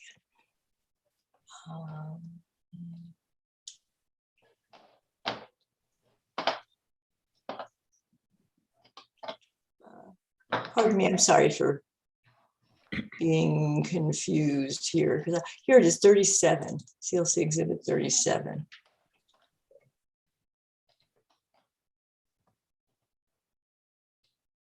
Okay, I have it. And can we, and that, would you agree that this is that we'll look at the first page, that's the gas price memo tab from the public version of the costing model that we talked about this morning? I believe so. Yes, ma'am. And if you'll just thumb through, I've copied and pasted the ones for each day. And before I leave this up too long, Mr. Wexler mentioned when he was describing the difference between the public and the non-public that one of the numbers that was removed was the gas price report number, those little doohinkies hanging out the right-hand side. I just copied this as it was. I don't know whether, so I'm just asking if the company has confidentiality issues, please let me know right now. I don't want to do something that's unnecessary, inappropriate, but this is what was given to us as public. No, I don't, I think we're comfortable, Mr. Hearing Examiner, with this. Thank you, Mr. Wessler. Okay, so Go ahead. if we could go down to the 14th. 14th, yeah. Would be the place to go. And I'm back going too far down.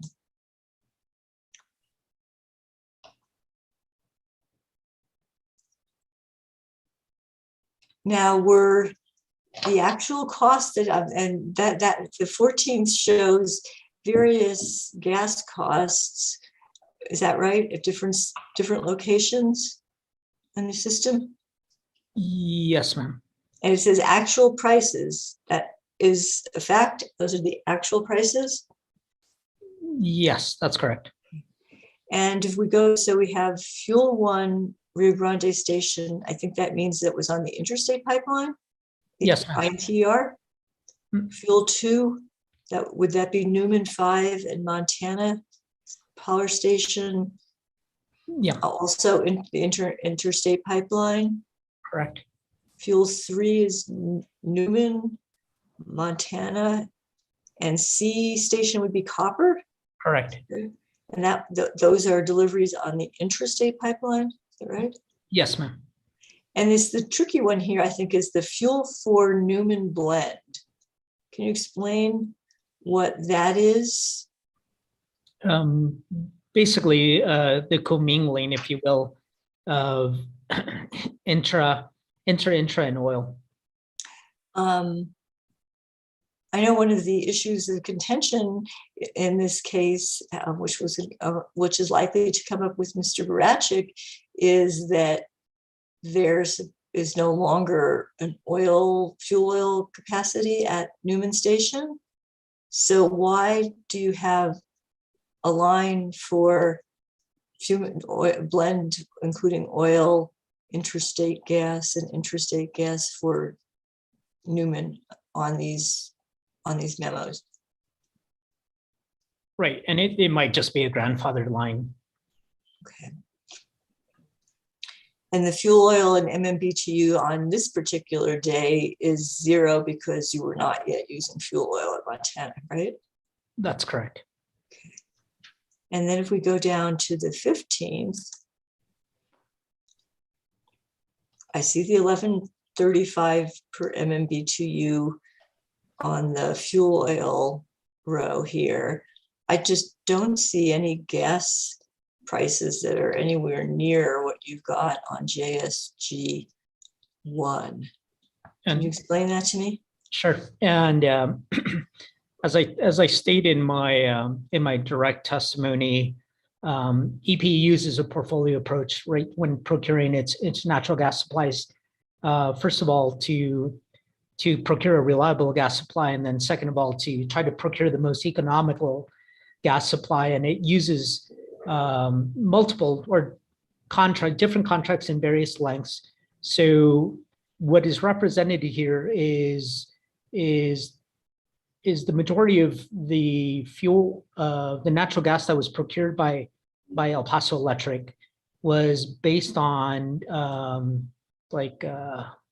midterm contracts, if you will, and first of the month contracts, which were approximately, I want to say about $2.48 per MMBTU, somewhere within that vicinity. So EPE then fully utilized its interstate storage, approximately 26,000 MMBTUs that were priced approximately at less than $1, and utilized its intrastate supply that was not susceptible to any intra-day gas prices, or did not go and procure spot gas prices or next day gas prices, and was not susceptible to those $153 price points that were $325 MMBTU price points that we're referencing. So why is your comparison, your JSG 2R and the calculation of the alternative cost for replacing 43 megawatts of Palo Verde, why does it use those extremely high intraday market prices. Yep, because as a result of ongoing natural gas supply curtailments that EPE was experiencing due to the cold weather event, EPE, if it was in a position where if it was going to increment its local generation, they would have had to have gone into this, assuming that we could have gotten delivery on a same-day basis, would have had to have gone and procured natural gas at those same-day gas prices. So we would have been exposed to the 325.90, et cetera, during that time frame. Before I get you to the next exhibit, I'd like to move to admit CLC exhibit 37, so I don't forget. Well, we've already talked about a couple pages of it. Is the rest of it relevant as well? You know, it's the reason I put the whole thing here, aside from not knowing exactly which days I wanted to pick, was to show what I think Mr. Gonzalez testified to, that because the company mostly relied on first of the month or pricing, that the gas pricing is very, very consistent throughout the month. So I guess it's useful for that purpose. Okay, let's see if there's any objections. All you guys are in different boxes at this point, so I'll just go around my screen. Musical chairs, musical boxes. Ms. Souls, any objection to the entire thing? Objection, sir. No objection, right? No objection. Thank you. Mr. Borman, please. No, sir. Mr. Downs, I have no objection. and of course, Mr. Weschler. No objection. All I heard was objection, but I saw your head going left to right. For the record, you indicate no, correct? No, correct. Okay, so there being no objection, there's nothing for me to decide. This CLC exhibit number 37 in its entirety is admitted as evidence in the case. Sometimes I have questions during the cross-examination, and I've been biting my tongue quite a few times, hoping that counsel might ask the questions, and I'm going to continue to do that. I just thought you guys might want to know that. So anyhow, go ahead, Ms. Stevens. Mr. Hearing Examiner, as long as you're not keeping us on a tight ticking clock, please interrupt anytime. I know that Other hearing examiners do, and it's scary. other hearing examiners limit your time and ask for estimates and hold you to it. Ms. Glick used to be my supervisor, believe it or not. So we've discussed such things at length. I haven't had any time limit because I think of things a little bit differently. However, I don't like to be, that's the wrong word. I was going to say taken advantage of. What I really mean is I don't want that to be abused. And I want you guys to complete your cross-examination as expediently as possible and within reason. So that being said, thanks for the opportunity to say it, Ms. Stevens. Please continue.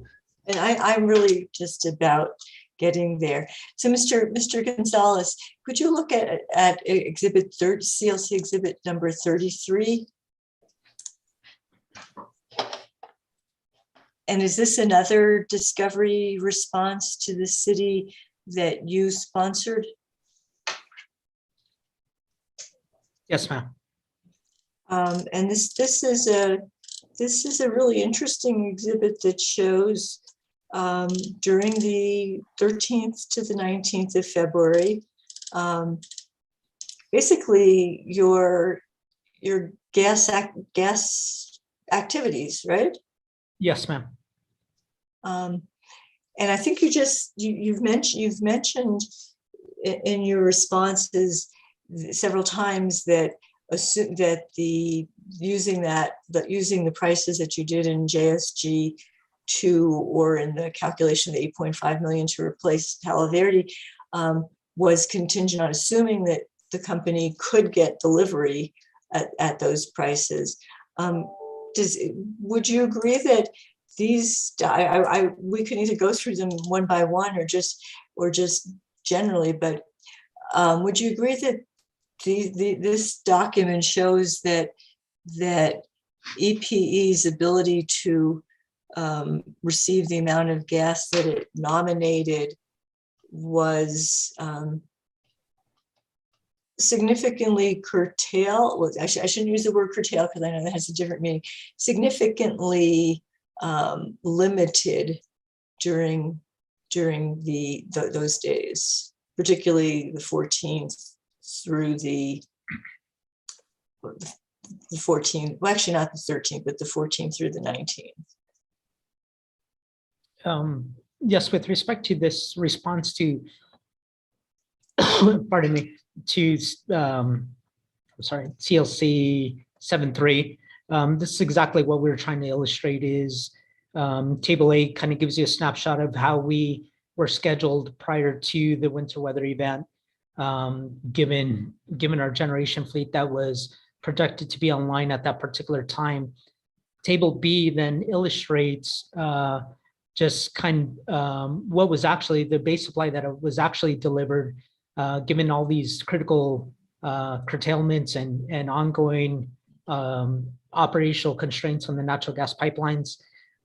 We also show that we utilized every available asset that was at our disposal. We withdrew or nominated our max daily quantity of 26,000 MMBTUs from our interstate storage. We switched to fuel oil. We also used our intrastate balancing storage to supplement our interstate supply as well. So this is basically what we're showing here is all of the actions that were being taken, all of the various assets that were being utilized to meet our natural gas requirements, if you will, or our actual burns. And I find this really interesting, and I will ask you some more questions because I think it does reveal a lot about the operational things. But let's get going back to the question about using the intraday price. Does this indicate that EPE would not have been able, if EPE had chosen to make a purchase at those prices, would it have been able to receive delivery and actually burn the gas? I mean, yes, like I'm stating, this already illustrates the fact that EPE was already utilizing fuel oil, which was displacing our natural gas use. So if EPE had elected not to use fuel oil, and that's what that JSG2, I want to say, exhibit illustrates, that it would have had to have gone into the market and supplemented or replaced our fuel oil MMBTU quantity with natural gas purchase that would have been susceptible to those intraday market prices. And therefore, that's why we provided an estimate or a comparison as to the approximate 19 million, I believe, in cost savings on a total company basis. Well, I think that you're kind of answering the question, but kind of not. And my question really is, put most simply, given that the company was nominating, for the most part, was nominating more gas than the pipeline was willing to deliver, was able to deliver to it. If EPE had gone and nominated more extremely high price, procured extremely high priced gas, why do you think that why would it be able to actually get to EPE to be burned? And that's what we're trying to state is from a planning perspective, right, which is the Table A gas day scheduling. We show that we had scheduled ample natural gas supplies to meet our estimated burn estimates, right? So we were prudent in scheduling sufficient natural gas to meet our gas burn estimates, our forecasted natural gas estimates. Table 2 then illustrates the base supply that was delivered, including what was delivered from our storage, including what was, and then we show our storage ending balance as well to illustrate that we had sufficient natural gas, which we purposely ensured that we had enough storage availability to be able to nominate or withdraw 26,000 MMBTUs on a daily basis from the 13th through the 19th to show that we were utilizing that asset. It was a cost-effective asset that was being supplied versus going out into the market and procuring at those same-day gas prices. We also utilized our intrastate resources. Our base supply was curtailed, but we were leveraging or using our storage balance to also effectually to provide natural gas to our generation fleet. So all of this is this base supply, this total delivered or this actual gas burn already includes or shows what was offset by fuel oil. I understand that, Mr. Gonzalez, but I'm just trying to get you to explain to me is that given that your nominations from your existing supplies, including storage, right, were not being delivered, why would you be able to have obtained delivery just by having purchased higher priced gas from the Waha, which you said is where you get most of your gas anyway? And that's where we and that's correct. And assuming that we could have procured at the 325.90, right? That didn't necessarily guarantee that we were going to be able to get that gas delivered, and therefore it was a prudent choice to utilize fuel oil, which was available to us, to utilize that at our Montana power station. But the reality kind of undercuts the importance of the price differentials that you've calculated, doesn't it? Well, it was illustrative of our prudent actions versus the potential procuring natural gas quantities during that time frame. Now, let's just quickly, I think there's just a lot of information here, which I would love to talk to you for hours, and I'm sure Mr. Lennon would not love for me to talk to you about hours. So just let's do this kind of quickly. It's fairly obvious from the table A that the maximum storage capacity, maximum daily withdrawal limit is 26,000, right? Correct. Yes, ma'am. And so you went up from the 13th, you went up from 20 to the 14th to 26. Is that right? Yes, ma'am. And the base supply nomination, the 61,000 over the whole, whatever it is, 7-day period, 8-day period. Why is that the maximum you had under contract, or is that what you were nominating every day of the month any old way? Yeah, so once again, that was kind of predicated on our natural gas supply that we had procured on a midterm contract, if you will, and a first of the month contract. And so because of that, and given the fact that we didn't procure or didn't have to procure on the next day market, that's why we were not susceptible to the $100 plus pricing that was provided in JSG1. So the 61,000 under those contracts, was that a sort of a flat must take every day, or did you have any input into the daily nomination? No, there's a specific quantity on a daily basis, basically.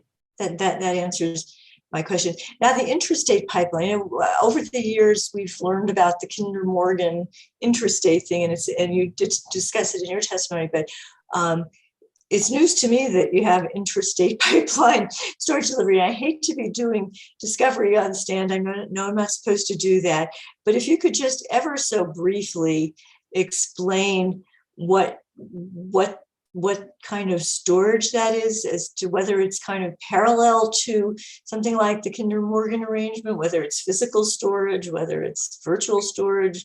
No, so so we have a transport contract with our on intrastate, and along with that contract, we have a storage, which is basically a balancing account storage, physical storage. So contingent on what you're burning on your intrastate, If it's not provided specifically by your base supply, then this storage is kind of like a balancing account, if you will, where you'll withdraw from storage, inject into storage, depending on what's being burned on intrastate. But it's similar in function to our interstate gas storage. And the numbers are fixed because the two pipelines don't mingle, is that right? They really are two separate, they really is two separate operations in a way. Yes, ma'am. And this is really interesting. I see that on the last day, the 19th, you did start injecting back into the intrastate storage. Is that because gas started flowing, or because more gas started flowing, or because of the continued use of fuel oil at Montana? So that's correct. So gas started flowing. So our base supply delivered was approximately 7,000 MMBTUs, and that was injected into storage, given the fact that we had exhausted our storage balance, and we had no storage available to balance what was being burned on intrastate. Now, if you could jump between the upper intrastate pipeline, table A, column D, total intrastate nomination, and the base supply and storage delivered, the left-hand E and F columns on the bottom. Can you explain why, well, first of all, why didn't you put a storage you received on the 13th, you received 10,064 MMBTU from the intrastate pipeline out of storage. Why doesn't that show up on the scheduling box up top as the intrastate nominations do? Right. And so as I stated, so initially on the table A, it'll show our total column D, it'll show our total intrastate nomination, right? And on table B, you're going to show on, let's say, the 13th, once again, that our base supply delivered was 9,850. What our total intrastate, what our actual burn on our intrastate pipeline, or what was utilized by our power plants, was 19,914. So in effect, we had to withdraw from storage 10,064 was pulled, if you will, from storage to meet that 19,914 MMBTU burn. Yeah. So and let me make. So do you to pull storage out of the interstate? Do you have to make a prior day nomination, or do you just suck away?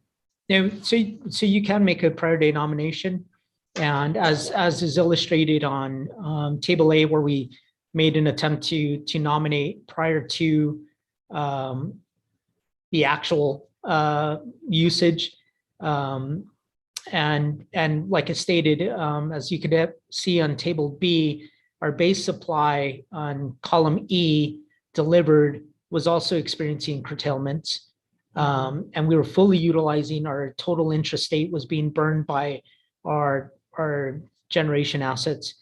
So therefore, there were balancing account withdrawals, if you will, from storage to supplement our base supply delivered to equate to what was actually being burned. So at risk of sounding totally dense here, looking at the table A intrastate pipeline column, does El Paso Electric have had at least in that month, did it have a single fixed contract at 9,850, like the 61,000 that you had for the interstate pipeline?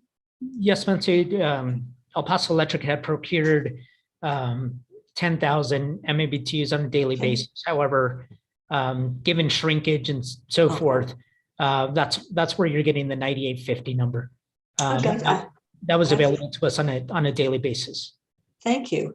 And now one last set of questions on this.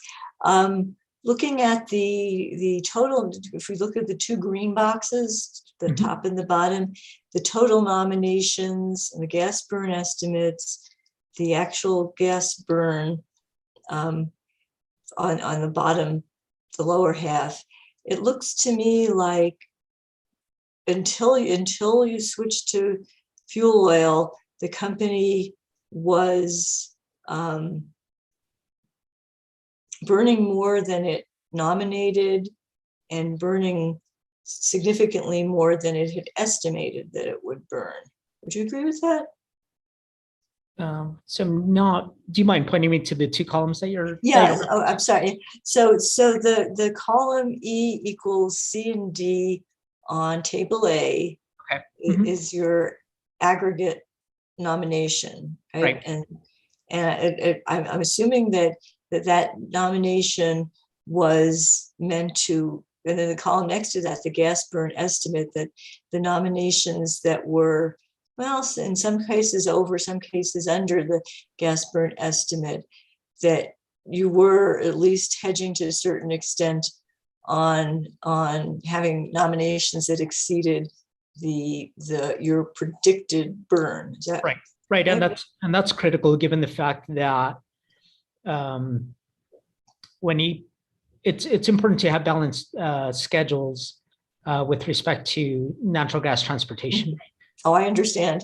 But then when you get down to to table B, the actuals, and we look at the actual gas burn, which is probably the most like solid, real, fixed number in the whole thing, it appears that the actual gas burn on the first 3 days there before you again turn the fuel oil on at Montana was higher than the nominated portions, amounts that had that cushion, because it was wise to have a cushion, and quite a lot higher than the estimated, the weather-based estimate. Is that fair to say? Right, and I'll state this. So table A, once again, is kind of from a planning perspective, right? And I've referenced on numerous occasions the unit configuration that we had planned for the 13th and so forth. And then on the actuals is our unit configuration change. We had changes in our gas supply delivery quantities. So that's what's representative of our actual gas burn on on table B, the green columns. Okay. I'd like to move to admit city exhibit number 33.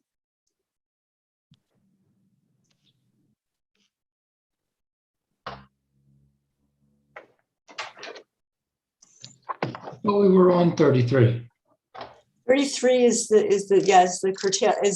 scheduling one, the one that we're looking at. Okay. The scheduling and actuals.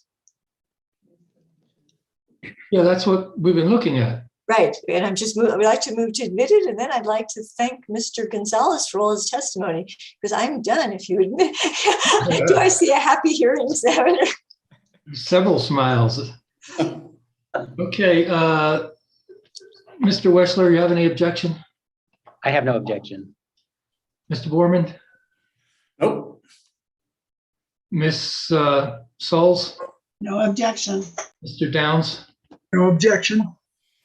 Okay, there being no objection, number 33 is admitted into evidence.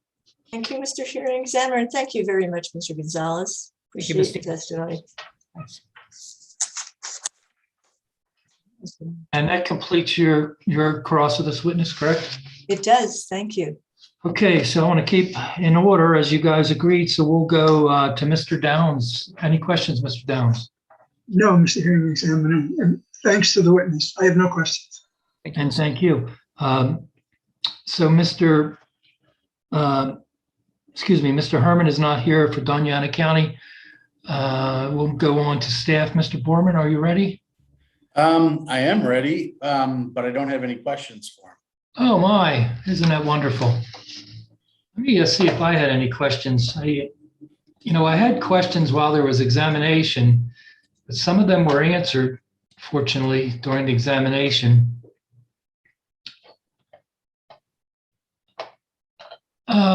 This is broad, Mr. Gonzalez, and not nearly as detailed as Ms. Stevens had, but I know some accounting concepts.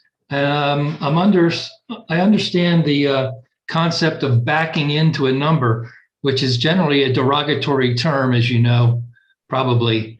And, I was looking at your data and I'm trying to say, how could you get these possible figures unless you backed into them? Do you know what I mean by that? Yes, sir.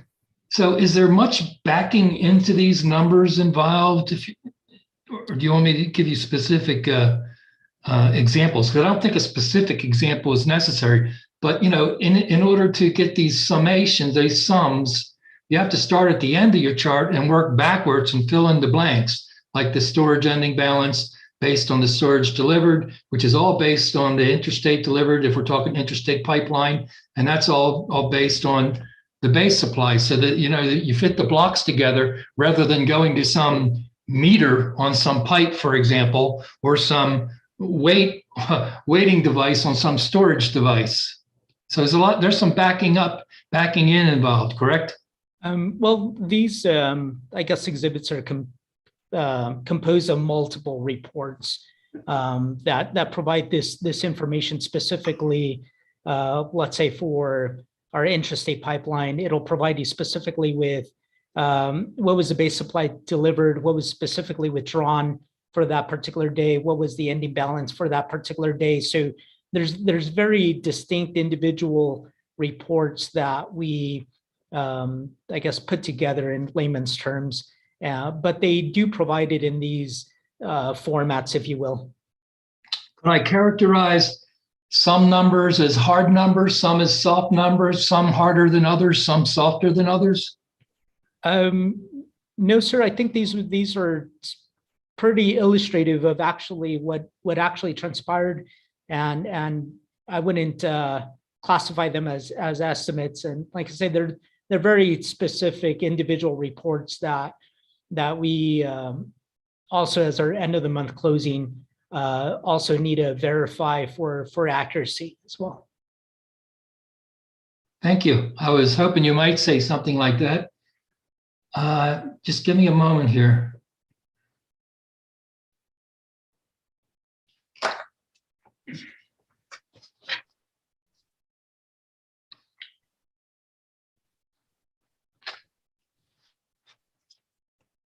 Okay, no one's asked a question yet, and I was wondering that someone might, and I'm afraid if I don't ask you, you might move on to another witness without being asked.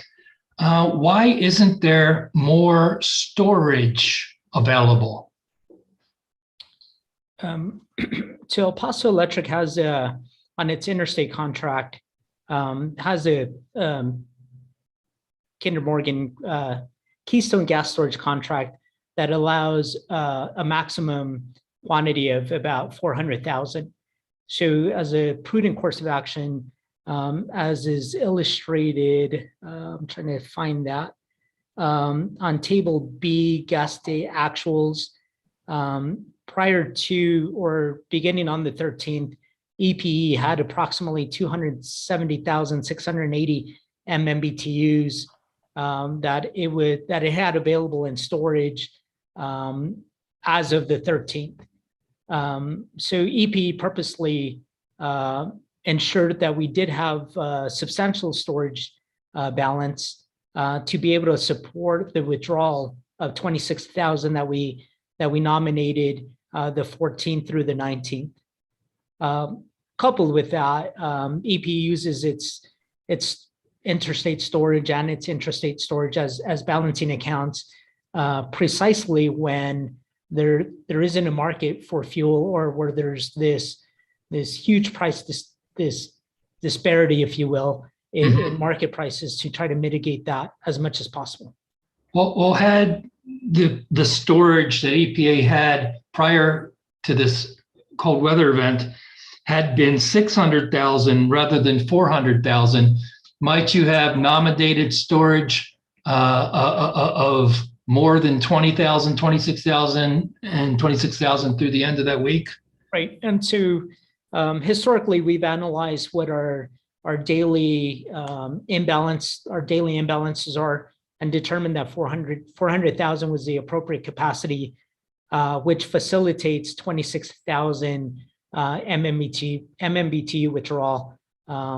Furthermore, obviously, the more capacity that you have in the storage contract, the more expensive it's going to be, right? So we're always trying to balance the need for reliable supply and also to make sure that it is cost effective to our ratepayers. Well, I was hoping you might explain that as well. So you've stolen my thunder in my next question. So let's see what else we've got here. Just a moment, please.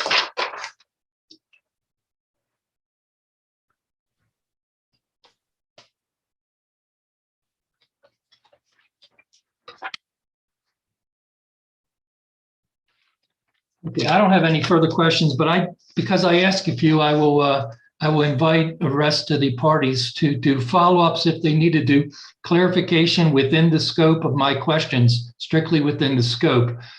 First, I'll let Mr. Wessler ask any questions. I have just a couple of redirect, Your Honor. Good afternoon, Mr. Gonzalez. Good afternoon. This morning, you were asked whether you've provided a record of what actually happened as part of the hearing, and I think you said, well, it's not an exhibit. But you're familiar with those records that catalog what actually happened in terms of gas use by EPE? Yes, I am. And were those records provided in discovery? They were. And do those records help inform your testimony that PV3 was used to serve New Mexico customers on each hour of each day during the cold weather event? Yes, they do. And just one other line of questions, and that is, you were asked about whether there was firm energy available on the market in every hour during the month of February. And I think your answer was, well, there's no evidence of that, or we don't know. Is that right? That's correct. And in fact, are you aware that in the region, there were several utilities that actually experienced outages during the cold weather event? Yes, I'm quite aware of that. Mr. Wessler, we don't allow friendly direct cross-examination. It needs to be a friendly direct examination. We require, of course, that the examination be filed. So if you're going to refer to something that's already been filed, that's fine, but I really don't need any friendly direct examination of your witness. Well, Your Honor, I'm redirecting based precisely on the issues that were raised this morning by both Mary Lee Sewells and this afternoon by Anastasia Stevens. So I'm not sure what you're referring to. I understand you consider it cross-examination, but I'll allow you to continue, please. There hasn't been any objection. It just came to my mind. Well, I understand this to be redirect. In other words, I put him on this morning, there was cross-examination, and then I'm offered an opportunity to redirect my witness based on the subjects that were raised during cross-examination. Exactly, or my examination, which shouldn't be considered cross-examination. And the city will object not to the portions about the what actually happened, but although there's some testimony, written testimony, I don't believe that I or Ms. Souls asked anything about Mr. Gonzalez's testimony concerning what other utilities in the region did. And Your Honor, this goes directly to whether or not there was available natural gas to other or power, I should say, on markets by utilities generally. And the fact that there were outages by multiple utilities in the area is evidence that, in fact, there was not power readily available. Okay, thank you. And thank you, It's going to be recross again, but Mr. Wexler is ignoring the fact that the other utilities in the region were in ERCOT and EPE is not. Thank Well, you, Ms. she's Stevens. welcome to make that distinction. I'm Thank you. sorry, again, Mr. Wexler, there was some overlap. I couldn't hear what you said about the distinction. Go ahead. Yeah, my point was that Ms. Stevens is welcome to raise that distinction in her examination, but that does not prevent me from asking my questions. Okay, and I'm going to allow the continuation of your examination, Mr. Wexler. And Ms. Stevens, thank you for the objection. It's overruled. Please proceed. I have no further questions. Thank you, Mr. Wexler. Okay, let's go to the next one. We do have an agreed order, don't we? I keep on having to refer to that.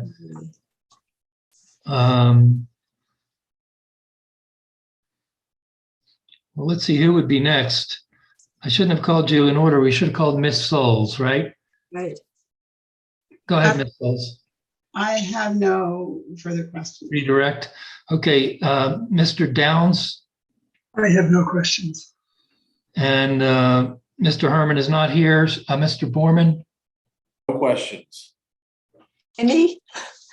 Well, now we're coming back around to recross. Oh, So, the recross should be within the scope of the redirect, Right. so let's try to keep it like that. well, and I have one question that follows up on yours, which your question, very simple one. I think that's permitted, and Sure. to follow up on the issue that the objection was over. Did you say my question was a simple one? No. Well, I know what you my said. follow-up is simple. Your question was not simple. Go ahead. This is getting too friendly here. May I? You may. Thank you. Hello again, Mr. Gonzalez.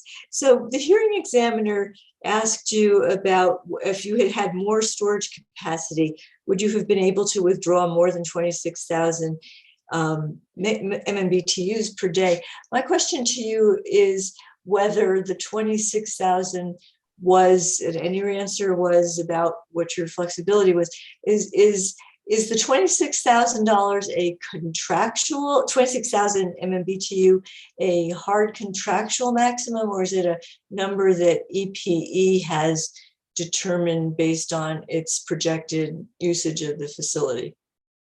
No, ma'am, it's a hard contractual number. Good. Okay. And going to what Mr. Wexler asked you about, you agree that EPE is not in ERCOT, correct? That's correct.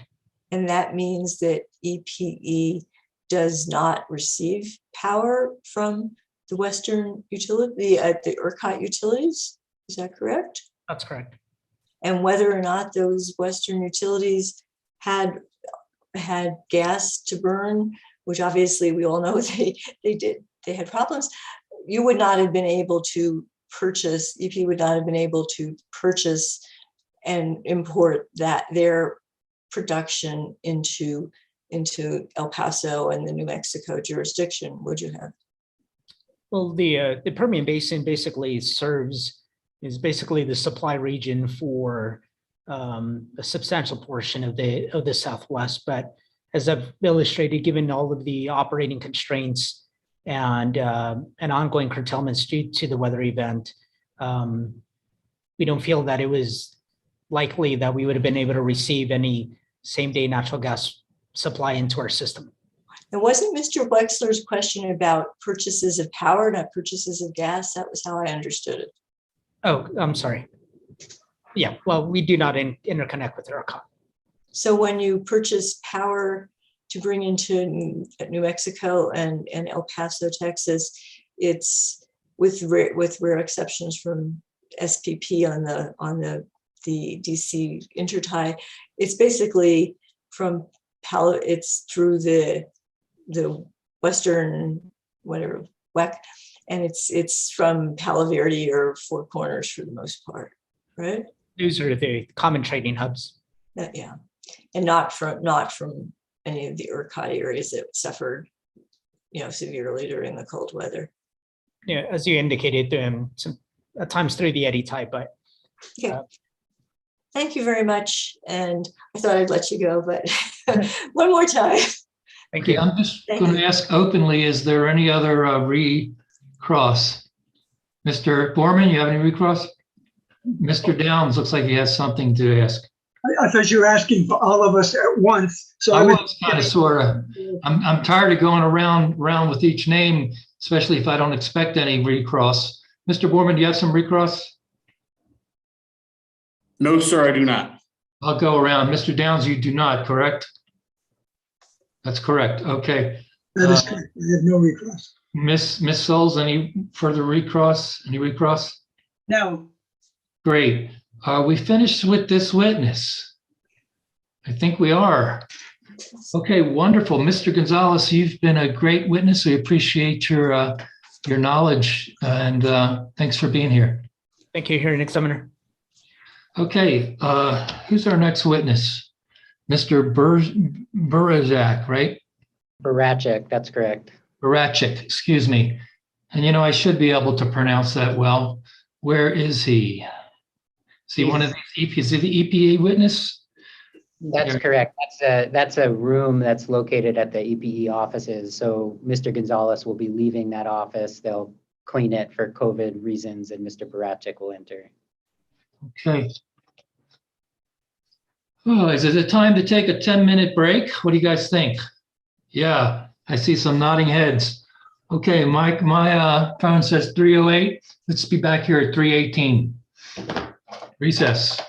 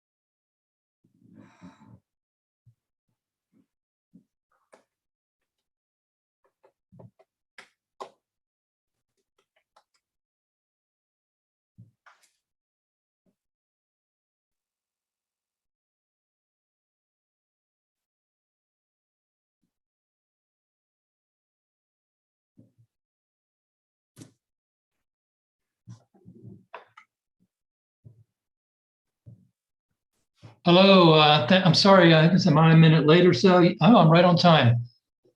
I was down the hall listening to Ashley do his presentation concerning the Avangrid merger.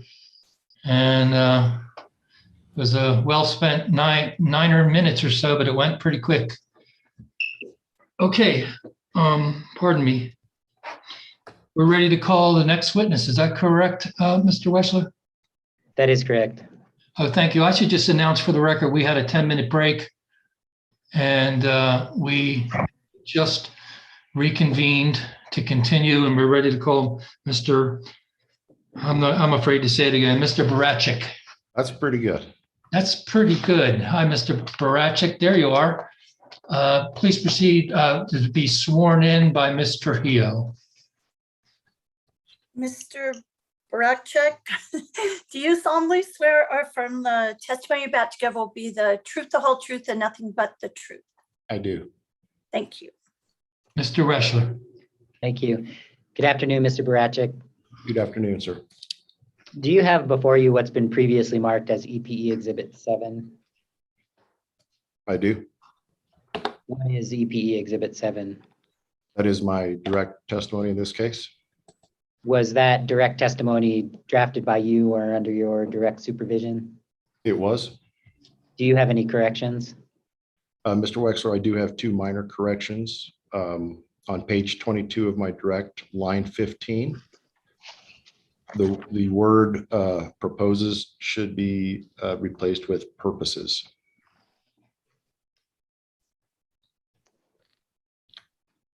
What's your second correction? On page 25, line 6, the third to the last word on that line, brownouts should be replaced with blackouts.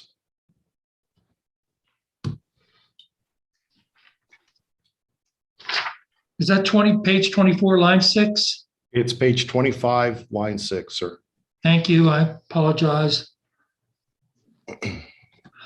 With those corrections, Mr. Barachik, if you were asked the same questions that are posed in your pre-filed testimony under oath at a hearing, would your answers be the same? They would. And is this pre-filed direct testimony true and accurate to the best of your knowledge? Yes, it is. I move EPE Exhibit 7. Thank you, sir. Let's see if there's any objection. We may do this easily. Keeping to the order, Ms. Souls. I have a question before I respond. Well, The version that witness I'm for looking me. at does not have the corrections indicated. Will the witness be providing a corrected version for the record? I mean, they're so insignificant. I don't think I would keep the testimony out for just that purpose. It was more or less correcting a couple typographical errors. I would ask that the parties just make the notation on their own personal copy of the direct testimony. Would that satisfy you, Ms. Souls? It concerns me because I'm using it off of the El Paso Electric share site, and therefore I can't make the corrections to what they've provided. Okay. Any response to that, Mr. Weschler? Well, I certainly thought that people would be able to make corrections to their own copy and that it would be part of the record through the transcript. We're happy to provide those two replacement pages to Ms. Souls if that is helpful. Satisfied, Ms. Souls? Yes, sir. Thank you very much. Thank you. Any other, I guess I should go around and ask everybody. City of Las Cruces, any objection? No objection. Okay, Mr. Downs No objection. and Mr. Herman's not here. Mr. Borman? I don't have an objection, but I was just going to say, with regard to what Ms. Sewell's raised, not everybody prints out a copy of these. Some people keep them electronically, and so I can see where her issue may arise. I mean, I certainly keep my copy electronically. So, Thank you, Mr. anyways, Borman. that's all I have to say, and I do not have an objection. Okay, Ms. Souls, I'll just try to make this as clean as possible. Are you withdrawing your objection with the promise from Mr. Weschler? Yes, sir. I'm satisfied with his commitment. Thank you, ma'am. So there being no objection, EPE exhibit number 7 is admitted into the record and is evidence in the case. So let's, excuse me? I'm sorry, Your Honor, I started talking over you. Yes, sir. I'm finished talking. Mr. Barachek, do you have before you what's been previously marked as EPE Exhibit 8? I do. What is EPE Exhibit 8? It is my rebuttal testimony in this case. Was this rebuttal testimony EPE Exhibit 8 drafted by you or under your direct supervision? It was.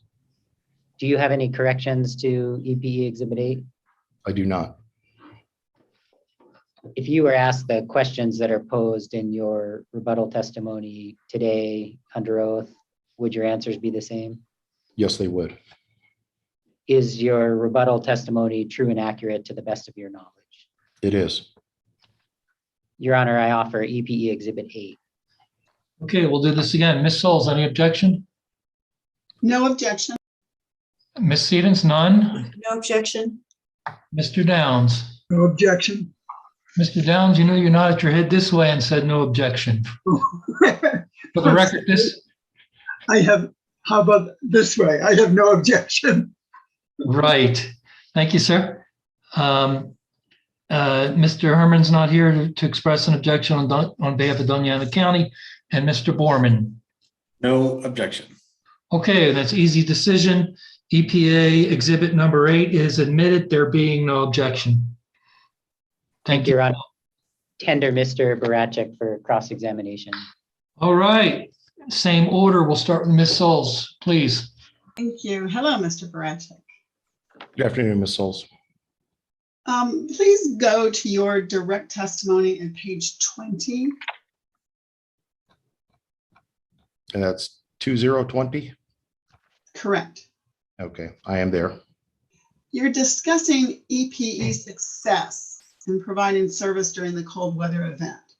Beginning at line 9, you say preparations included communication of the event to operations personnel, staging crews at various locations, and reviewing winterization protocols. Do you see that? Yes, I do. When did this communication take place? It was throughout the week, the previous week leading up to it. So we typically have a staff meeting Wednesday mornings with operations. And so it would have been during that time, but as well during the entire week up to February 13th, which was a Saturday. Thank you. Beginning when did generation increase winterization efforts? So as a result of the freeze that we had in 2011, we increased the winterization capability of our units after that event.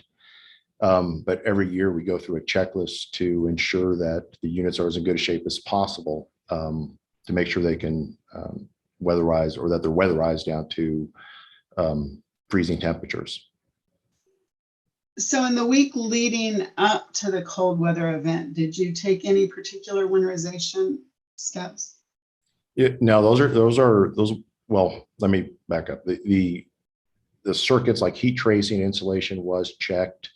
But the winterization efforts, as far as power plants, like for this winter coming up right now, we're going through those efforts right now, that each of the plants, we're expecting to go through checklists to make sure that the insulation is adequate, there's proper heat tracing, any places that have failed before, that we have more insulation, better heat on those transmitters and instrument air, so that we don't have or we lessen the chances of any unit trips. Thank you. For 2021, do I understand you then that those winterization efforts had already taken place in that week leading up to the cold weather event? Is that correct? Well, they would have been done in November and December of 2020. But as a result of the weather forecast and everything else was coming up, we did ask, I specifically remember conversation with the power plant managers to go through and make sure everything is adequate. When did EPE review contract provisions with the fuel oil supplier? That's part of the normal protocol, but I know there was a conversation going through the power marketing group because they handle the fuel oil to make sure that the contracts were in place should that we need fuel oil, that we could not only get the fuel oil, but also have transportation for it as well. Would that have been on the Wednesday before the cold weather event that you referenced? It was prior to Ms. Olds. I don't recollect the exact time period. Thank you. Is that the same time the week leading up to the cold weather event for when supply adequacy and delivery logistics parameters were confirmed?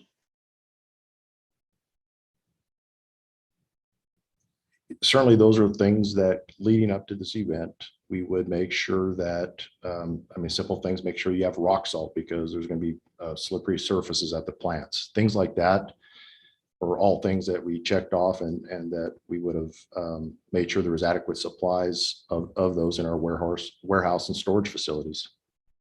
Did you receive confirmation of supply adequacy? We did, from a positive affirmation from each of the plant managers. Did you receive confirmation of your delivery logistics parameters? Well, by supply adequacy and delivery logistics parameters, those are to make sure, again, we have contracts in place and that we have simple things, Ms. Souls, like having a contact person for a delivery company, making sure the number is correct, because as I'm sure you're aware, that number people change jobs, people change numbers. And so it was going through those type of checklists to make sure that if something happened, we knew who to call. That week leading up to the cold weather event, is that the time frame for when Montana's fuel oil readiness plan and fuel oil tank storage levels were reviewed? So Montana, it would have been checked, but the actual fuel oil readiness plan and all of that, I mean, that is part of our winter readiness. So that would have already been done prior to the week. Again, the week leading up to it is just kind of double checking everything to making sure everything is as good shape as it possibly can be. And you refer to emergent utilization runtime. What is that? I'm sorry, Ms. Souls, where are you reading from? On your line 15.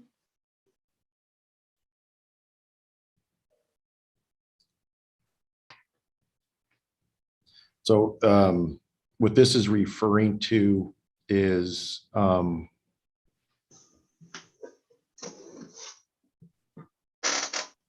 so we have the fuel oil tank at Montana Power Plant. It's 500,000 gallons. And so that's enough oil for us to run those units at 50% for approximately 20 hours. And so we wanted to make sure that the runtime, that we have somebody that was keeping track of that so that we could keep track of the fuel oil that was in the tanks and that was available to burn.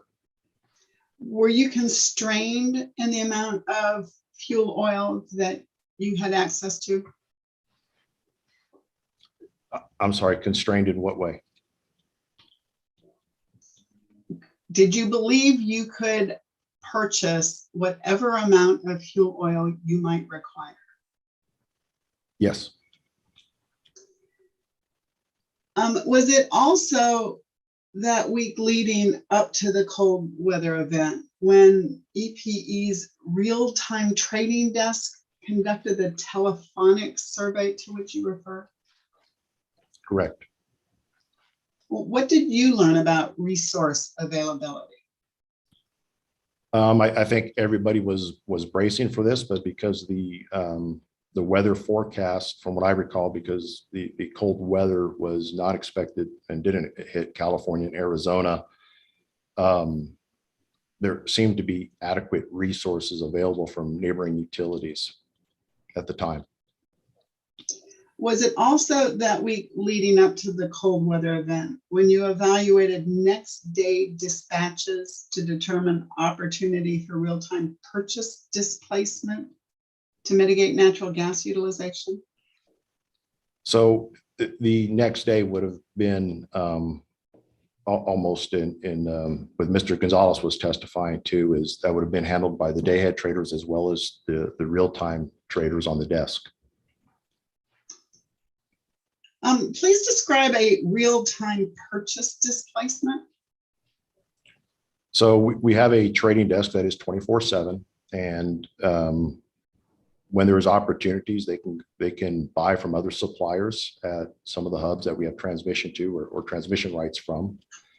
And so during this event, we're looking for opportunities. I believe Mr. Gonzalez testified to purchase power if possible to displace or reduce some of our local units so we could reduce the gas burns.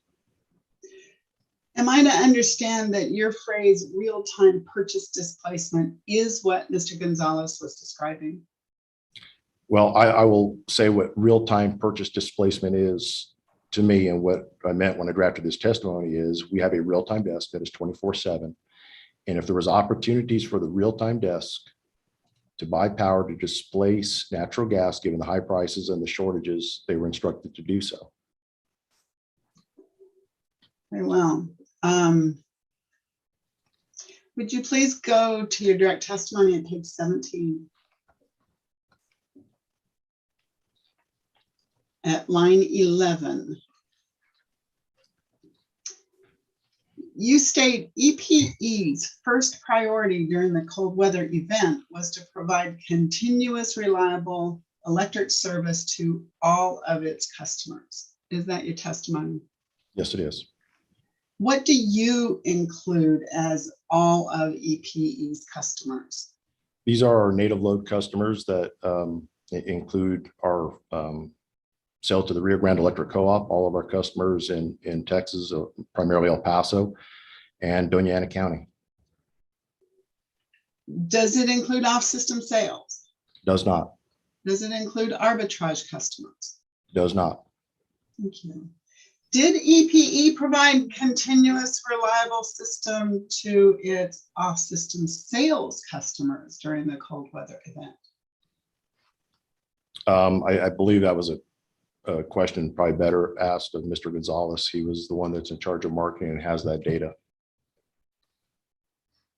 On the week leading up to the cold weather event, did EPE evaluate its off-system sales commitments? I don't recall whether we did or not, Ms. Souls. I think at this week leading up to, it was more about the resources, because with the off-system sales, all of those off-system sales can always be recalled to serve our customers if needed.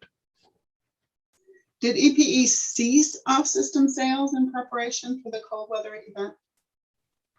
Again, that's probably a question for Mr. Gonzalez. He has the trading records for El Paso Electric.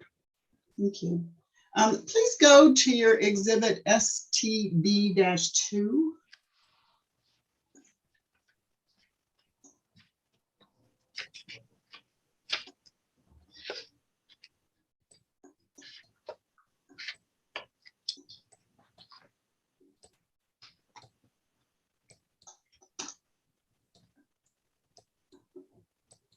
Almost there. I'm almost there. Well, while we're both almost there, I just want to clarify something for me. Sir, you used the phrase, it'd probably be better for Mr. Gonzalez. And I'm a bit literal. I understand that it may be better for Mr. Gonzalez to address the question, but by that, do you mean you don't know the answer?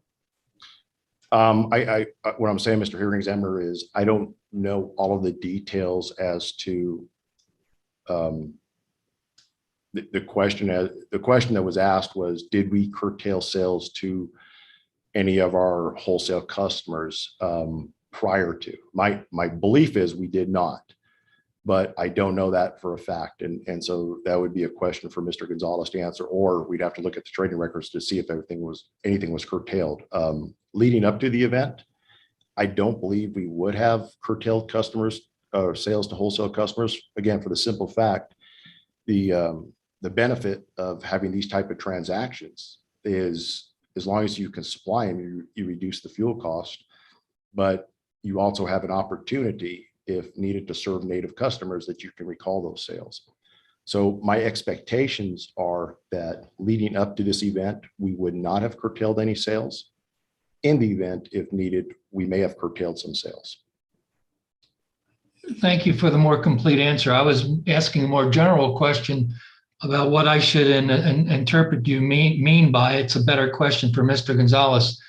But I'm glad you responded more fully. When I used to prep witnesses to testify, I would tell them that if you don't know the answer is I don't know. And if I don't remember the answer is I don't remember. But I never told them to defer the answer to another witness. So I'd ask you to try to avoid doing that and answer to the best of your ability, if possible, sir. Mr. Thank Henry, you. I will do that, sir. All right, exhibit STB-2. What is represented in this exhibit? These are the planned force and reserve shutdowns that we had during the winter weather event. The entire month of February or just the winter event? These are during the winter weather event. Thank you. Please clarify some things. This indicates that Newman 2 was out on planned outage for summer prep, and also that it shut down for lack of fuel. Please explain. So as we were going through this event and gas supplies were being curtailed and prices were, if you could find the gas, were extremely high, we were looking for ways to minimize our natural gas burn. And so when we look at the balancing of our system and determine what is absolutely necessary to serve our native customers, that assessment was that we could get by without Newman 2. And so on February 17th, we took off Newman 2 for a reserve shutdown. And part of the reason is that the natural gas prices were high, but also the scarcity of natural gas. Does this represent a status change, or did Newman 2 actually come online and then shut down? Newman 2 was online and then shut down on February 17th. Up above, it says Newman 2 was unavailable due to planned outages. I'm sorry, Ms. Sills, where are you looking at? At the top, units unavailable due to planned outages. Newman 2 is the last unit listed. And again, this is, I would have to look at the data, Ms. Souls, to determine when the summer prep was starting, because the summer prep work that we typically do for our units, it falls in the fall and the spring, as you would expect. And so some of this period may have overlapped when the summer prep work started. So I'd have to go back and look at the records to absolutely tell you exactly what that means.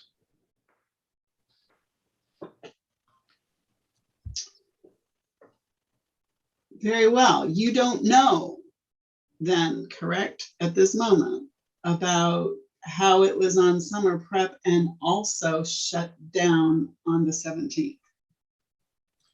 Is that correct?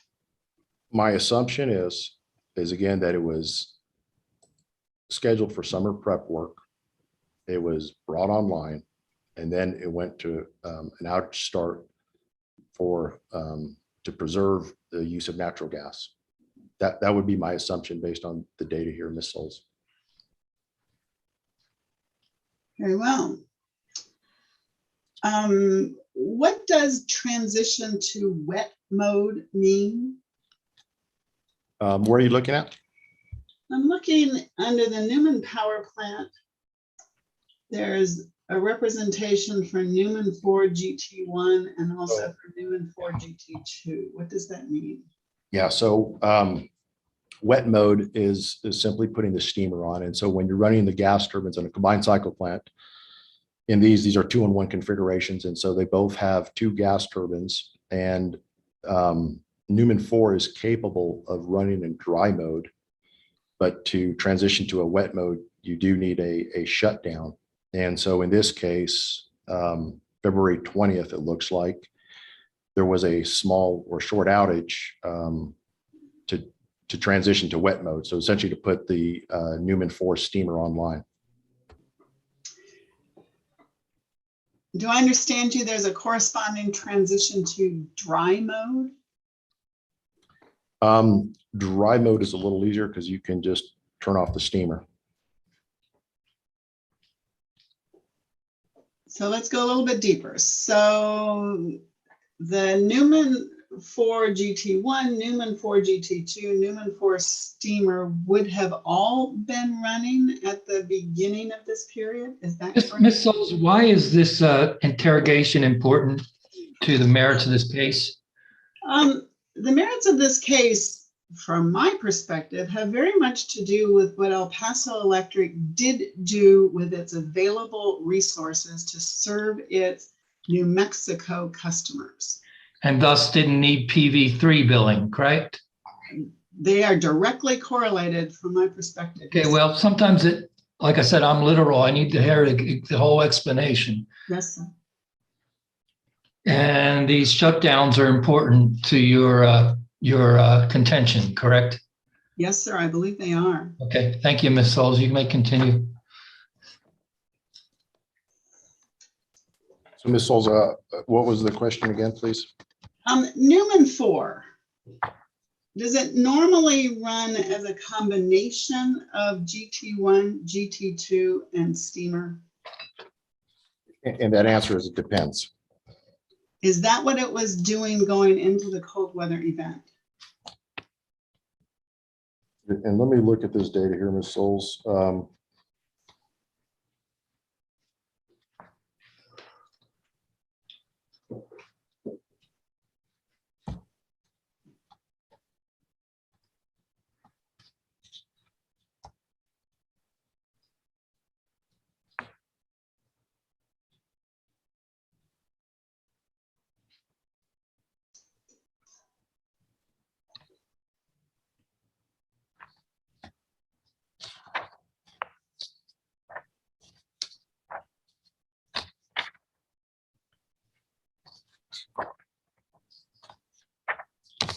Yeah, Ms. Souls, I know we answered an RFI that gives more detail on this, and I just don't recall where it is at this point.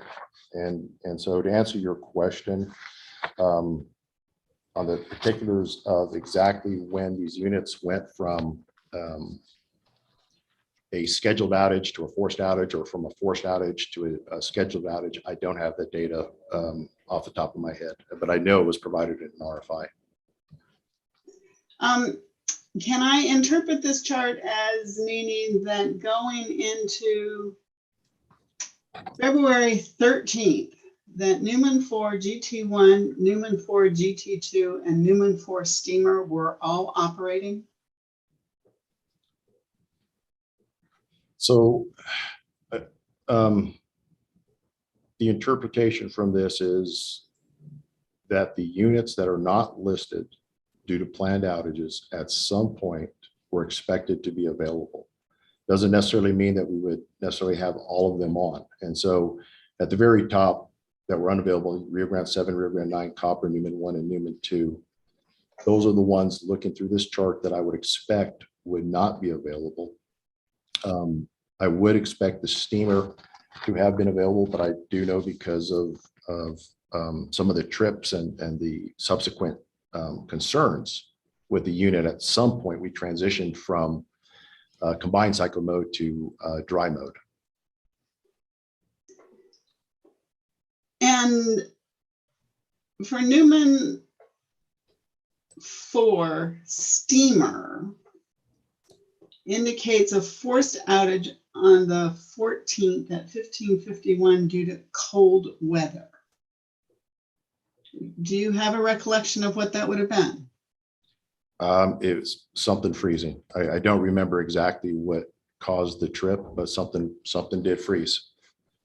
Newman 5 units indicate the first cold weather outage would be at 6:40 the morning of the February 14th. Do you see that? Mine says 650. Are you talking a Newman 5 GT3 steamer? We can talk about that. Each of the Newman units appear to have tripped in approximately that early morning time frame. Yeah. Would you agree? And so what I do recall, Newman 5 steamer was actually supposed to have gone on outage the week before. That outage was delayed. I don't recall now exactly whether it was because of this event or whether it was something else because of supplies, but I know that outage was delayed. And so Newman 5 steamer was available. As the temperatures started getting really cold, I do know that we had an issue with both steamer 4 and steamer 5. And in particular, in case of steamer 5, when it tripped, at some point there was a decision that we made just to keep it offline to minimize the chances, because when you have a steamer trip, you can have the GTs trip as well. And so there was a decision that it was less risk of having the steamer offline and less risk of having the GTs trip offline. Do you recall the day of Sunday, the 14th, and the temperature drops that occurred? I do. Would you agree with me that while the temperatures were going down, that until noon on Sunday, they were not particularly cold? What I recall, Ms. Souls, they were cold. They were not in the teens. I would agree with you with that, but I do recall specifically they were cold. And what I can tell you at the Newman power plant, whatever the temperature is at the airport, the Newman power plant, I guarantee you, it seems like it's almost 5 or 10 degrees colder at the Newman power plant. I don't know if it's because it's open. I don't know if it's because of the location, but I was out there on Sunday, February 14th, and I can guarantee you it was colder than what I experienced at my house on the west side of El Paso. At what time would that have been? It was about 2 p.m. that I was out there. Okay, you were not out there first thing in the morning at this 6:50 time frame. Is that correct? I was not. Would you agree that the temperatures were dropping all day long? Yes. Very well. Would I be correct to conclude from this chart that lack of natural gas fuel caused shutdowns only at Newman? The lack of natural gas did not cause a shutdown. The lack of natural gas resulted in our making a decision to shut units down to mitigate the obviously the high prices of natural gas, but also to mitigate the chances of imbalance penalties. So help me with this chart. Are you making the distinction between a forced outage and a reserve shutdown? So which one are you looking at in particular, Ms. Souls? I'm simply looking at one of these columns that the Newman area has reserve shutdowns and forced outage. A number of the reserve shutdowns are indicated as lack of fuel. So I'll pick one for you. So Newman 5 GT3 from February 16th through February 21st, we have a reserve shutdown and it says lack of fuel. What that was is, again, because natural gas prices were high, we were getting, as Mr. Gonzalez testified, SOC and COC and all kinds of alarms from the pipelines and the shippers, that we looked for ways to reduce the amount of natural gas that we needed to burn on our system. Yes, sir. It's a simple balancing act of, we have X amount of gas. How much do we need? What can we get by with? What opportunities do we have to reduce the amount of natural gas that's burned on our system? And, that's part of the reason why we switched to fuel oil at Newman, or excuse me, at Montana. And therefore, would you agree with me that there was no reserve shutdown related to fuel that occurred at the Rio Grande facilities? Well, there was no reserve shutdown due to fuel at Montana, at Newman either. Again, it was the decision to mitigate the risk against the high prices that we would potentially be facing from imbalance penalties or just if we could get the gas, the high price of natural gas. Mr. Burachek, I'm afraid I'm not understanding your distinction. You said there was no reserve shutdown at Newman. Is that correct? There was a decision. So let me explain this. When we don't want the unit to be turned off, that's a forced outage. When we make the decision to shut the unit down for whatever reason, either because we don't need the unit for load or because there are other reasons, such in this case, we wanted to reduce the amount of natural gas that's burned on our system. The unit is still available to run if needed. It goes into reserve shutdown mode. I guess the question is, when does lack of fuel not mean lack of fuel? So, Mr. Hearing Examiner, my view on this is that we could have burned natural gas, but we would have, and all those imbalance penalties have been waived, but we would have been subject to much higher imbalance penalties. I'm sorry to interrupt you, Mrs. Souls. Go ahead. Thank you, sir. Yeah, does that answer the question, or do you want me to keep going? No, it actually does answer the question. So thank you very much, Mr. Souls. Am I correct to read from this chart that you did not have to choose a reserve shutdown at Montana? Well, that's correct. The Montana units were running pretty much throughout the event. And am I correct to conclude that's because of your pre-planning around the availability of fuel oil for those generators? Well, it's because those generators could run on fuel oil. And they did in fact do that, correct? Correct. The section here about the Montana power station identifies 3 specific forced outages. Am I correct that none of those were related to availability of fuel oil? That's correct. Very well, thank you. Mr. Burachek, are you familiar with the procedural order of April 26, 2021, where the hearing examiner directs El Paso Electric in its filed direct testimony to demonstrate that its use of PVNGS Unit 3 power to serve New Mexico customers at a cost of $5.7 million was the lowest cost power available to EPE to serve New Mexico customers? I am. Are you also aware that the hearing examiner directs EPE to include in its filed direct testimony the cost for firm energy available to be purchased from the Palo Verde hub, if any, for the days comprising the cost of $5.7 million for the PVNGS Unit 3 power? Yes. Is there any place in your testimonies where you demonstrate that PVNGS Unit 3 power at a cost to New Mexico ratepayers of $235.95 per megawatt hour was the lowest cost power available to EPE the month of February? Yes. Would you direct me to that, please? So Ms. Souls, on my testimony, direct testimony, as I go through on page 9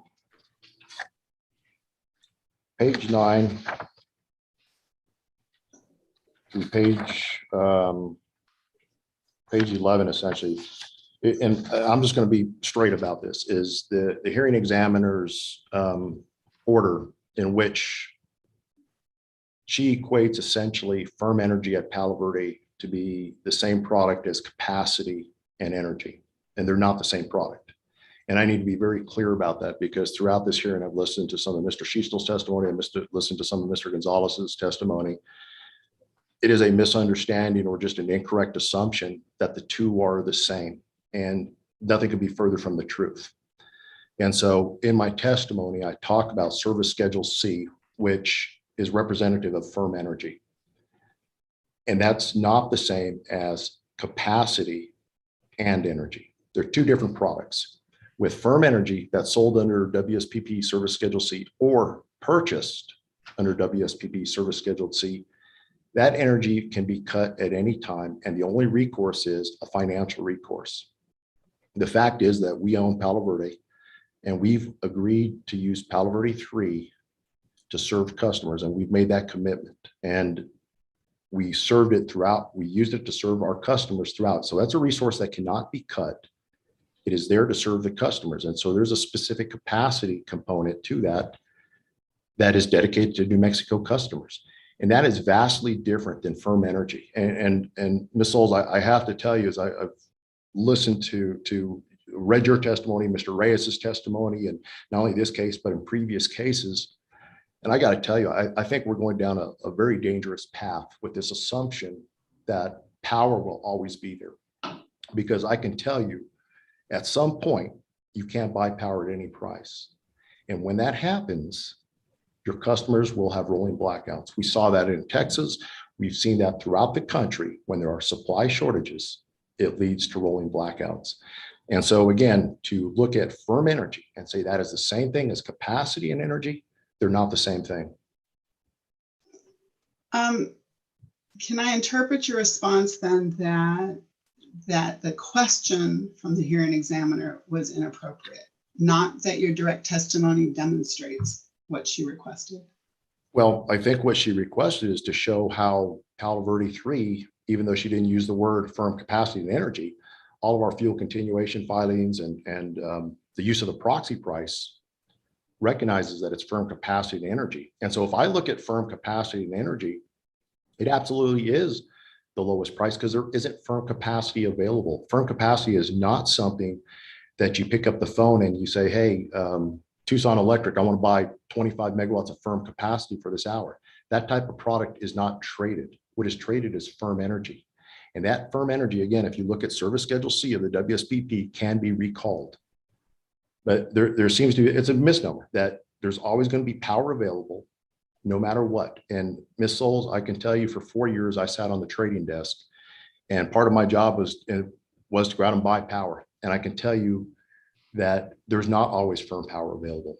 And when that happens, bad things happen to customers. And we saw that again in ERCOT. We saw it in other places in this country where there's been supply shortages.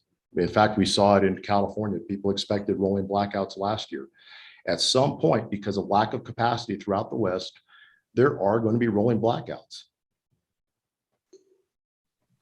Thank you, Mr. Buraczyk. I think I'm done with my questions. And thank you, Mrs. Souls, or Miss Souls, rather. Let's move on to Miss Stevens for the City of Las Cruces. Thank you. Good afternoon, Mr. Buraczyk. How are you? Good, Ms. Stevens, how are you doing? I'm good. I didn't really want to do this, but seeing as it's just about where Ms. Souls left off, and I'm going to break my own rule. When you talked about, you said we've agreed to use Palo Verde 3, we made that commitment, it's dedicated to New Mexico customers. Since that's not in your written testimony, I guess I'd like you to explain what that where that commitment is found. Well, this commitment is found in all of our planning documents and our loads and resources that we've presented in CCN filings, that we've presented in rate cases, that we've always presented an L&R that shows the full output of Palo Verde that is dedicated to our customers. And so to me, it's always been known. Now, I think this is another thing that I think is that I think is just wrong. This interpretation of El Paso agreed to use it, so therefore we can use it one day or 1 hour, then we make the decision of not to use it the next day or the next hour. Nothing could be further from the truth. The agreement is because the unit was decertified and abandoned for rate making purposes, the commission can't force us to use it. We've agreed to use it at an agreed upon proxy price. And as long as we agree at that proxy price, that Palo Verde 3 output that's dedicated to New Mexico is specifically for New Mexico customers, not anybody else. It is dedicated to New Mexico customers. So Ms. Stevens, to answer your question, if you look at all of our filings that we've made throughout the years, you look at any L&R, it will show all of Palo Verde 3 output in there going to serve native load. And do any of those loads and resources, your testimony is that you've been at EPE since 1993, and you testified on page 7, you actually landed right where I was going to start, that for at least 20 years, that PV3 is a necessary resource to serve New Mexico. Do any of those loads and resources tables explicitly say that divide up what part of the system resources go to New Mexico, what part of the system resources go to Texas, and which part go to Rio Grande Electric Co-op? No, Ms. Stevens, that's not the way we dispatch our system. We dispatch our system as an integrated entity. And so we dispatch our system using security constrained economic dispatch, which we look at all of the resources and we use it to fulfill all of our customers' load obligations. Now, Mr. Barachik, yesterday evening, the company objected to answering discovery responses having to do with what happened in June. But I'm going to ask you in July after the commission's final order, but I'm going to ask you anyway. I don't know whether your lawyer is going to disagree, but tell me how you went immediately from that Palo Verde 3 being a fully dedicated resource necessary for customers, retail customers, including retail customers in New Mexico, to suddenly being not. That is what happened in July, is it not? So I will answer that. In the last New Mexico rate case, we proposed a proxy price. And I'll just say, since we've been using Palo Verde 3 to serve New Mexico, we've not recovered anywhere near the cost of Palo Verde 3. In fact, by Mr. Reyes's testimony, it's about 70% over the last 6 years of what we recovered of the full cost using the market price. And so because of that, we set a proxy that was based on essentially the full cost of PV 1 and 2. The commission rejected that. At that point, we decided not to utilize Palo Verde 3 to serve New Mexico. But up until that point, where there was an agreed upon proxy price, that resource was dedicated 100% to New Mexico. And where was the agreement was what, between EPE and itself? You were talking about agreed upon proxy price. The proxy price agreement that I know of that reached that proxy price was in the 2009 rate case, was it not? I believe it was in the 2009 rate case, Ms. Stevens, but it was also held up in, I think, in the 2013 fuel continuation case as reasonable. And so that proxy price has been in effect for at least 10 years. And for that whole 10 years, has EPE been committed under a commission order to take that proxy price and give all that power and energy to New Mexico? Is that your opinion? I know we're going to brief it differently, but I'd like to just know where you're coming from. I think the last fuel continuation 2013, what it says is if available. And my definition of if available means if the unit's up and running. So if the unit's up and running, it is dedicated to New Mexico. I'm sorry, did you say that the fuel continuation, first of all, the last fuel continuation in which in 2013? Well, in which the last case in which the proxy price was upheld by the commission, in that case, what I believe the language is that we will use it to serve New Mexico as long as it is available. And my definition of available is if it's up and running. And you believe that that's in the 2013 fuel clause case or in the most recent fuel clause case? In the last case in which the proxy was held up as reasonable, Ms. Stevens, is I believe where it was at. Which one? I know I'm just asking you which one you believe that was, 2013 or 2018? I believe in 2018 they didn't rule on it, so it would have been the 2013 case, I guess. Okay.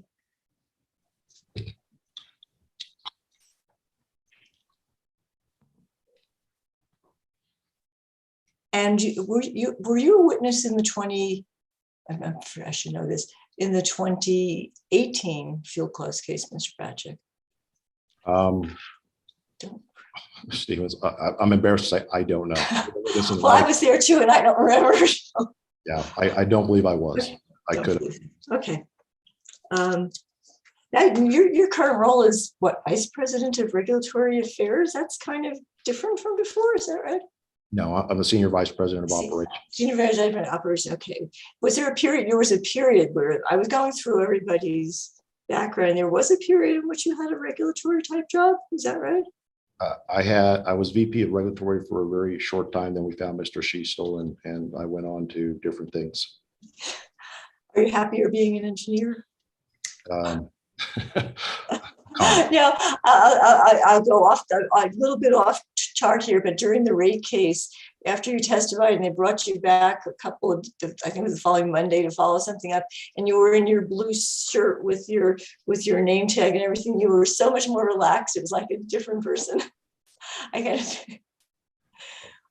but that I diverge. So I really don't want to go there. But you do testify about service schedules, C on pages 9 to 10, and I do direct testimony. And I think that's where we kind of are.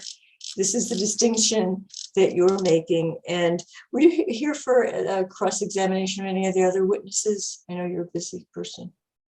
I've listened to some of it, Ms. Stevens. I haven't been able to listen to all of it. Have you seen CLC Exhibit 19, which is it's sponsored by Ms. Borden and Mr. Gonzalez, and it covers curtailments of off-system sales? I have not seen that, or I'm not familiar with it.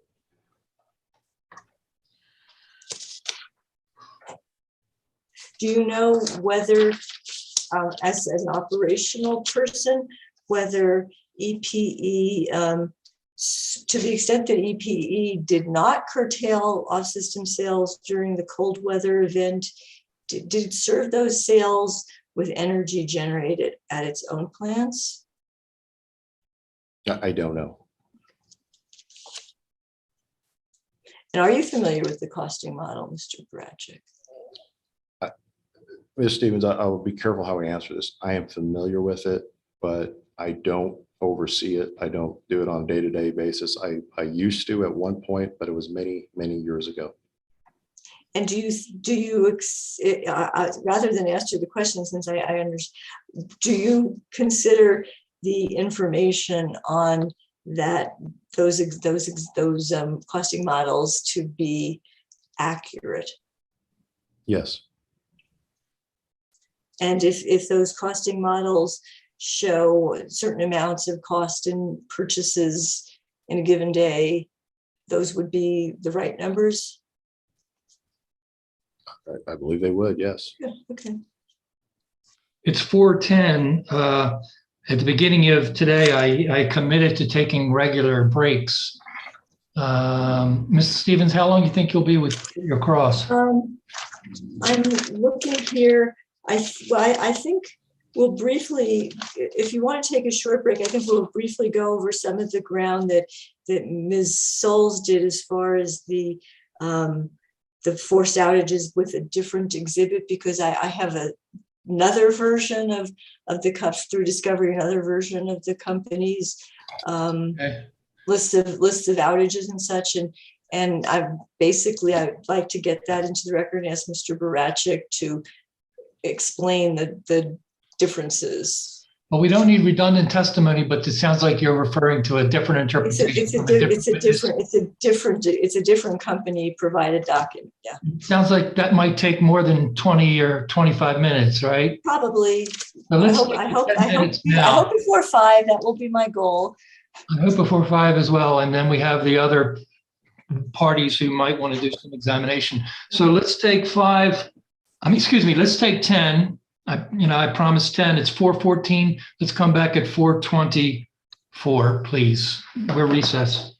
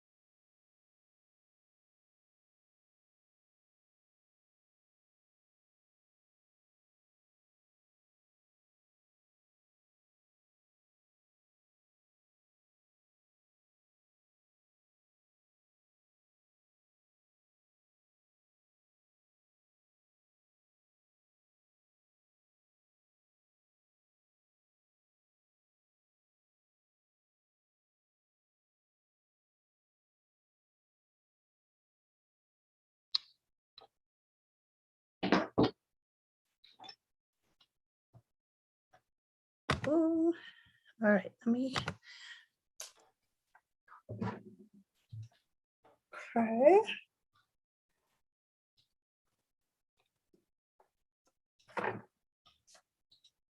Hi, Mr. Rio. How you doing? Hello, fine, thank you. Good. Let's see, are we all back on? I don't know yet. Yes, it looks like we all are. And I once again want to express my appreciation. Everybody is extremely punctual today. This is a great group for punctuality, that's for sure. Yes. Okay, I had interrupted with the break, Ms. Stevens' cross-examination, so we'll continue with that. I really do hope that we can conclude this witness for the day. So just keep that in mind. Let's go back on the record. Thank you, Mr. Hill. We are back on the record. It's now 4:24, and once again, I want to thank everyone for being so punctual and keeping the breaks actually to 10 minutes. So let's continue with Ms. Stevens' cross-examination of this EPA witness, please. Hi, Mr. Bratchick. Would you please turn to page 12 of your direct testimony? One second. Yeah, I know. Actually, I've got a hard copy right here, Mr. Stevens. Probably a lot easier. Okay, page 12. Okay, page 12, line 18 to 20. This is you're discussing operational practices for dispatch and the relationship of costing to off systems. So that when you refer to costing, we are back to the costing model, are we not? I'm sorry, which? The question that begins on line 9 I see the question. on Okay. page 12. And then I wanted to direct you to the sentence that on line 18 that begins it with the word examples, but I was just noticed that the context of the question was in relationship to costing of off-system sales, although you just sort of said that you were not that currently familiar or intimate with the costing model. Or is this general information or is it specific to current costing models? So with this Q&A, what this is addressing is that when we have to balance our system, and again, that's what all this is. It's a big balancing act that we do each and every hour of the day, and actually every minute, every second, to make sure that we have adequate generation online to withstand any contingencies that we may have on our system. And so what that requires at times is we have local generation that's available. Well, your total generation has to always equal your load. Otherwise, you're going to be over generating. And so in order for us to essentially make room to make sure we have enough local generation online in the event we have a transmission outage or something else happens on the system, at times we'll have to engage in forced sales, essentially. And that's a way to make room so that we can keep the generation running locally without over generating and pushing out into the grid, so to speak, which would be a performance criteria violation. And turning specifically to the sentence on line 18 of this page, examples of sales for reliability may include those to sell excess generation during period where loads are below reliability, must run and or must take generation levels. And it's you've got the and or in there, and I'd like you to specify what a must run is and what a must take generation is.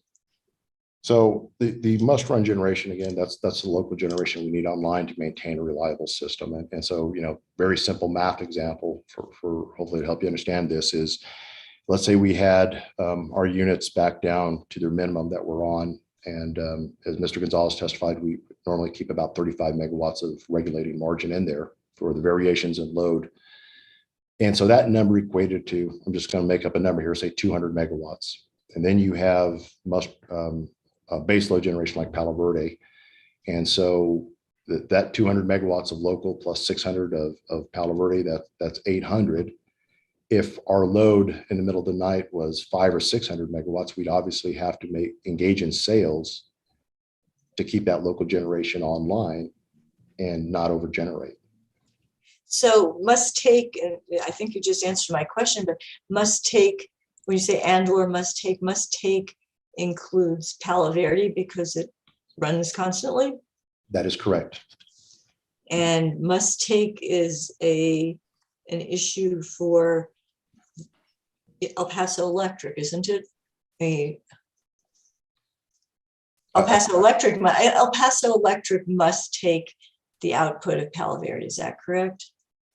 I think the concept of must take is an issue for a lot of utilities, because you can have must take from wind generation, you can have must take from solar, you can have must take from a baseload plant. And so I think within the industry, people understand that there are must take contracts in which you don't have the ability, either because of the contract or because of the type of the unit, you don't have that flexibility to not take the generation output.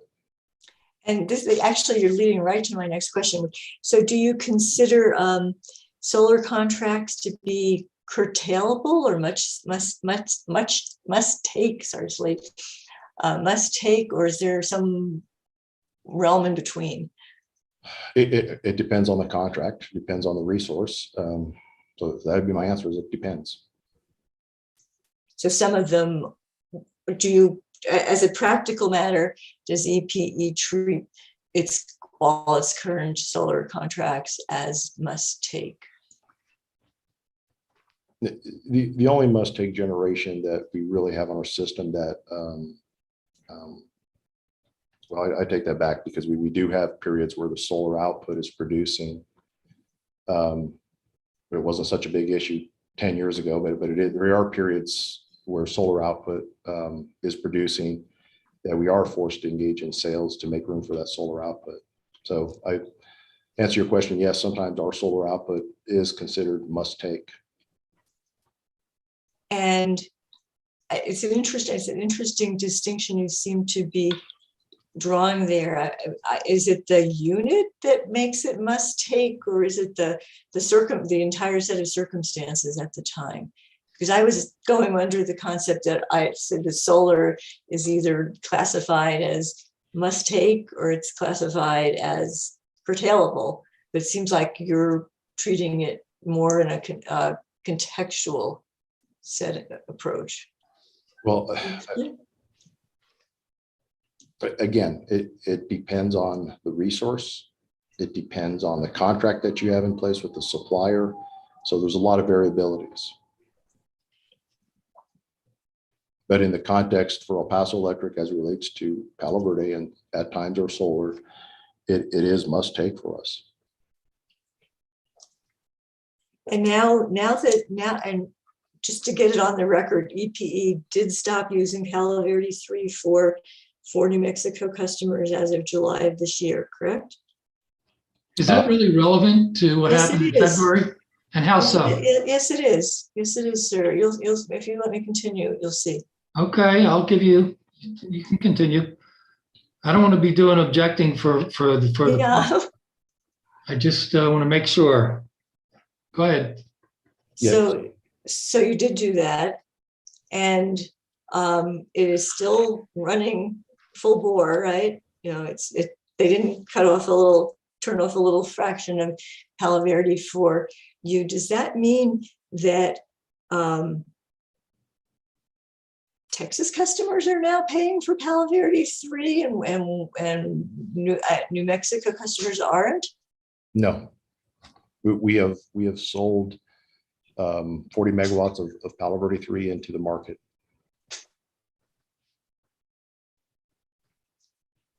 And Mr.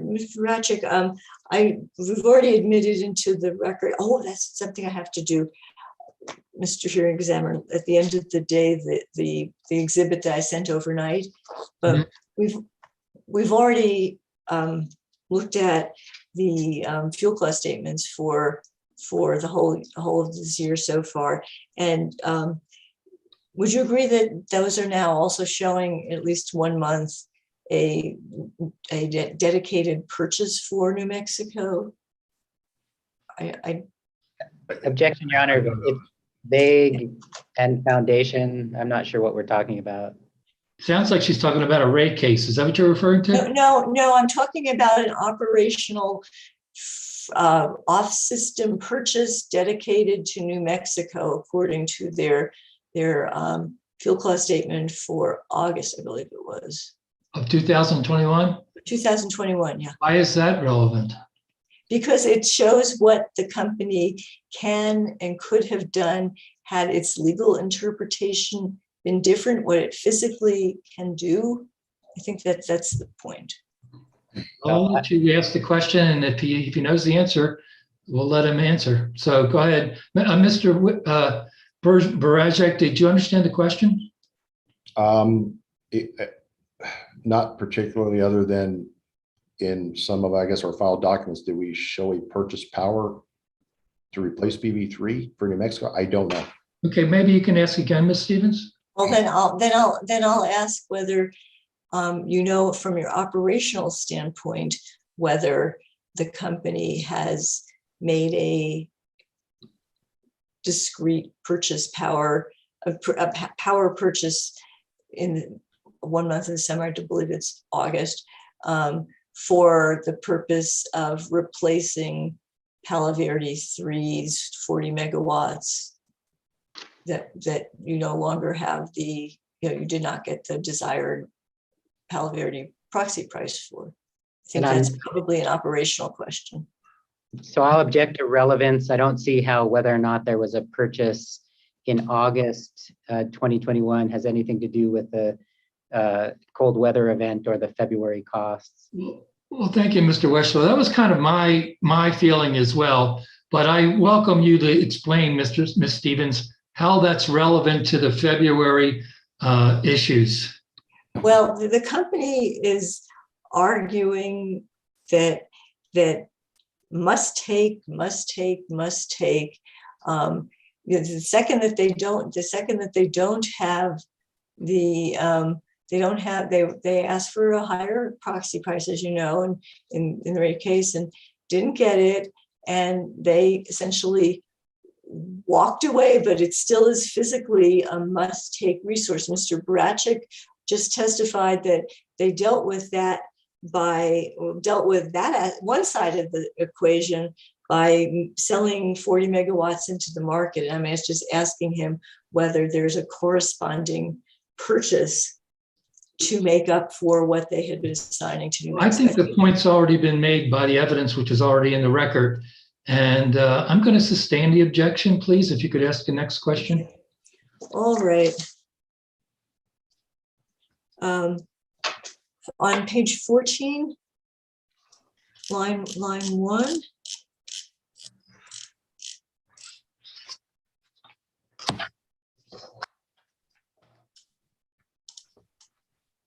Here you're talking about WEC requirements. And again, you refer to the dispatch of reliability. Reliability must run resources. And does that phrase consistently in your testimony refer to local gas generation run to meet those 35 megawatts of operating reserves, or is there an overlap between reliability must run and something like Palo Verde 3, which is a must take? I'm sorry, I really didn't understand your question. All the words made sense, but when they were all together, I didn't understand it. Okay, let me try again then, sir. In this context, as part of your testimony, when you're referring to reliability must run resources, is that the local gas that you run for transmission and other issues, or is it something more than that? And Ms. Stevens, are you said page 14, Page 14, line 1. and it starts with number 3, the dispatch of reliability must be Right. in a manner that provides a stable transmission system that can withstand the sudden loss of transmission element. What this refers to is we have to have enough resources available that if we lose our largest single hazard, as referred to in the industry as N-1, that we can still sustain and serve all of our firm load. And so we have to have enough local generation online or substitute generation online or load that we can drop that we can continue to serve all of our firm load in the event that we lose one of our major transmission lines. And I don't want to belabor a lot of issues from other cases, but the largest single hazard standard, is that an industry an industry criterion that EPE uses, or is it imposed upon EPE by the FERC, the PRC, the PUCT? It is NERC. It's a NERC transmission planning standard, and it's NERC TOP 001. Okay, it's the one that's cited right there. Gotcha. Okay.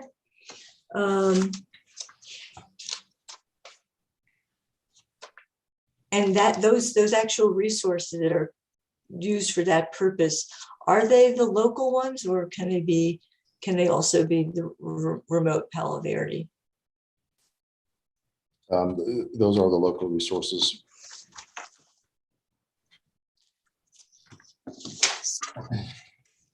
Dark here.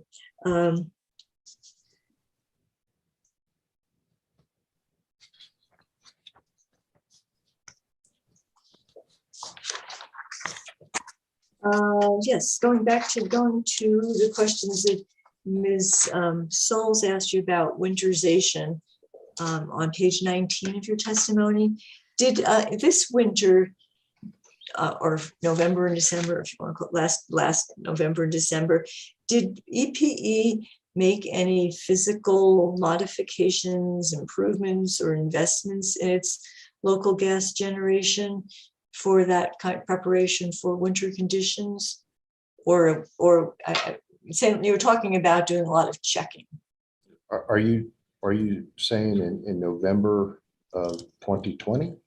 In November of 2020, as you were discussing with Ms. Souls, the process of winterization and preparation, and you said that a lot of the testing went back to November and December, and then in the immediate near term, you recheck some things. I'm just asking whether there were any essentially capital investments that related to winterization this year, and I don't want to call it this year because we're about a year from the year hence. So I do not recall any significant capital investments in the plants in November or December of 2020 related to winterization. Is it typical for you to make such investments annually, or did you go through sort of a big surge after the 2011 freeze? We made significant investments after 2011 freeze, and what happens with any installation is it starts to degrade as time goes on, and as units get worked on, you may nick some insulation, you may have heat tracing that fails. And so typically what happens is all of that insulation, the heat tracing, that type of stuff has to be checked to make sure it's still working properly. But basically the kind of push, the improvements were made some years ago and you're maintaining them now. Would that be kind of a reasonable summary of what Yes, these activities? Okay, could you turn to CLC, well, your exhibit STB 1. All right, is that it? STB 2, pardon me. STB 1 is the chart, the chart of February plant activity that Ms. Souls had up with you, and also to exhibit CLC-41.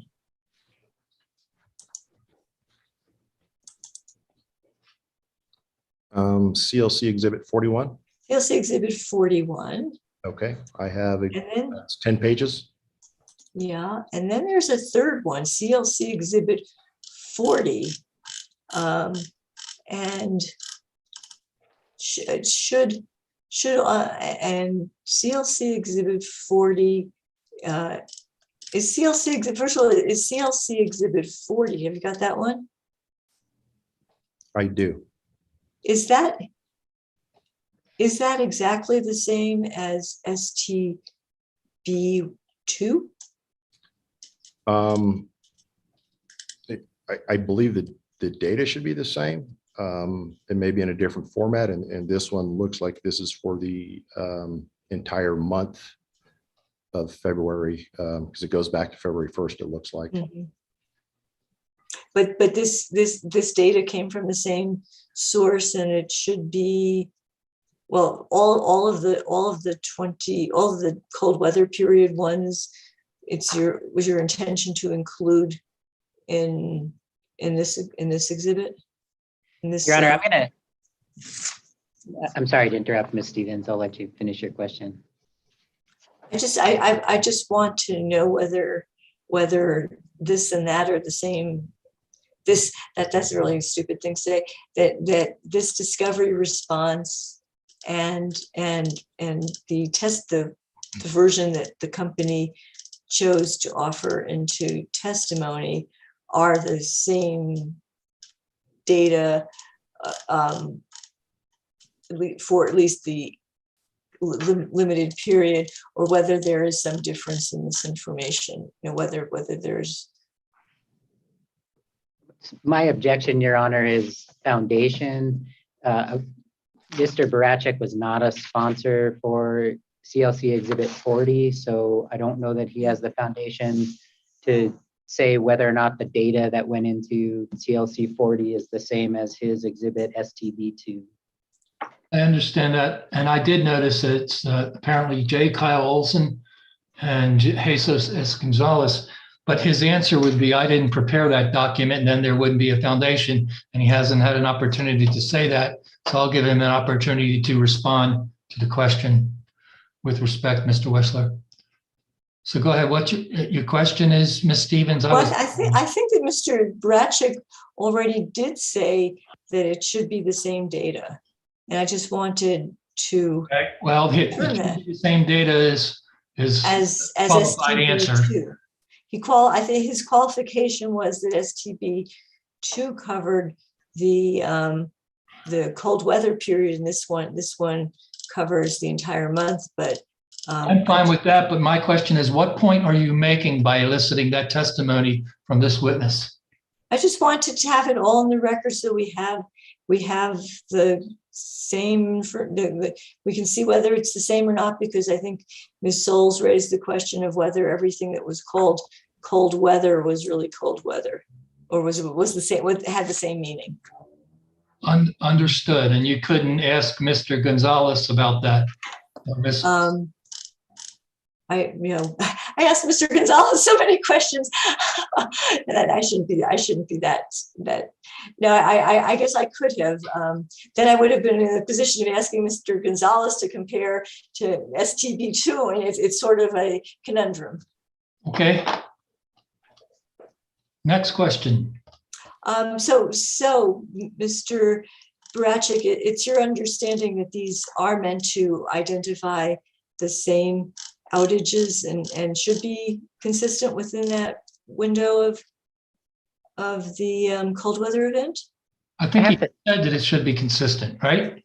Yeah, I think he said that already. Twice. And Mr. Hearing Examiner, if we could simply ask Mr. Barachek, is he familiar with Exhibit 40? That seems like a foundational question, and I haven't heard the witness identify that yet. Well, I'll ask him.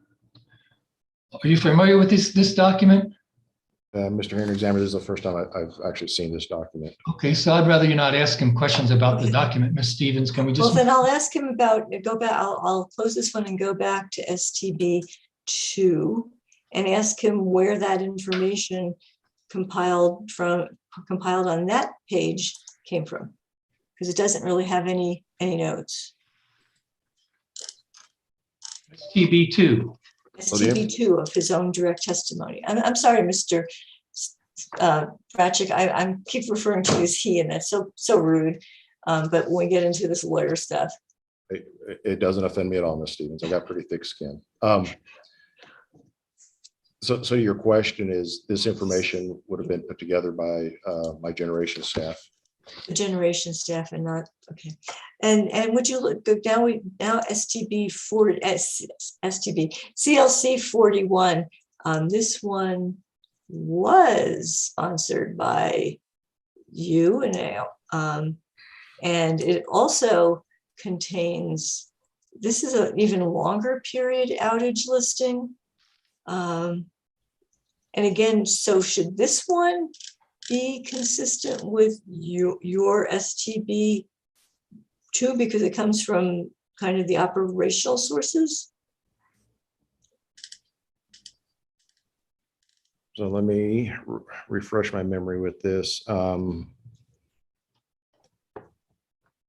This looks like these are outages from 19 through, so it's just a much larger period, it looks like. Right. Yeah. But to this extent that the time frame overlaps, would this be from the same sources on kind of your shop? I would expect the same people. And in fact, I think if you look at this, it's some of the same people that help provide this answer. I might move to admit CLC Exhibit 41. Sure, you may. Any objection, Ms. Sauls? No objection. Any Hold on objection? a second, I'm going to turn off the lights, turn on the lights because it's getting dark in my house. And any objection, Mr. Downs? No objection. Thank you, sir. Any objection from staff? No objection. Okay, and certainly not least, but I figured Mr. Wessler might have some comments. So do you have any objection, Mr. Wessler? I don't have any objection. It seems to cover the period, and Mr. Barachik was the sponsor of this particular exhibit. Okay, there being no objection, CLC exhibit number 41 is admitted as evidence. Please move on. So now it's Exhibit 41. Let's pick just, I have a long list, but I'm not going to spend the time. I just want to pick one or two. The CLC 41 and STB 1, you have a forced outage on an STB 1. I can get them both up. On STB 1, you have a forced outage for the Newman 4 GT1 as a cold weather outage on February the 14th.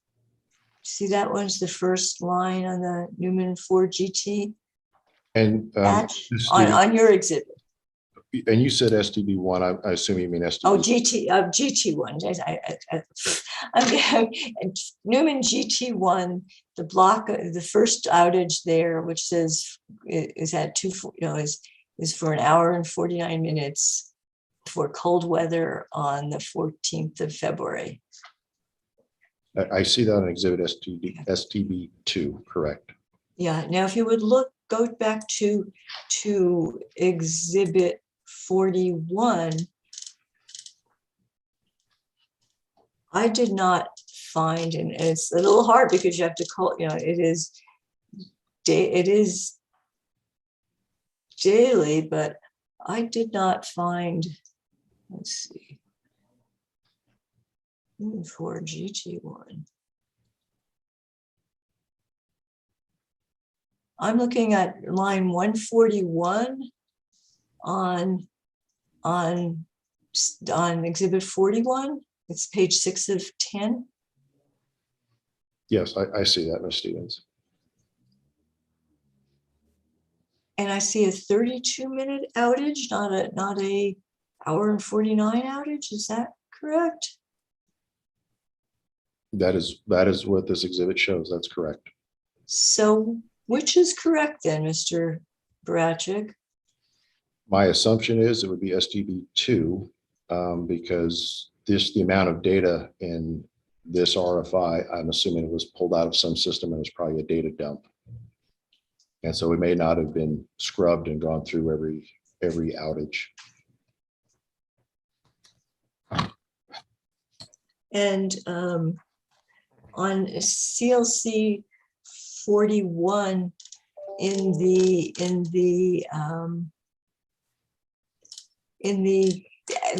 reason column, which I'm not up to the top, so the right-hand column that gives the reasons for the outages, I do not see any shutdowns listed as being for lack of fuel or for reserve.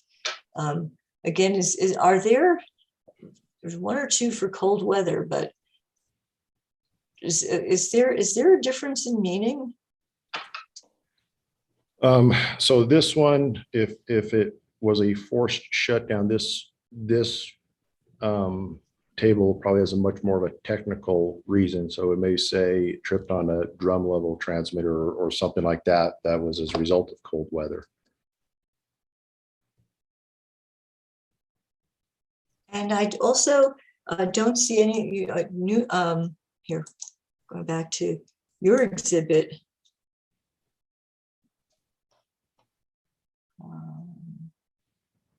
You have a Rio Grande power plant outage on the 14th at Rio Grande 8. And I don't see anything of that on the discovery response. Do you have a reason why that might not have been included?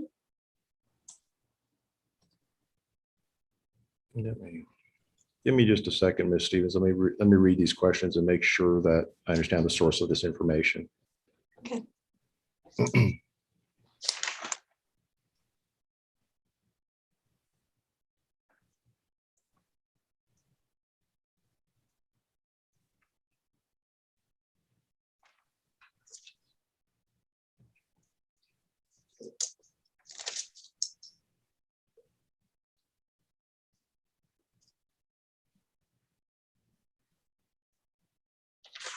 So Part D, it refers for detailed information regarding scheduled and unscheduled outages for each of the Newman units, October 2019 through. Oh, okay, my fault then. Forget that one, apologize. I didn't mean to mislead you or waste time. Let's move on then to the briefly to the topic of fuel oil capacity. And I don't want to belabor that, but would you look to CLC Exhibit 38, please? I'm going to close these other exhibits, Ms. Yeah. Okay. Which exhibit? 30? 38. 38. Mm-hmm. Okay. That is direct testimony? No, of CLC Exhibit 38 from the file. Thank you, sorry. His direct testimony should stay open, but it doesn't need to be on STB. Well, so when I open CLC Exhibit 38, it is my direct testimony. It is your direct testimony. It's an extract of your direct testimony in the rate case, isn't it? Different case. Different case, yeah. Name is spelled the same. That's what got me. And you see it's labeled on the top Exhibit JFP6. That is an exhibit number within this case in Mr. Provencio's testimony. But I wanted, since you're up before Mr. Provencio, I wanted to put it out here this way. So would you agree that you provided this testimony first in writing to the commission in May 2020, and then took the stand in January 2021 and actually put it into the record as your testimony to the best of your knowledge? Yes, I do understand that. And can you explain why it lists Newman as having fuel oil, secondary fuel type fuel oil units 1 to 3 only? And your testimony now is that in your rebuttal, that as of November 2019, the fuel oil was not working and subsequently was removed. Sure. So the November 19th is when we had the failure in the forwarding pump. We did not make a decision to actually not repair or replace the fuel oil system at Newman until after this case was filed. After the rate case was filed. Correct. And when you got on the stand in the rate case, you didn't modify your testimony, did you? Did you correct this? I don't think at that time we had made a final decision. You had not made a final decision as of January 2021, a month before the cold weather event in this case? Ms. Stevens, I know there was a time period in which where we had the leak and there was a lot of discussions internally of what we were going to do. Honestly, I do not recall the exact time period in which we made the decision not to replace the fuel oil system.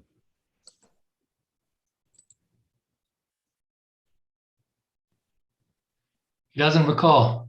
He doesn't recall. Next question. And so a month before this,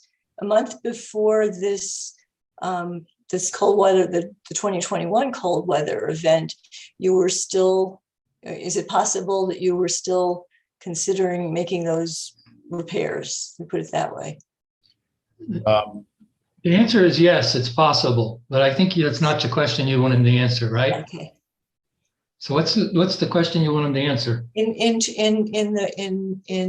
January 2020, in January 21, just before a month before this cold weather event happened, do you believe that it was accurate to testify to the commission that Newman units 1 through 3 had fuel oil capabilities?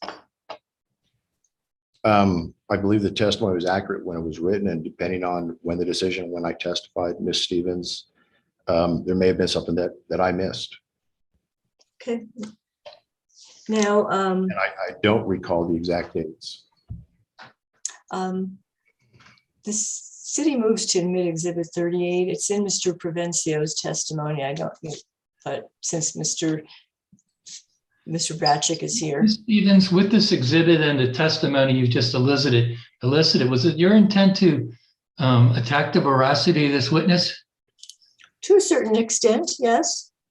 Okay, well, for that purpose, I would be inclined to admit it's really just a hunk of the testimony, if you will. Looks a lot like one page, page 8, and the cover sheet. So it's kind of an incomplete document. I don't know if he might have rehabilitated himself further on in this document, but for that limited purpose, in conjunction with your testimony, I mean, your questions, I might admit it. Now I'm going to check if there's any objection to admission. Mr. Weschler, any objection? Yeah, actually, my objections were hearsay, relevance, and rule of completeness. Okay, well, I hear you. On the relevancy, I kind of covered that one just now. On the completeness, I mentioned it. On the hearsay, well, he's here ready to testify. So I don't know who's hearsay. Well, it's hearsay, Your Honor, in that it's an out of state, out of court document being offered for the truth of the matter asserted, and that's classic hearsay. Well, I don't think it is being offered for the truth of the matter asserted as much as it is to attack its veracity, and that he said, a different thing at a different time, or did not correct his testimony when it might have been appropriate. So, okay, let's hear from the other parties, if you will. Mr. Borman, do you have an opinion? I do not have an opinion on this. Thank you, Mr. Borman. Ms. Souls? I do not have an opinion on this. Okay, I just ask if you object to it, but I guess not having an opinion is equivalent. Mr. Downs, any objection? No objection, no opinion. Okay, Mr. Weschler, respectfully, I'm going to overrule your objection, and for the limited purposes it is offered, I'm going to admit this document. Which document number is this? CLC 38. Okay, excuse me. I could have figured that out in a minute, but I just thought it would be easier just to ask you. So it's admitted for the limited purposes of cross-examination to attack the veracity of this witness. Let's move on to your rebuttal at page 3, Mr. Bratchick. And it's 5:02. I just want to. Yeah, I'm sorry. Yeah, I think I have just a handful of questions. One more exhibit, And that'll do it. Ms. Stevens, I do, as I read this document, because it's obviously been a while since I've read it, I will point out that the table that I am referring to, it clearly states identifies EPE's generating stations with nominal capacity and fuel types as of the base period ending December 31st, 2019.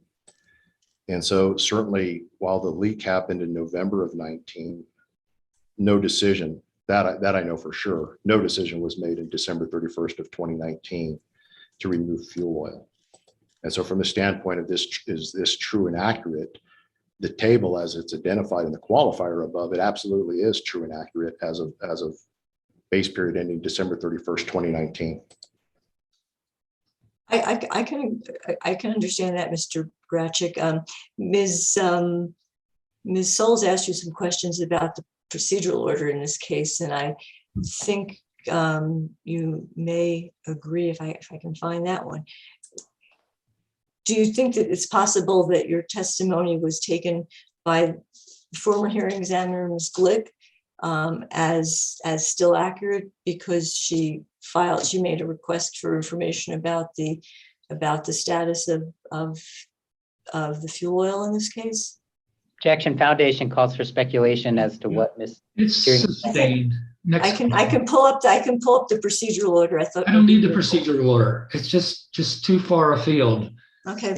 I'll ask you to move on to the next question. Okay, let's go to your rebuttal testimony at page 3.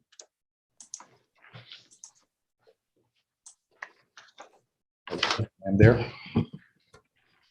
Here you describe the November event. And at line 8, again, you didn't give a timing, but you say that EPE determined it was not prudent to repair and upgrade the fuel oil system at Newman, correct? Correct. That's your testimony. And then I move to your rebuttal at page 5. Page 5, and you're rebutting Mr. Provencio's testimony about the fuel oil issue at Newman. And you say that Mr. Provencio is not correct that EPE did not carefully evaluate how to proceed at Newman.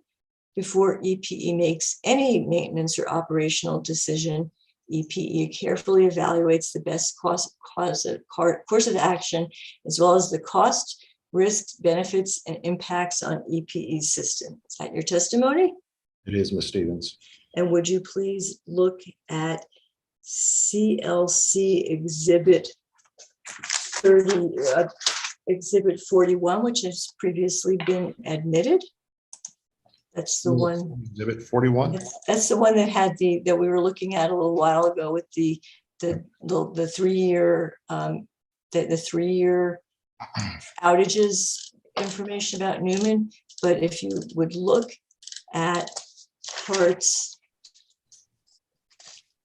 part E of that question, it's on page 2 of 10 of the PDF. And the question you were asked was, the company was asked was provide documentation, including cost benefit analyses of, if any, of EPE's economic and engineering evaluations that support Mr. Barachik's assertion that EPE determined it was not prudent to repair and upgrade the fuel oil system at Newman. Which paragraph is that? Is it numbered? The first one, E, at the very top of the page 2 of 3 of the interrogatory. Got it. Thank you. Okay. And would you go down and read to me on page 3 of 3 EPE's response? Oh, I should have asked you. This is oh, we already did this. This was sponsored by you. Would you read EPE's response to E? EPE has no responsive documents. And that's the careful evaluation and consideration of the costs and benefits?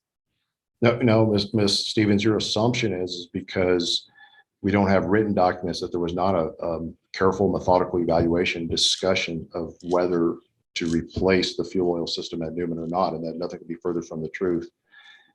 And a lot of this is based on experience and based on knowledge of myself that I have and my staff. And so we went through extensive discussions, talking about the risk, the potential cost, and the fact that we had backup fuel oil at Montana. And I think, again, this is one of these things that people don't really understand. The primary purpose for having backup fuel is not so that every unit can be transitioned from natural gas to fuel oil. The primary reason of having a dual fuel or having backup fuel is so that you can maintain the integrity of the bulk electric system. And so for us to do that, again, it's not necessarily to serve our customers 100% of the time under no gas situation, because we're just not going to be able to do that. Even with the system at Newman, we couldn't do that. And the discussions and the meetings that we had regarding this were the system at Newman. It was antiquated. It was never designed to run 100% on fuel oil. It couldn't be started on fuel oil. The process of converting from natural gas to fuel oil for each unit takes at least a couple of hours. And if those units trip in that conversion, you're probably off for 7 or 8 hours. And so we're comparing units that were designed and built in 1958, 1960, 1963 in that time frame, compared to units that were built in 2013, 14, and 15. And so from our perspective, as we went through this and we discussed it and the risk of the fuel oil leaks and everything else, it made no sense to spend a significant amount of money. And I can tell you that the fuel oil system at Montana, I believe, was $7 million. And that's a brand new system designed from the get-go. And so to go back and retrofit and to have that same type of flexibility and capability at Newman, that I can tell you would be far in excess of that. And so again, from the perspective of having dual fuel and what the ultimate purpose is, I think it was a prudent decision, and we did carefully evaluate it. We don't have written documents. Just don't have any written documents whatsoever, not a scribbled note or anything within your department, because that's what you didn't give me. Yeah, and I don't mean to be flippant about this, Ms. Stevens, but I'm just going to say that I think even though we've had extensive conversations about it, I think, quite frankly, when all the facts were laid out on the table, it was a no-brainer. And so, yes, we don't have documents that are responsive to this exact question. But again, it goes back to what is the purpose of having dual fuel and what was the capability at Newman? And so could we have put something down on paper, made our case look better? Absolutely. Would that have changed the answer? No, it wouldn't have changed the answer at all. Okay, that's your attitude about regulation. I think that, one very last.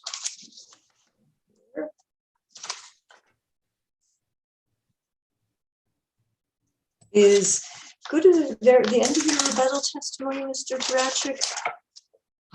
All I heard was Mr. Oh, I'm Barajic. sorry. I'm flipping papers here. I made noise. The very end of your rebuttal, I think it's the very end of your rebuttal testimony, page 7. Yeah.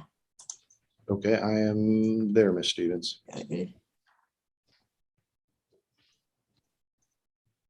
Oh, it's not the end of your rebuttal testimony. I'm sorry. It's page 7 of your rebuttal testimony. I thought it was at the end. It was just the end of a section, I guess. Yeah, it's the end of the section on the top part of no, I'm having problems here. Maybe it's the direct. Mr. Hio, you're available to continue? Give me 1 second here and I'll be done. I'd say maybe it's, I have a note with a page number and a line number. I might just have mixed up the testimonies. You are. Okay, thank you, Mr. Hio. Yes.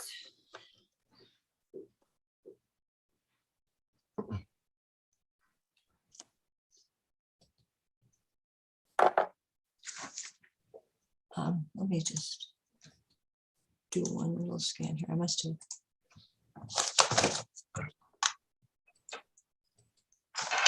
I'm sorry for doing this. I thought I had neat notes, and of course I don't.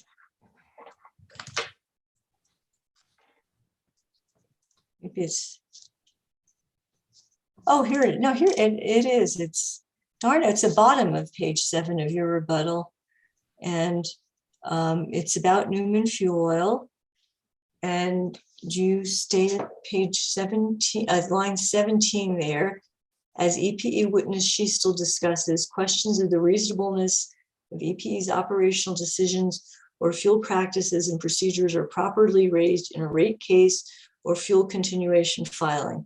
Is the company here suggesting that the and Mr. Sheastel and as well as yourself, both of you whom are, senior officials, are you agreeing to a prudence review in your next fuel continuation filing? Well, I think that that's certainly an option of looking at our fuel practices and procedures. We're talking going forward or retrospectively? I read it as meaning the proxy price is the proxy price, and why are we talking about the proxy price? I could have read it wrong, but that's what I thought he meant. Is that what you meant? Well, as it is applied, yes. I mean, this whole thing is about the proxy price, and so if there is concern on how the proxy price, how we utilized it, how if it was contrary to what commission order was, this is not the proper case to look at that. And so certainly we believe we applied the proxy price correctly, and that is our position. We don't believe that this is the proper venue to debate that. Ms. Stevens, I'm so sorry for interrupting you, but it just seemed. Okay, I thought that the context of Mr. Ratchik's testimony here was against rebuttal testimony, and he's attempting to rebut Mr. Reyes. But your phrase here is the reasonableness of EP's operational decisions or fuel practices and procedures. And I think that was a reference to the Newman fuel oil decommissioning or whatever you want to call it. Am I right? Well, but also Ms. Stevens, Mr. Reyes talks about the use of the PV index as the lowest reasonable cost. And certainly we don't believe that. We don't believe that's a fair comparison. And so we don't think that's what the proxy price represents. We don't think that is an apple to apple comparison. And so we think those sort of decisions shouldn't be made in this case. That's not what the purpose is. Mr. Ratchik, I know it's late in the afternoon, you're tired, but would you just to yourself read the question and the answer before you go off onto you discuss the proxy price issue? Because I think that this question and answer is one about operational questions, which is your bailiwick. Well, but this does go to Mr. Reyes's contention that I guess the fuel oil shouldn't be allowed, and if the fuel oil shouldn't be allowed. This is not the proper venue for that type of decision. It's not the proper venue for whether the proxy price should be allowed or not. And that's because the company believes that everything they ask for goes into the fuel clause, and then maybe after the fact, it gets taken out and refunded to customers. Is that the general gist of what you're saying? We've applied the proxy price as we have for 10 years prior. And, we've applied the proxy price when gas prices were negative. We've applied the proxy prices when gas prices were $2, and we applied the proxy price in this case where gas prices were much higher than that. So we've been consistent in how we've applied the proxy price and how we've utilized it. It's been looked at in fuel cases, and the application of how we've done that has never been questioned. And so this is the first time that this comes up as our application of the proxy price. And then Mr. Reyes does this comparison to, again, the PV index, which, if you just kind of look at what he's comparing it to, it makes no sense that we would ever agree to an application of the proxy price as the city of Las Cruces, and your witnesses indicate that we should. Mr. Ratchik, I'm going to ask you one question, and then I'll ask you one last time. Sure. First of all, you're not an attorney, are you? I'm sorry, what? You're not an attorney, are you? I'm not an attorney. Okay. Now, would you again look to the very specific context of this question, the heading, and your own testimony, and are you saying that the reasonableness of EP's operational decisions or fuel practices and procedures, and this was specifically Mr. Reyes's suggestion about fuel oil costs, not probability proxy pricing, should be raised in a rate case or fuel continuation filing? Are you trying to defer consideration of any issue about fuel oil usage to the fuel continuation case, next fuel continuation case?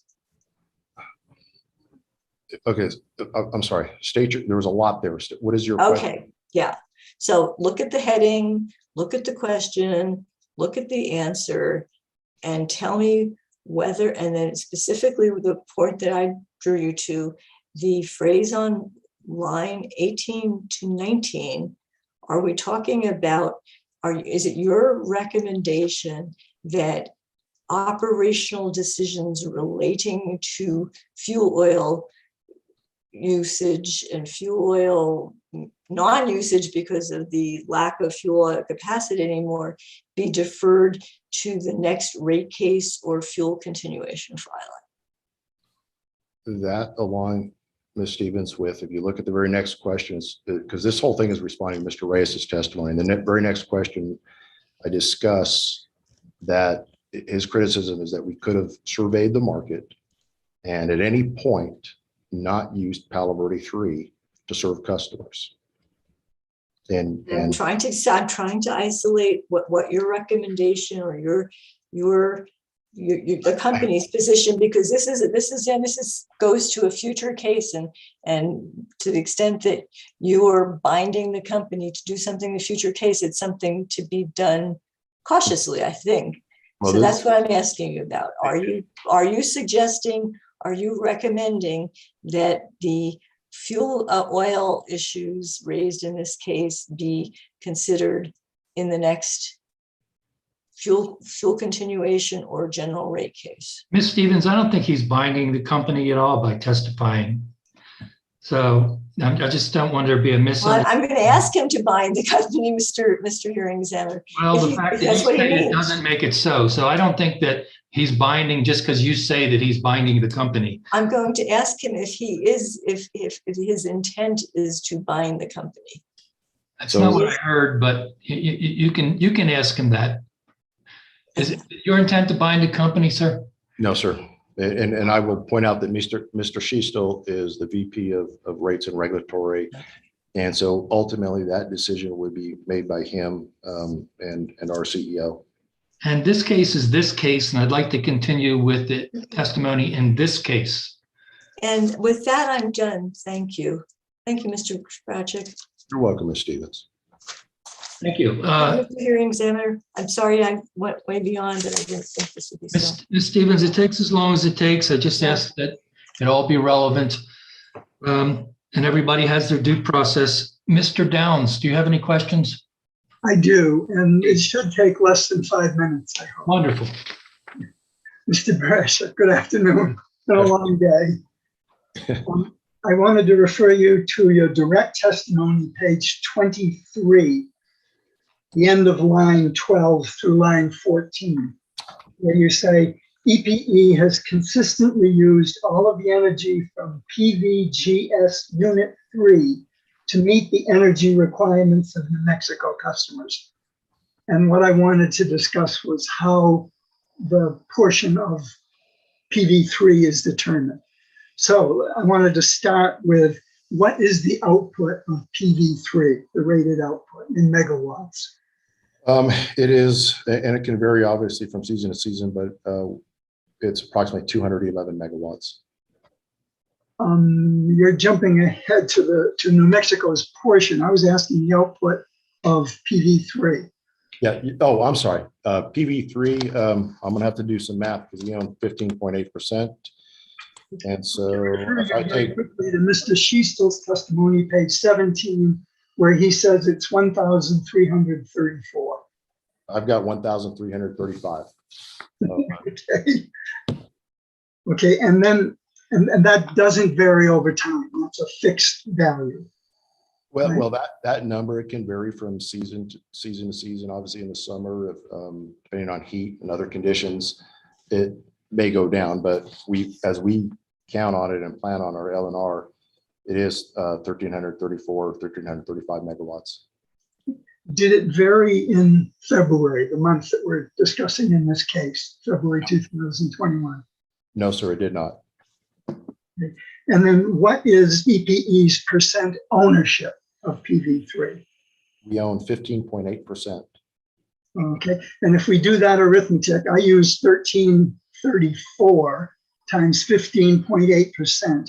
I come up with 210.772, rounded to 211 megawatts, which is the number you gave earlier as El Paso Electric's share. Right? Yes, sir. And that would vary over time if the total output of PV3 varied over time. That is correct. Okay, and then how is New Mexico's portion of the output of PV3 determined?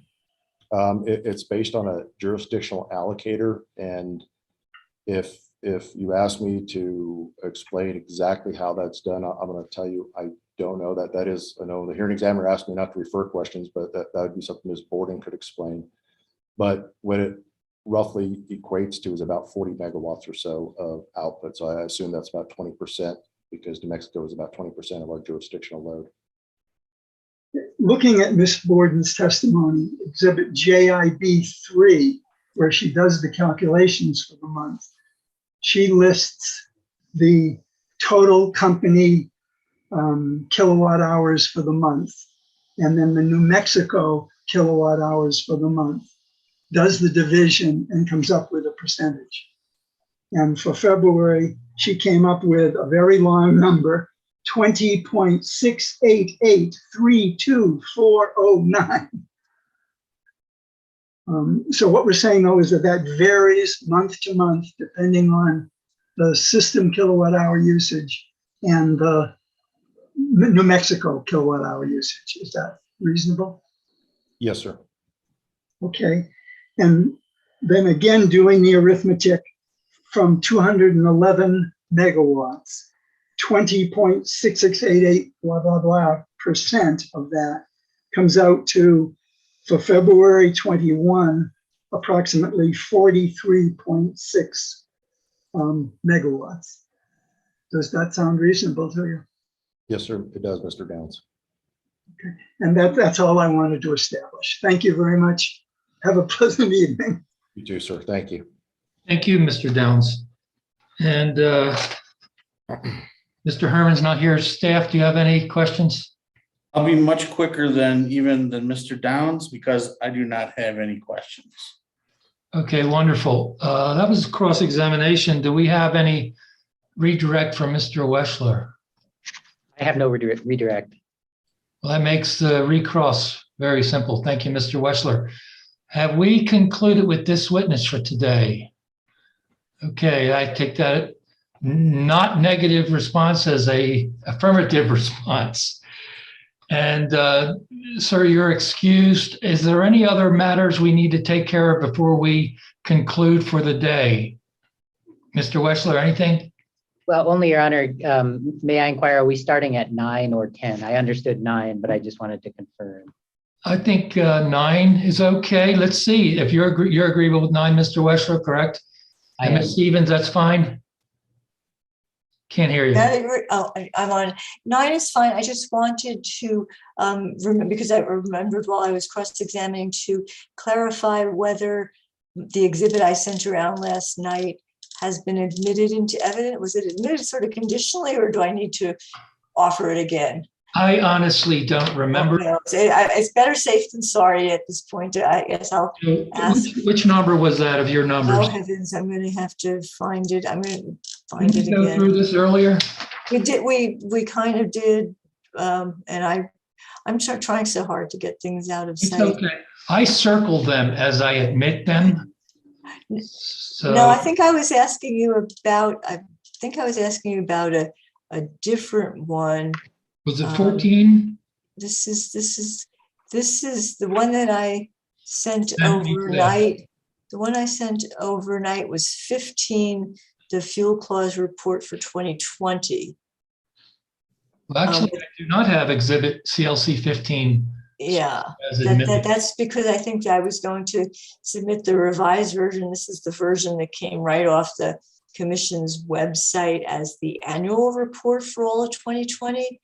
And my email message from 8:04 p.m. last night, with some bullet points, explains the differences and why the pages aren't different. But it's substantially the same information with 2 pages of summary and a bunch of monthly cover pages, cover letters. I believe you sent it, but I'm looking at my email from yesterday and I don't have it. Let me just resend it, forward it to you. Okay, go ahead. I think the others have it. Yeah, it strikes me as weird. Wait a minute, 8:05 p.m. you sent it? 8:04, maybe got to you 8:05. Mine says 8:04. Okay. I did receive it. I had moved it from my inbox to my case-specific files. That's what I was doing. That's why it took me so long to find it. It makes you happy to feel like you're accomplishing something at the end. Okay, I have number 15. So are you making a motion at this point? I'm making a motion to admit Exhibit 15. This is actually a substitute for the Exhibit 15 that I had spoken to the witness with yesterday, Ms. Borden with yesterday. And instead of being my personal compilation of monthly fuel clause filings for the year 2020, it's the company's compilation of those same filings in the form of its annual report. I see that. Yeah. Okay, well, I don't think the company could object too strenuously against it. Do you have any problems with it, Mr. Wessler? I don't. Okay, Mr. Borman, you okay? Yes. Ms. Souls? No objection. Mr. Downs? No objection. Thank you, my pro se witnesses, for being so clear. There being no objection, then CLC exhibit number 15 is now part of the evidence in the case as so admitted. Thank you. Stevens, anything else? No. Okay. Did I ask Ms. Souls, do we have anything else we need to address today? Nothing for me, sir. Mr. Downs? Nothing from me. Thank you, sir. Mr. Borman, did I ask you already? I'm not sure. You have not, but I have nothing I need to raise. And about the 9 o'clock issue, Mr. Wessler, I think we told Mr. Herman we would reconvene at 9, but of course we could, if we have a good reason to change it, we could. I really want to save an hour in the morning, which might save us an hour in the afternoon. So I'm good with 9. Let's leave it at 9 a.m. I usually actually get here like between 8 and 8:30, and I'll probably start the Zoom meeting at 8:30 or so, between 8:30 and 8:45. There's a few things to do before that. Ms. Trujillo always clocks in, or whatever you call it. She gets online. We don't discuss the case or the merits of the case. Are there anything else we need to discuss before we conclude for the evening? Your Honor, I'll just mention that at 4:46, it looks like our office sent the corrections that we promised Ms. Souls we would provide. Provide to who? During Mr. Barachek's testimony, he had some corrections to EPE Exhibit 7. I committed to providing those corrections in a corrected page, and hopefully everybody has those now. Okay, I actually have been monitoring my email, but I didn't see that one come in. Is that Miss Wright, Sydney Wright? It's not, Your Honor. It should be coming from Yolanda Sandoval. Okay, yeah, I got that one too. Would you believe these people send me stuff during a case, during a hearing? From other cases. So yeah, okay, I got that Barachek direct testimony. Okay, and that's, okay. I received it. Is there anything else we need to do with that right now? No. No, Your Honor. You promised it to Ms. Souls. Okay, So thank you, sir. May I, so this is the version that will be this is like mine, this will be a replacement for what was offered earlier. And for the court, for Ms. Trujillo, this is it for Exhibit 7. I don't have an objection. I just want to clarify for my own record keeping. Yes, Your Honor, that's our intention. This is the same exhibit. Substitute, sort of. Okay, thank you. Corrected one. It was just because the typos, there were 2 typos. And I actually just did a line, a blue line, not a red line, a blue line, and made the correction in my written, but Ms. Souls does not use the writing one. So as a courtesy to her, another PDF was provided. I didn't plan on actually printing out another 71 pages of testimony. I was going to save a branch off of a tree and just rely upon the one I've already printed. So this is pure transparency. I want you all to know that. Okay.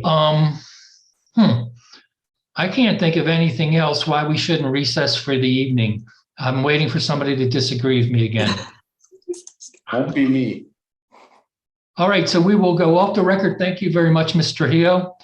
And I will close the live on YouTube and then